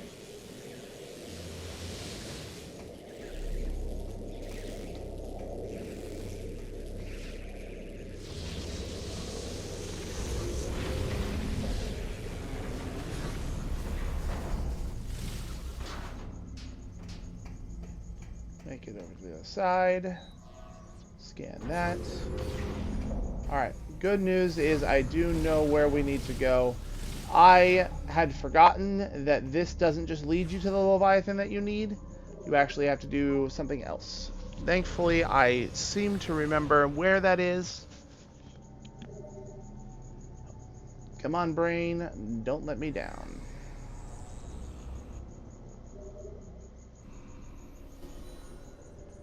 Alright.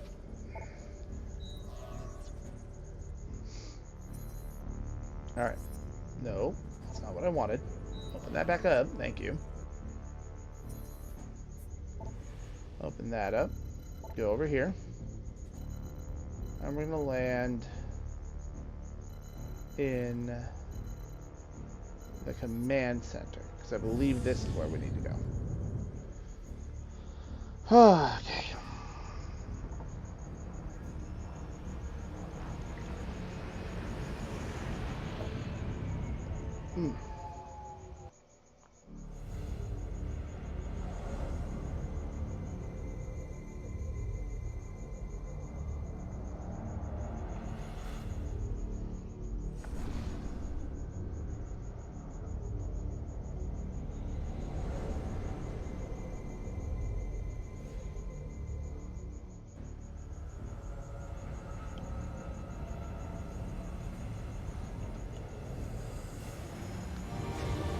Alright. So. I should probably remember to actually open up my mobile dashboard. I keep forgetting.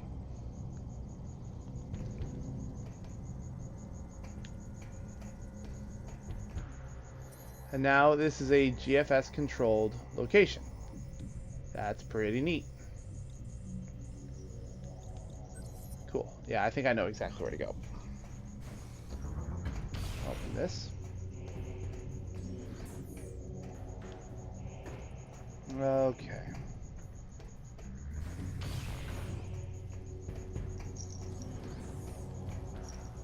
Let's see if we can't just get this done.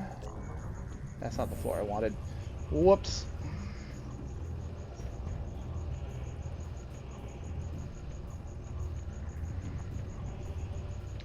210 missiles.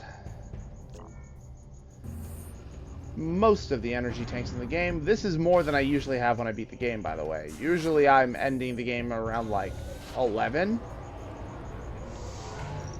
But given that I am playing on a harder difficulty, this will probably help.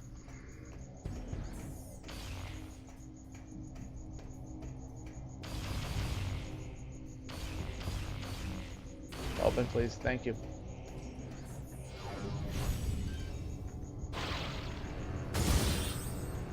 Overload this thing.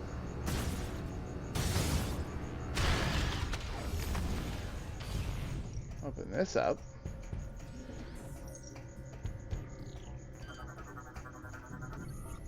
Control terminal active. Let's see where this takes us.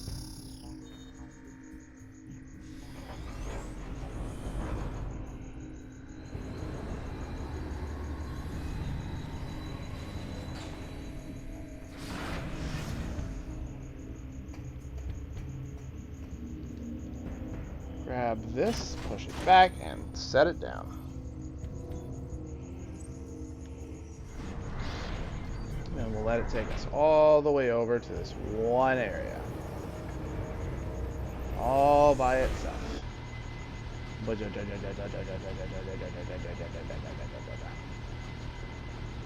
On the space pirate choo-choo. Woo, woo.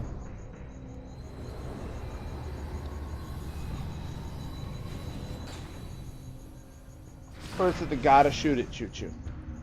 Same difference. Alright, is the last... Nope.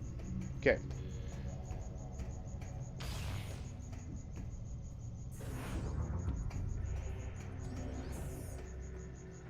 Alright, and we are here.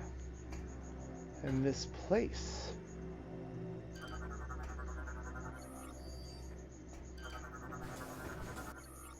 Energy shields online and I'm blocking access to the portal. Good news, guys. We found the portal.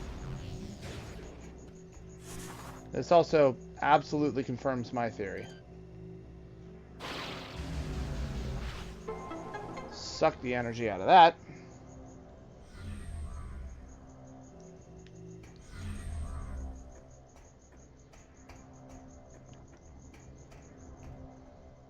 Dun dun dun dun dun dun.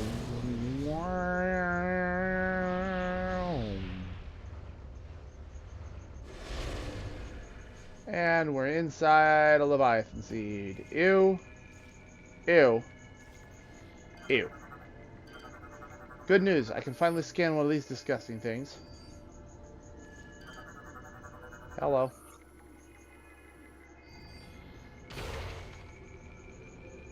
Haha.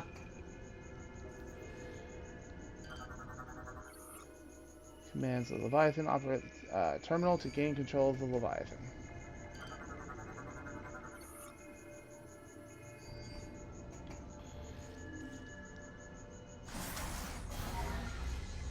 Wham wham wham wham wham wham wham wham wham wham wham wham wham wham wham wham. Data upload complete.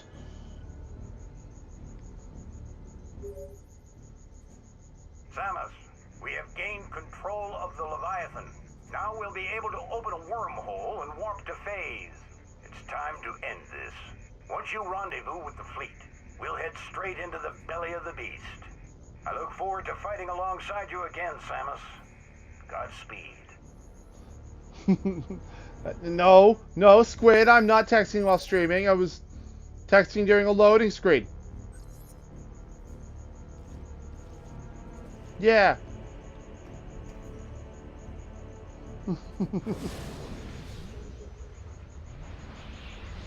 Alright. Alright, let's wrap this up. We've got maybe 20 minutes of gameplay left. Maybe. Unless... No, well, of course I'm looking at my phone. My mobile dashboard is there. Take heed, Samus. Once you please be sure. Irresponsible streamer, man. No, I'm covering all my bases. No. we're gonna go on a little bit longer tonight. So I just wanted to make sure you'd still be up when we were done. Because my goal is to finish this so that next time we can just start with Samus Returns. Take heed, Samus. Once you join the fleet and the wormhole to phase is opened, there is no turning back. Please be sure to prepare yourself. Yeah, prepare myself, best of luck, blah blah. Uh-huh. Alright, so turns out that was not where the final energy tank was. I was almost certain that it was, but it is not. I think I might know now, but it really doesn't matter at this point.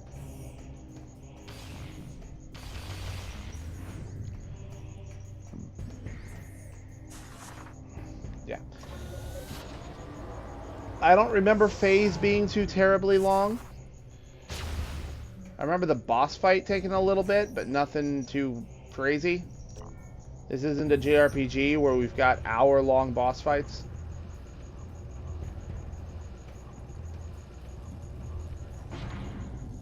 A Metroid RPG would be fun.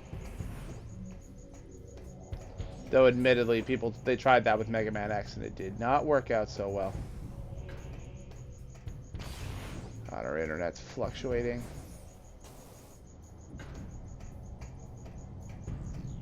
There's apparently a storm going on. I can't hear it, but then again, I am using noise-canceling headphones.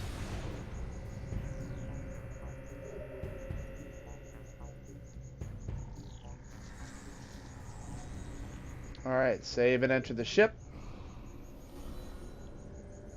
And it is time to rendezvous with the fleet and put an end to all this phase-on nonsense.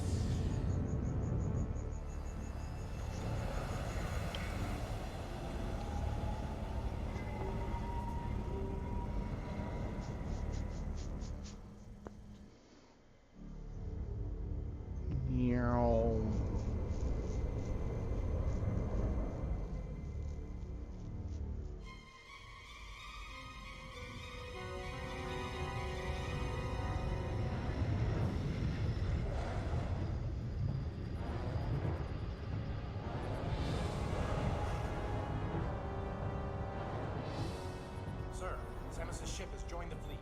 Thank you, Ensign. Leviathan Command, you are cleared to fire the portal beam. Once the wormhole is open, order all ships to enter. Affirmative, Admiral. Message to all ships. Prepare for entry. Maintain battle formation. Blech.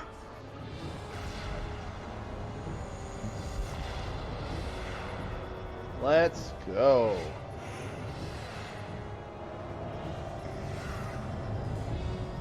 Let's travel into the awful goopy grossness.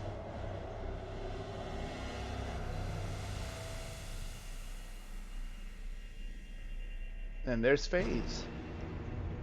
How appropriate that this planet looks like it's made out of Phazon. And there's a space pirate armada to greet us. How appropriate. I can't believe the Citadel was turned into a weapon.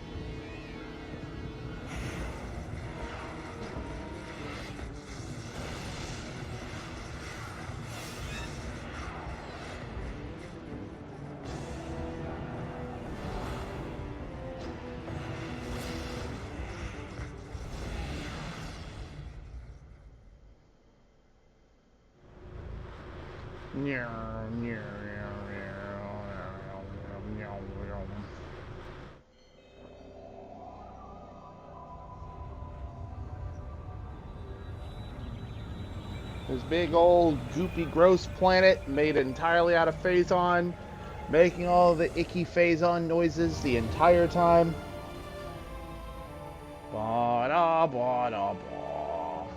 Alright, cool. Well, we're here on Phase. It's time to get to work. Oh, Jesus. Oh, God. Oh, no. Oh, my God. Okay. Who would have guessed that landing on a planet completely formed of the substance that is absolutely corrupting me would have any adverse effects? Who would have guessed? Press A to vent energy tanks.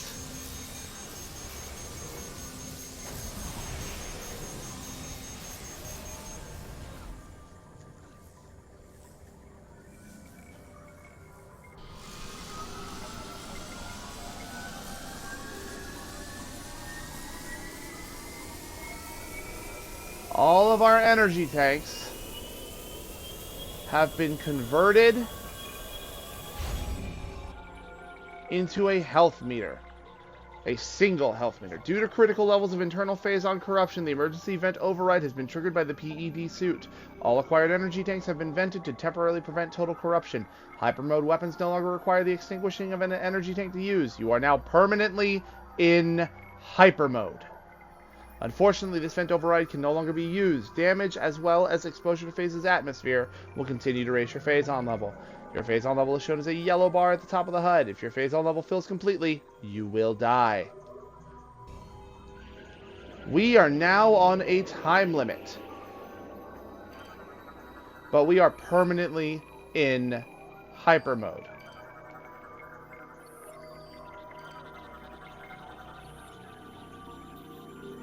Gunship no longer identifies you as Sims due to near total corruption. Access to ship is not permitted. We can't even get into our ship.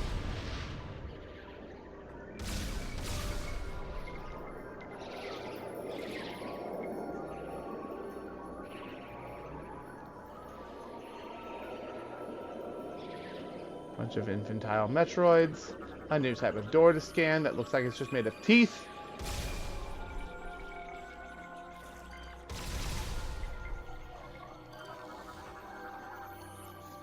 Gel sack.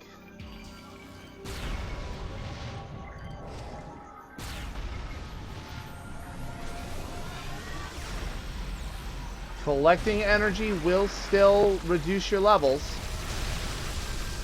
but it's an interesting kind of thing. Small anti-phazon unit absorbs units of phazon. That's the thing. Our health bar is now an anti-health bar. It is wacky.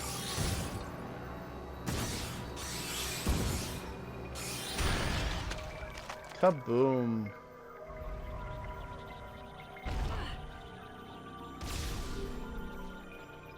Just being in this place is messing you up.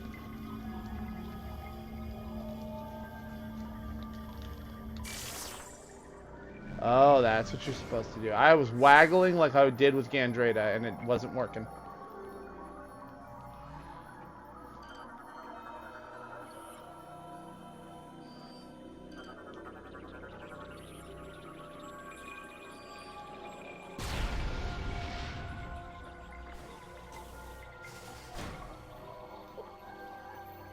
Ugh.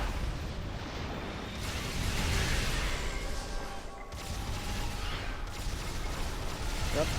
So, there's the obvious benefit to being in hyper mode the entire time. Everything hurts like hell when you use it. Obvious downside to being in hyper mode the entire time. You are constantly in danger of death.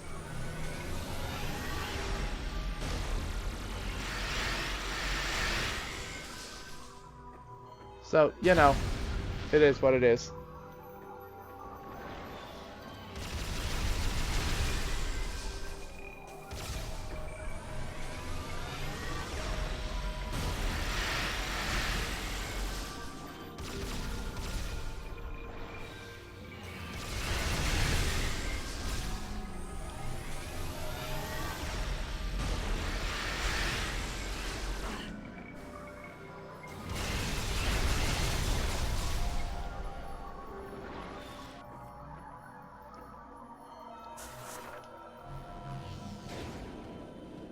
Roll our way along.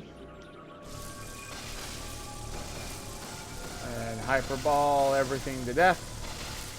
You know, as you do. Blow a hole in that. Repeat the process.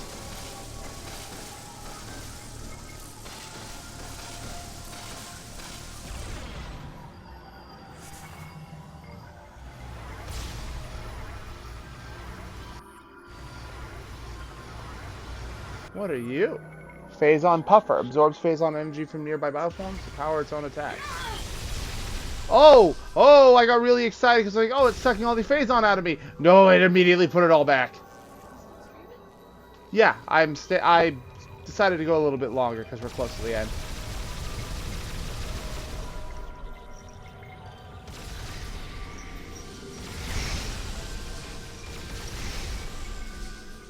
Huh? Hold on.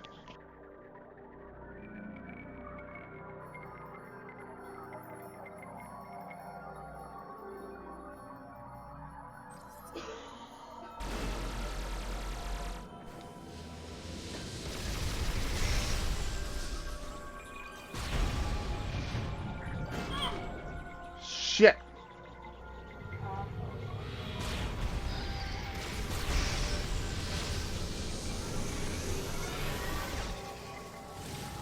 Bonk. You just sit and enjoy the rest of the show. I don't imagine we'll be here for much longer. I am not being very careful, and I am really paying the price. Alright.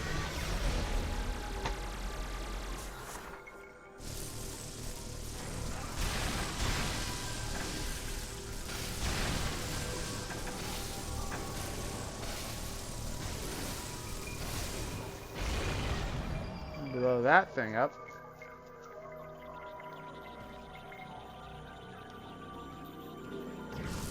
And another layer.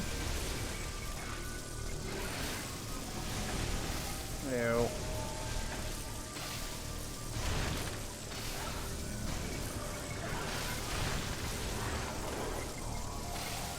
Alright, come on.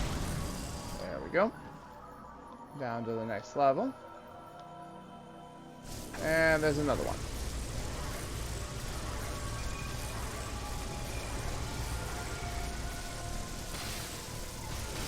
Alright. Cleared some distance from the puffer so it didn't get to explode, which is helpful. Or so it didn't actually hit me when it did explode. There you go. Thank you for draining my Phazon levels, sir. I appreciate that. And down. Goodbye. Nasty, nasty thing.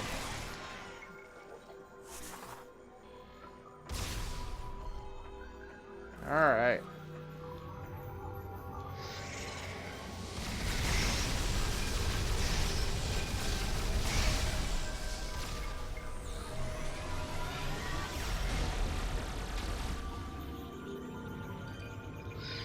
What are you?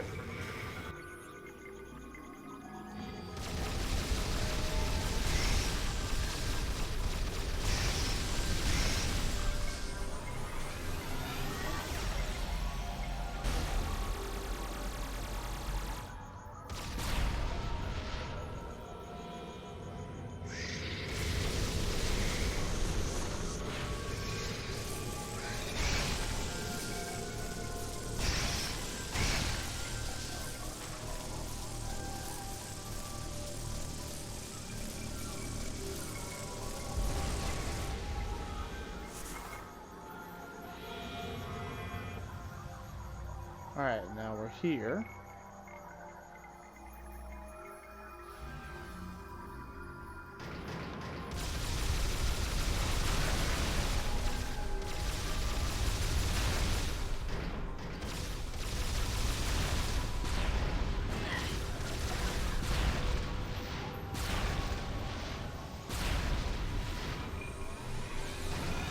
Alright, get you out of here, come on.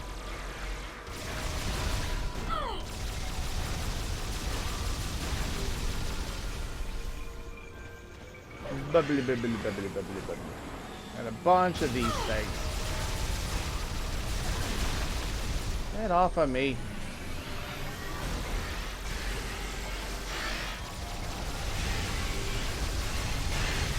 For a creature that's supposed to suck the Phazon out of things, it sure wasn't doing a very good job.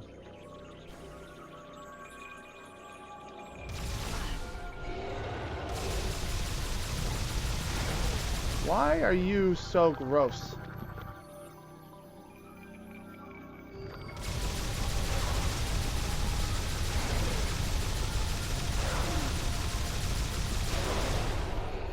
Fucking vile. Everything around here is nasty.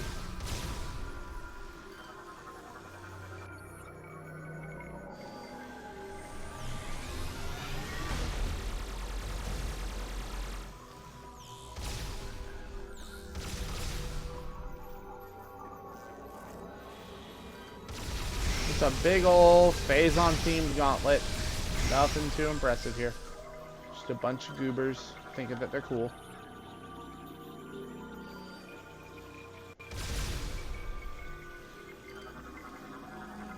And hardened Phazon, an explosive blast may be able to shatter it. Bang!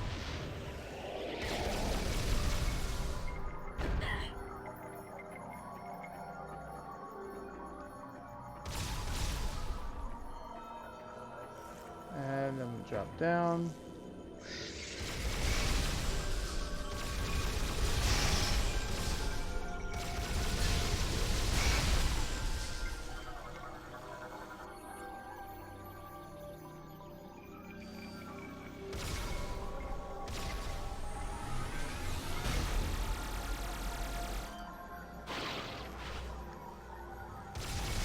Get that off, kill that thing.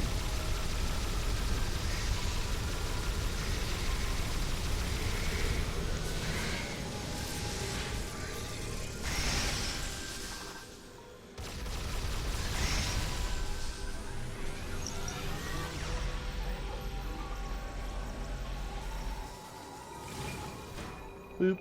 Bibbity bop. Alright, I'm gonna rip this side off. Hey.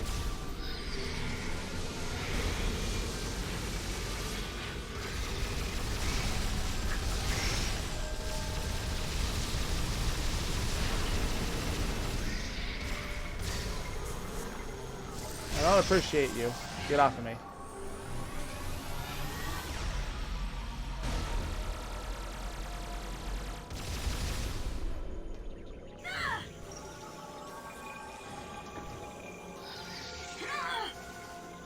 No, get me out of the... Loki! Buddy.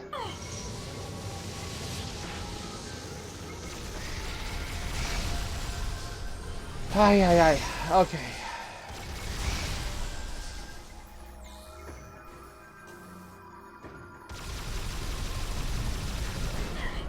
Alright.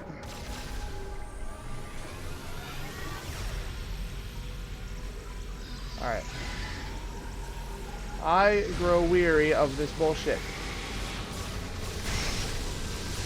Go away. Why? Why are you like this? Go away.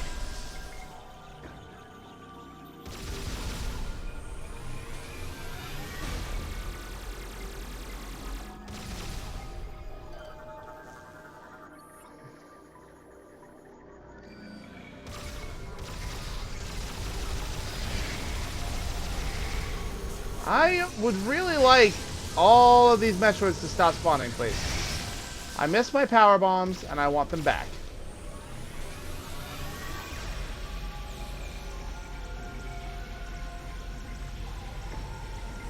Boy, I really did not remember much of Phase.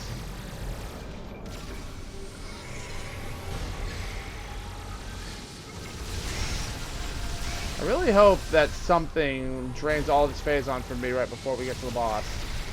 That would be great.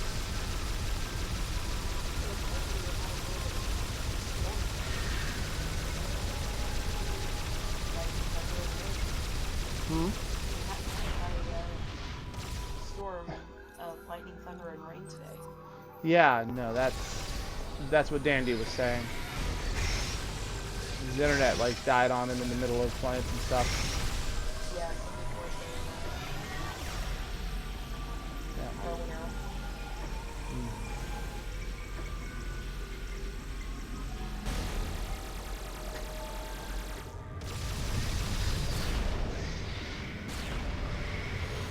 Yeah. Why is this thing taking so much abuse? It's an infant. It's not even... What in the hell? Ripped to like 20 minutes of gameplay. Jesus.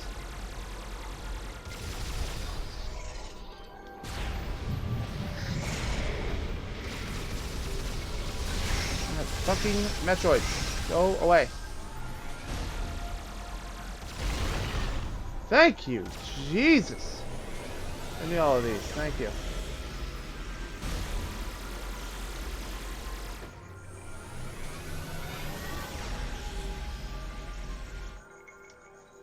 I come over here to the hole. Again, it seems that blowing up that thing gave me a fuck ton of energy back.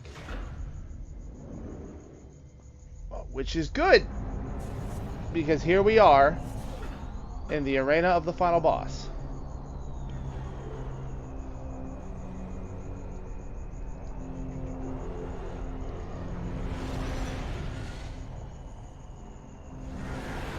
For what is now our 5th round. Arm cannon to arm cannon with Dark Samus.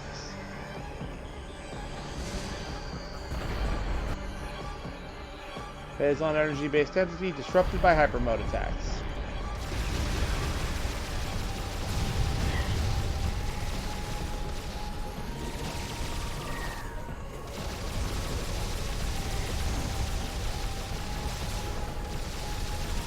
She functions very similarly to our last fight with her. From Echoes. Complete with the bopping theme.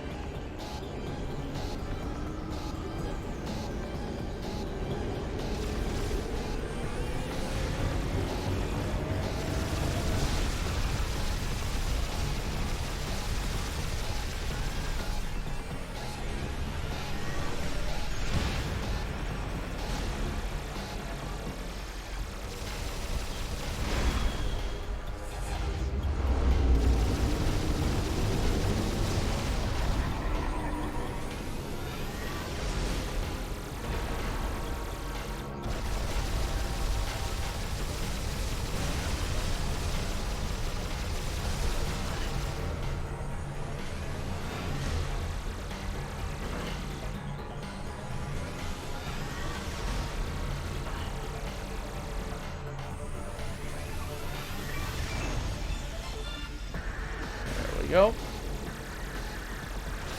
So, you can last longer in this mode based on how many energy tanks you've collected up to this point, which is why it's advised that you go and grab other ones. Unless you're playing on normal mode, you'll be fine.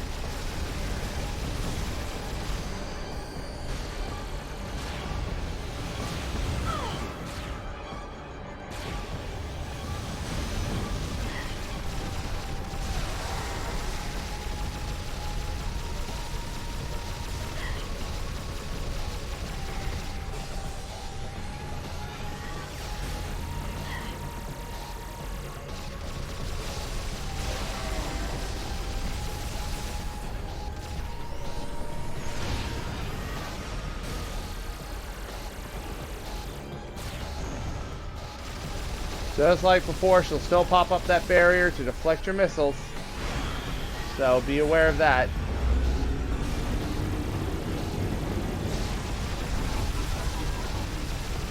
And they will heal with those little barriers, so disrupt them every chance you get.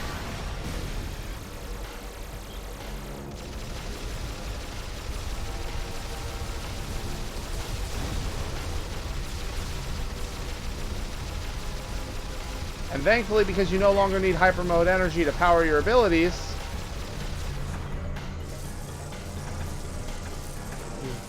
do damage.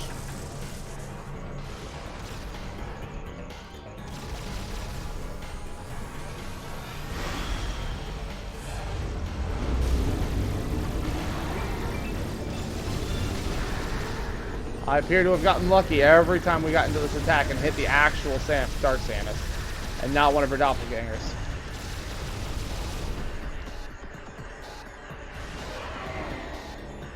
Tons damage dealt. Splits into three clones again. And so this time I believe they're permanent for the rest of the fight.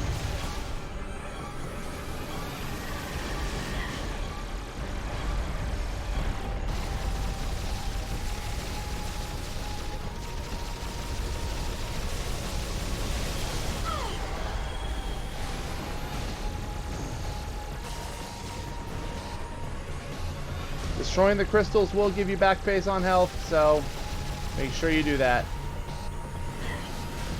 Because, as you may have guessed, there's more than one phase at work here.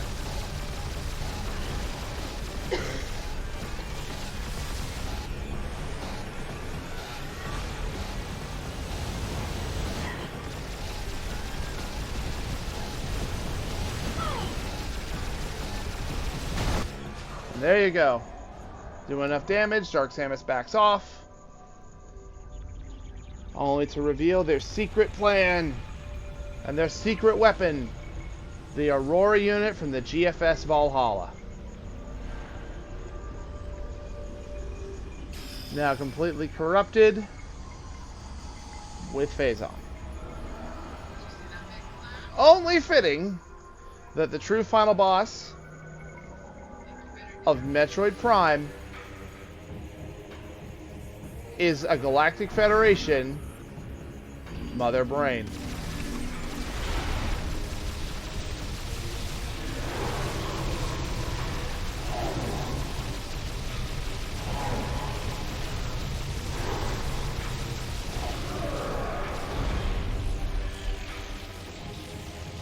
You knock it down, you rip its head open, and then you fill that cranial cavity with thoughts of Phazon.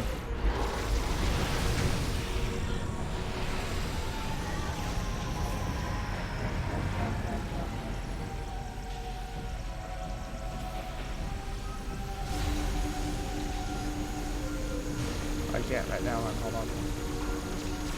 I am working here.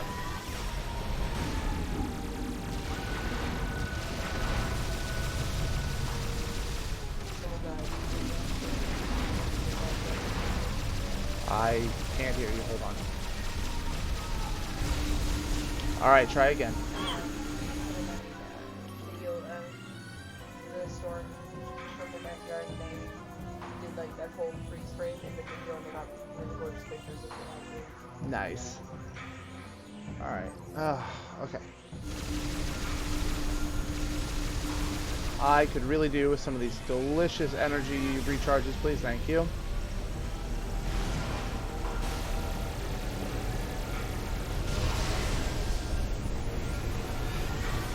The Dark Samistopples will also give you energy units, so get rid of them.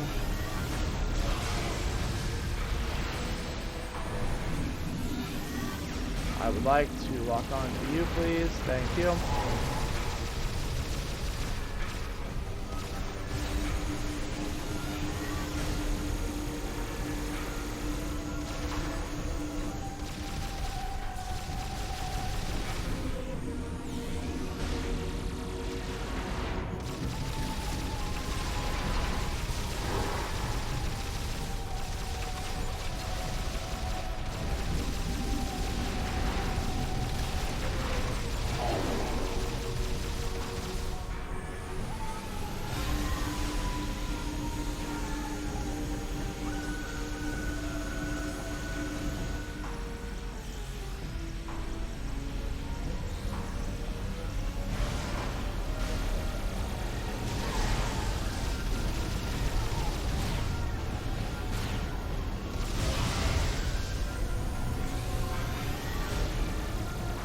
Honestly, the lack of a super missile in this game really disappoints me, because the hyper missile just isn't that good. Aside from the times that the game requires you to use it, it is just no good. Come on, there you go.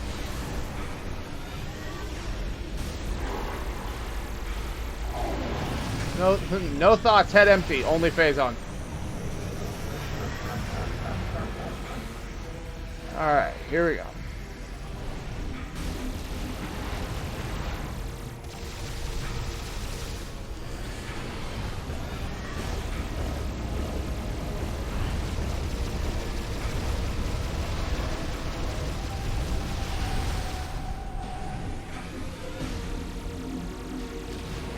If you're having a hard time hitting the tentacles, just remember that the chain gun charge shot is your best friend. Now, honestly, there are so many pickups in this fight, it's really handy.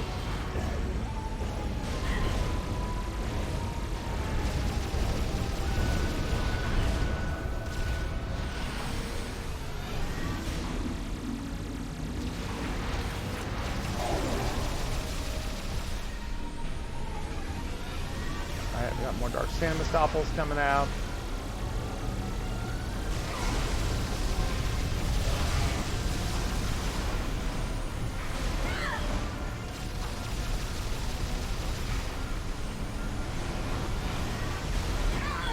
I really like that this one stopped being such a nuisance. Alright, sorry.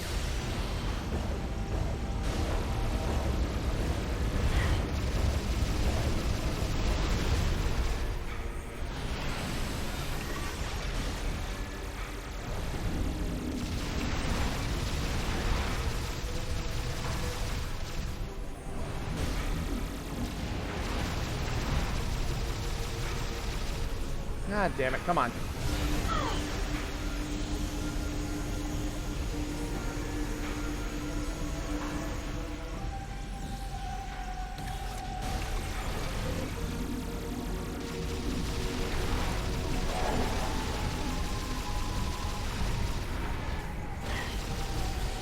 That shouldn't have hit me, and you know it. Alright.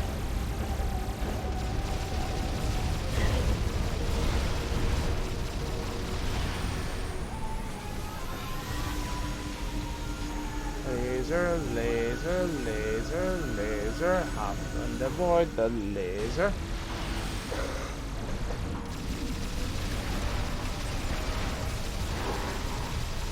I want you to die, please.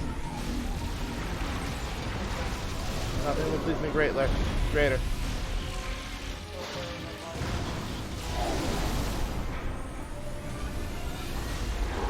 Hold on. Tons of tasty damage. Alright. Just gotta get one more cycle and we'll be done.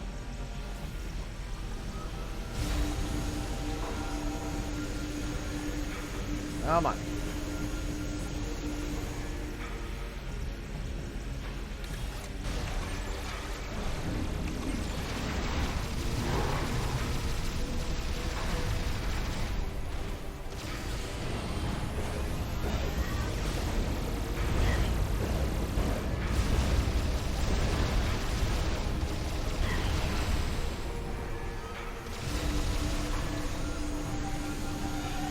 Get that out of here. I got stuck on a rock.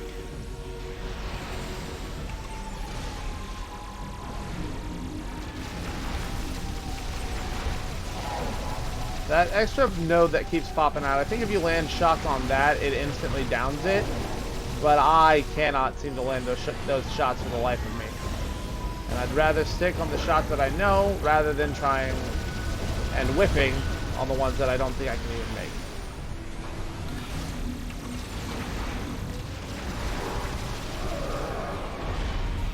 Alright, here we go.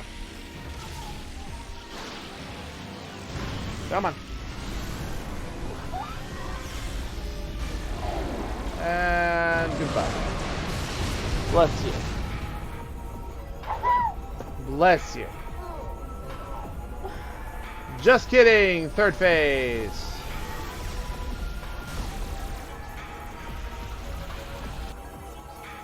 Yep, severed cable is exposed a weak point that is vulnerable to attack.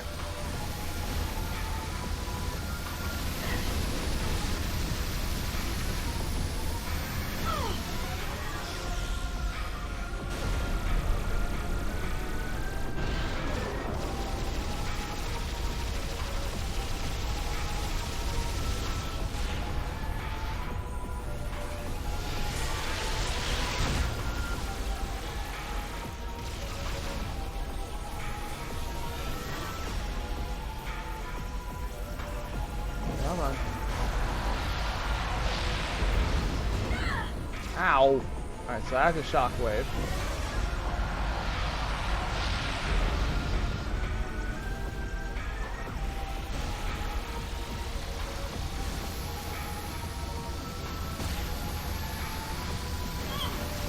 Secret missile doesn't even work in hyper mode. That's dumb.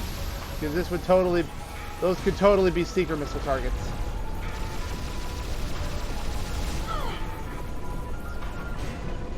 Ow. Alright, hold up.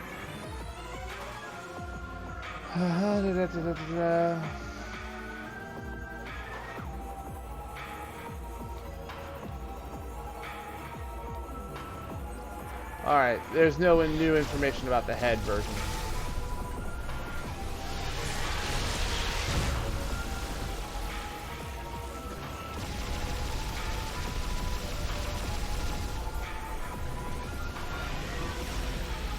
Congrats! I'm glad you were able to get Red Mage to 80. It gives you new options.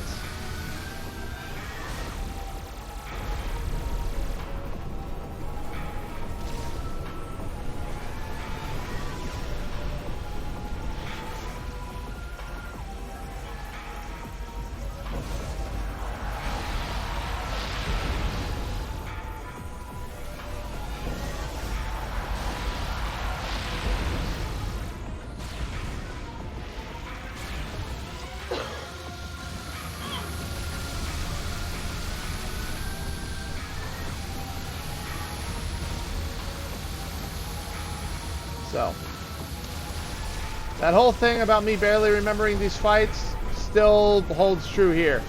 I remember it not being that challenging, but that could have just been a side effect of the difficulty I was playing on.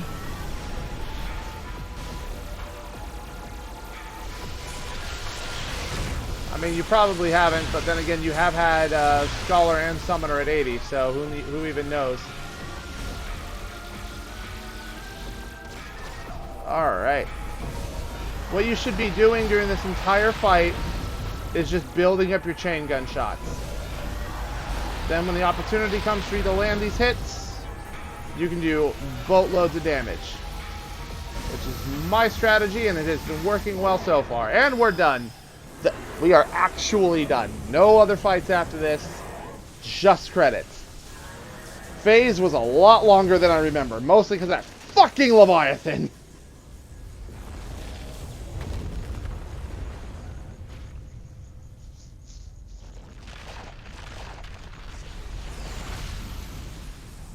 Collapse all back into Dark Samus. You cannot sustain the amount of damage we have done to them.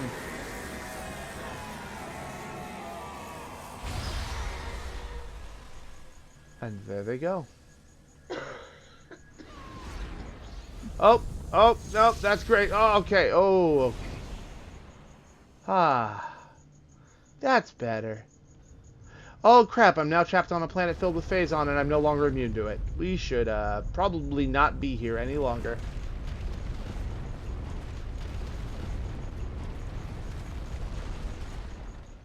Ah, I see.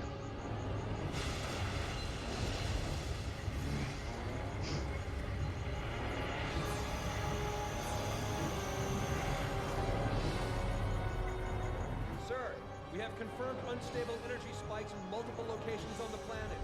It's a chain reaction. It's accelerating. The planet's going to explode. Order the Of course it is. It's a Metroid game. Retreat. Activate the Leviathan's warp field. Get us out of here. Well, the good news is, Shin, that at the very least you have, at the very least, you will, you have, like, the gear from Paggle and stuff, so. At least you got better gear than the artifact gear, so you should be okay. Ah, okay.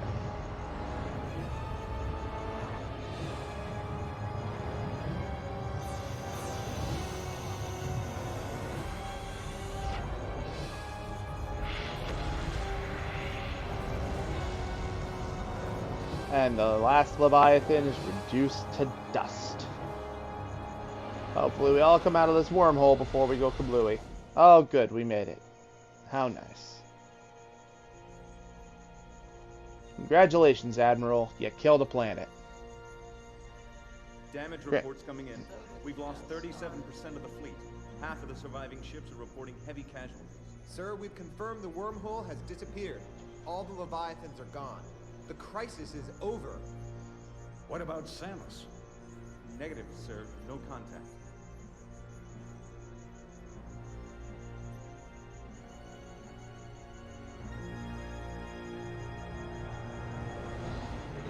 There she is.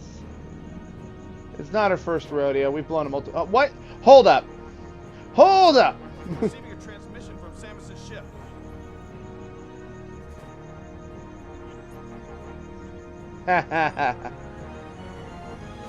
I wish I had a mission complete button on my ship. Also, where did the PED suit go, and why am I selling the Varia suit again? How did I undo all of that?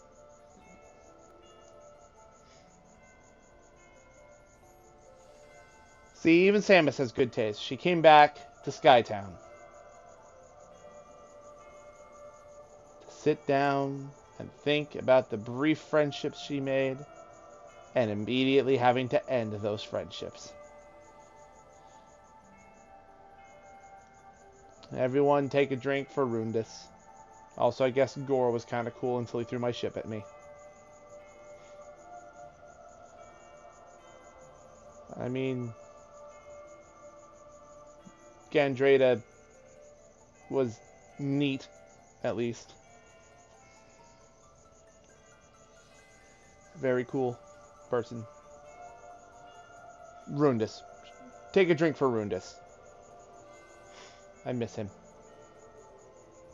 I missed my chill. I miss my chill bro.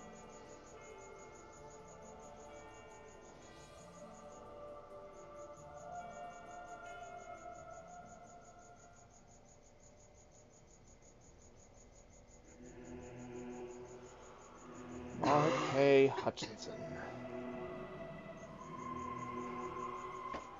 Huh. And that is the last Metroid Prime game for the Metroidathon. We went an extra hour. I apologize for that, but I wanted to get this done.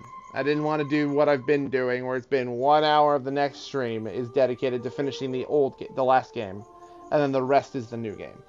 Changing stream details mid-stream, it parses things weird. But so, that was my first time beating Prime 3 on veteran difficulty. It is much harder than I remember it being.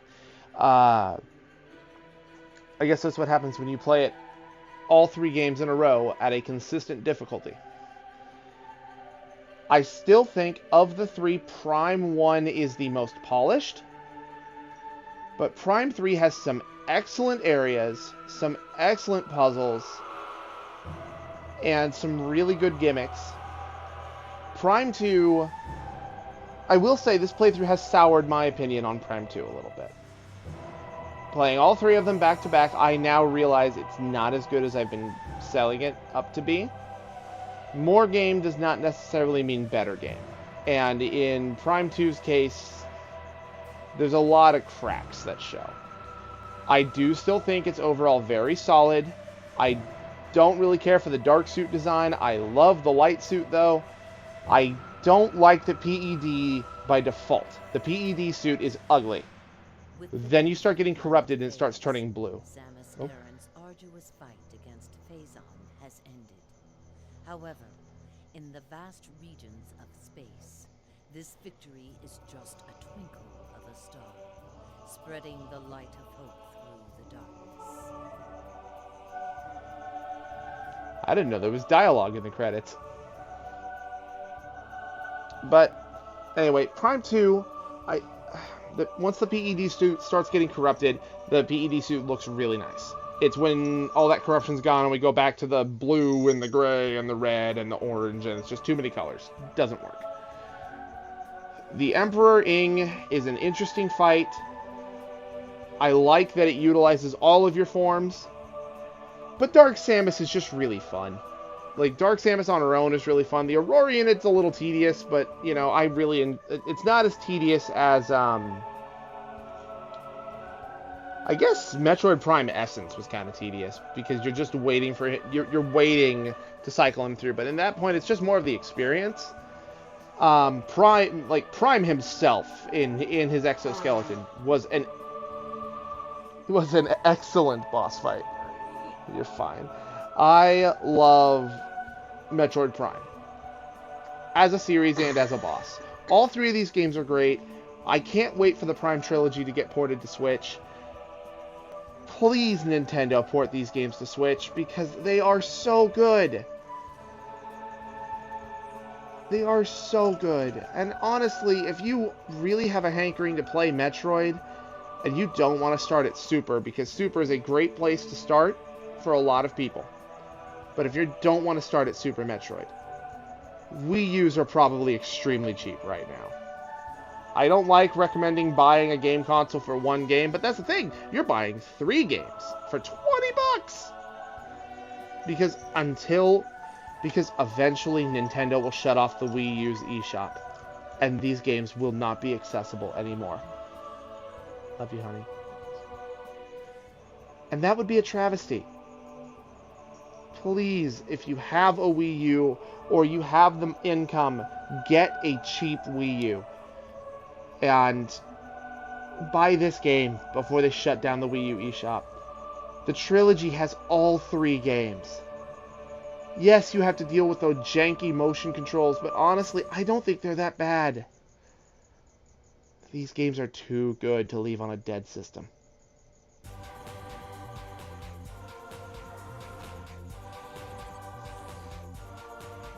Mission final. Difficulty veteran, percentage complete 88%, total time 10 hours, hyper mode difficulty active. Absolutely not. No, I got my ass handed to me on veteran. You think I'm going to jump into... Okay, I do not want to save, because I would actually like to show the corruption death.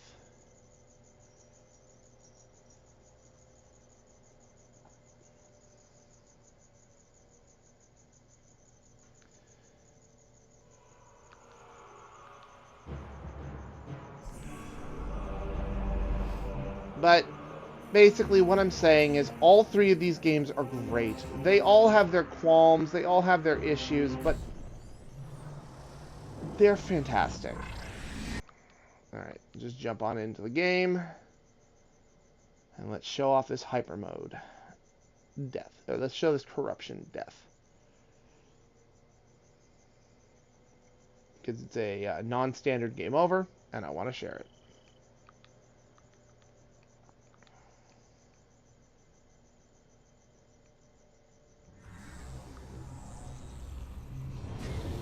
Alright.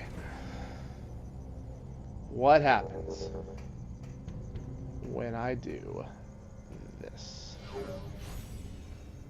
Samus, we have gained. Now we'll be able to open. It's time to end this. Once you rendezvous with the fleet, I look forward to fighting along. Yeah, alright.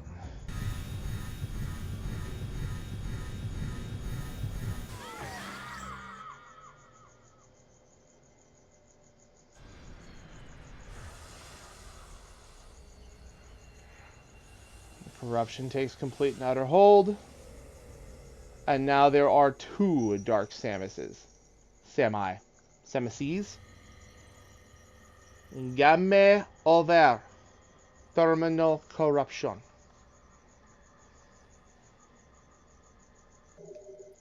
No, do not continue.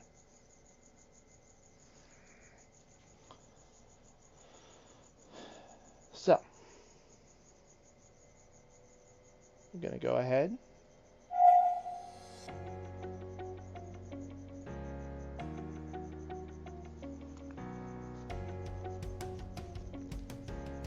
Thank you for coming on this journey with me. We are 4 games in. We have 3 to go. We have more if you want to go there, but I don't think that's really necessary.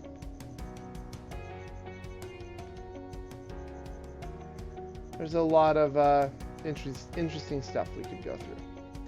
So,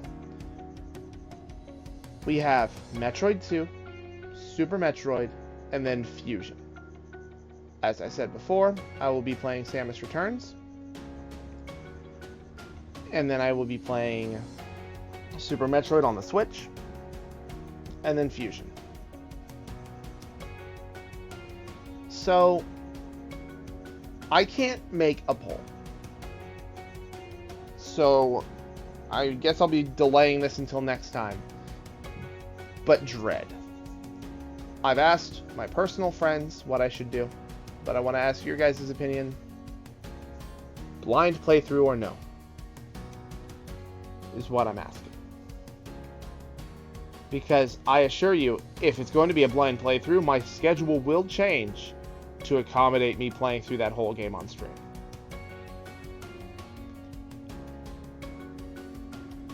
So, just be aware of that.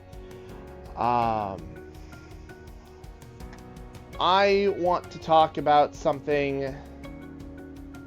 You know what? It's not that important. The biggest downside about playing the Prime Trilogy on the Wii U is that it has collectibles that are locked behind friend voucher tokens. The Wii U does not support this functionality, only the Wii did. And as a result, you cannot unlock these things unless you download a save file that has maximum friend vouchers.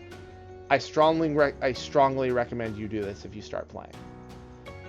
Because some of those extras are a little bobblehead for your ship, some bumper stickers, some fun stuff like that. Obviously, the fusion suit in Prime 1 is unlocked by just beating Prime 1 and then spending the credits that you earn there. It's perfectly fine. Nothing too crazy. But I'm rambling at this point, and I'm already way past schedule. Thank you so much, everyone who came. Thank you so much for sticking around. Thank you, Totally Not Sasha, for the ridiculous donations. And thank you, everyone who stuck through this. I know that I'm new to this. I know that I'm still working on this. But I'm having fun. And I appreciate all of you. So, I'll update the schedule. Next Tuesday, we will be starting with Metroid: Samus Returns. Bye-bye now.